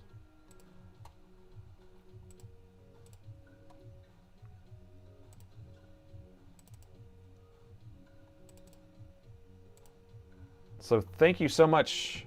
And we got pictures working with the customer's BIOS.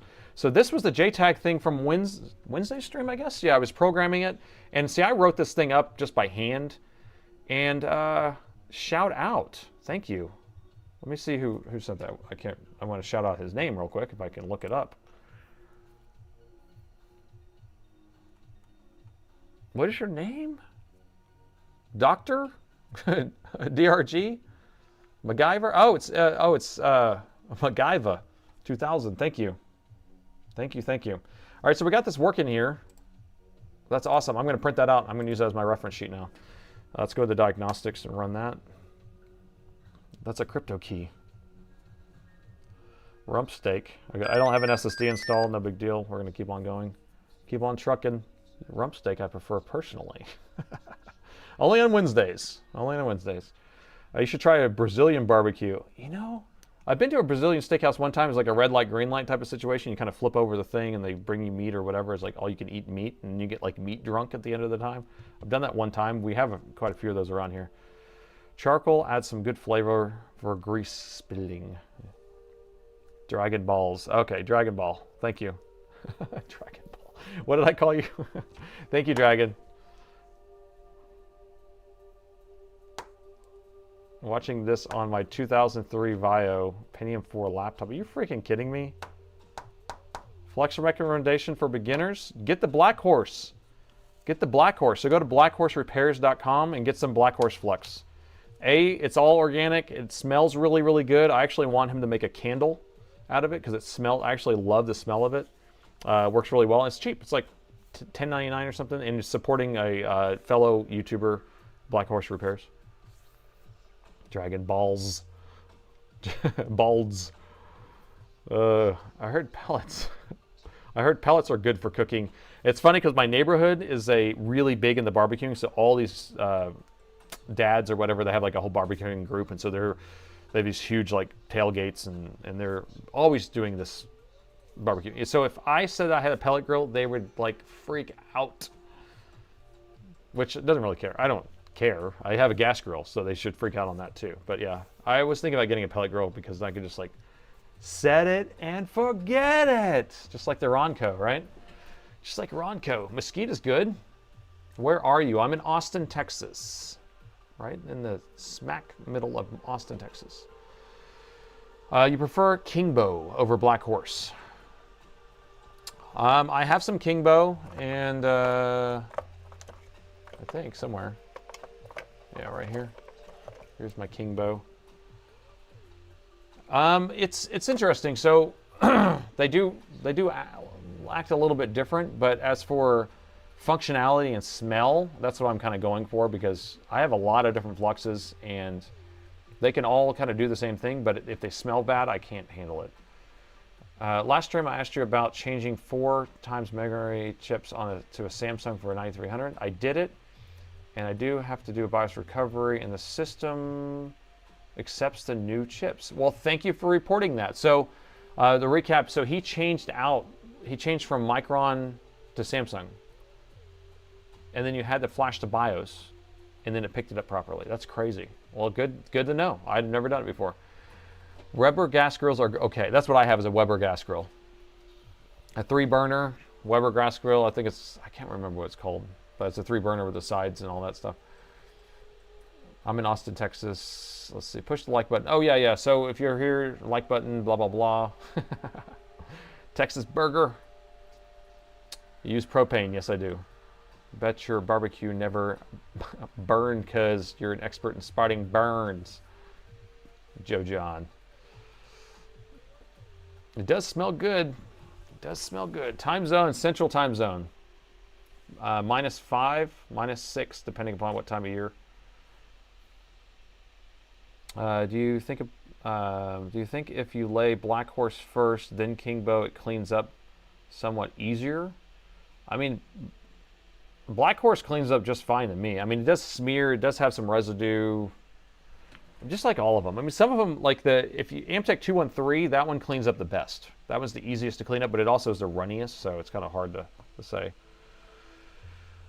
Let's see. Hey, what does 5-volt 0.5 amps tell you on a laptop where there's no signs of life. That's this one. The 1.8 was missing.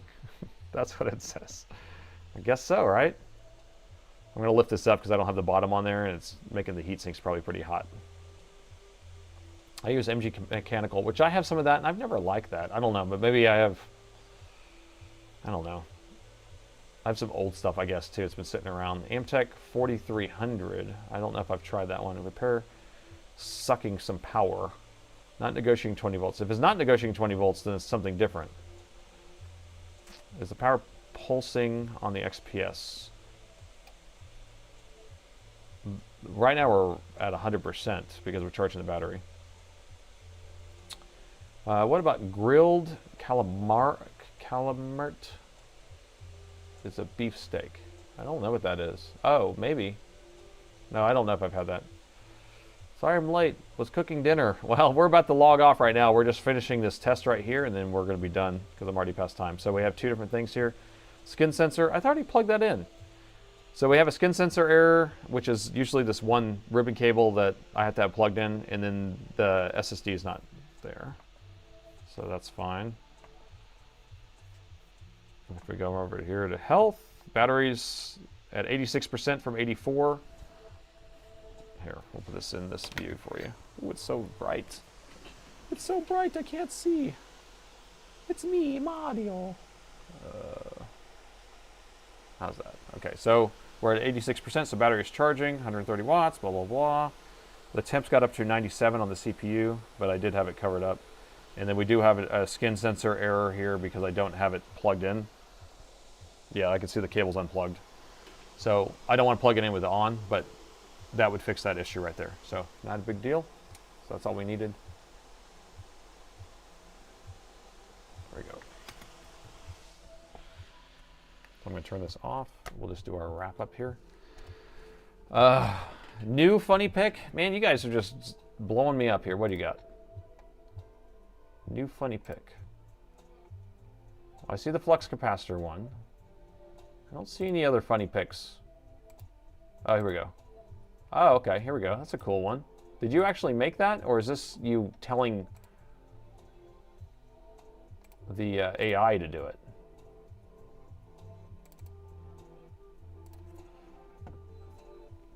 Can anyone guess what this is? Anyone guess what that is? Led Zeppelin. Oh, that's pretty funny. She found it on the net. So it says it's Led Zeppelin, which I love Led Zeppelin, by the way. That's awesome. That's funny. What's the other one? Yeah, those are the Led Zeppelins. Okay, cool. So that's it. AC/DC, that would work. AC/DC actually seems more appropriate because there's not that much lead there. There is more AC and DC.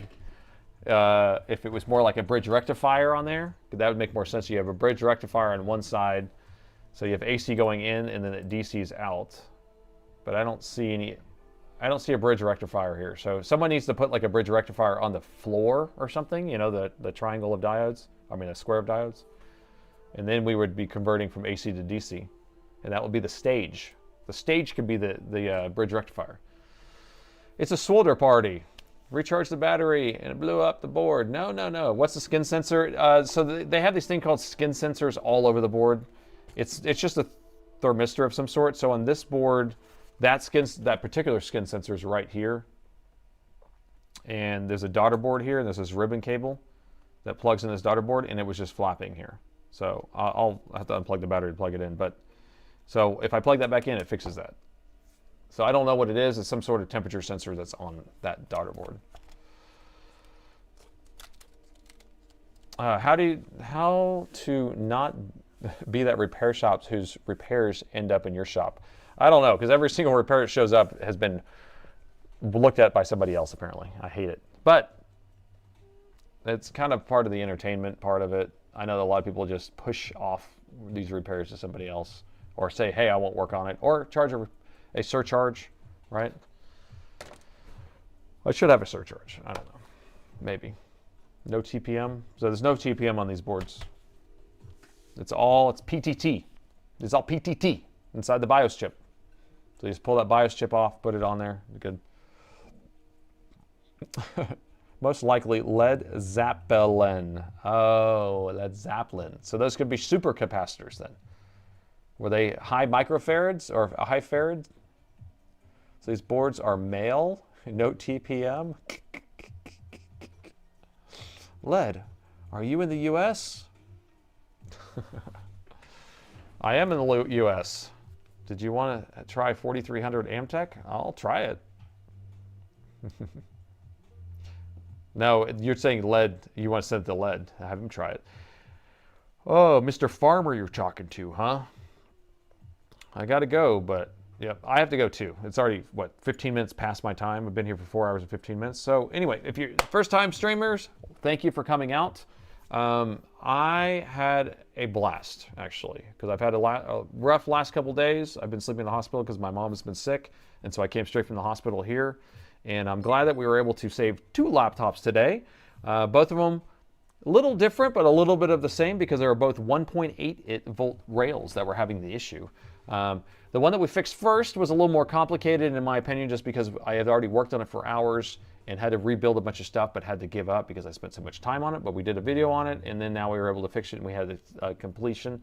And then this one, we found some blown up area because of a blown capacitor that blew up some inductors, so we were able to rebuild that too. So I appreciate everybody coming out. We do the stream twice a week, Sunday at 9 a.m. and Wednesdays at 6 p.m. And I want to thank all the mods for keeping the chat clean and working so hard each week. And thanks for all the donations to the stream.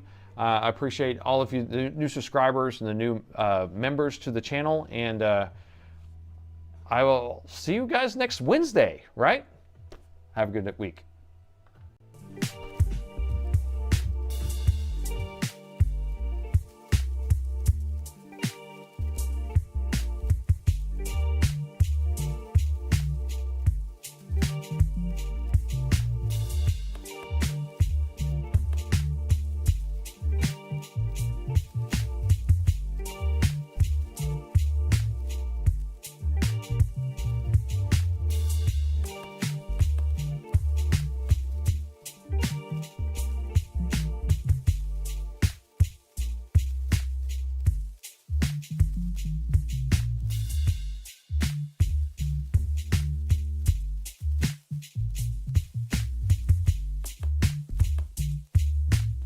I saved another laptop.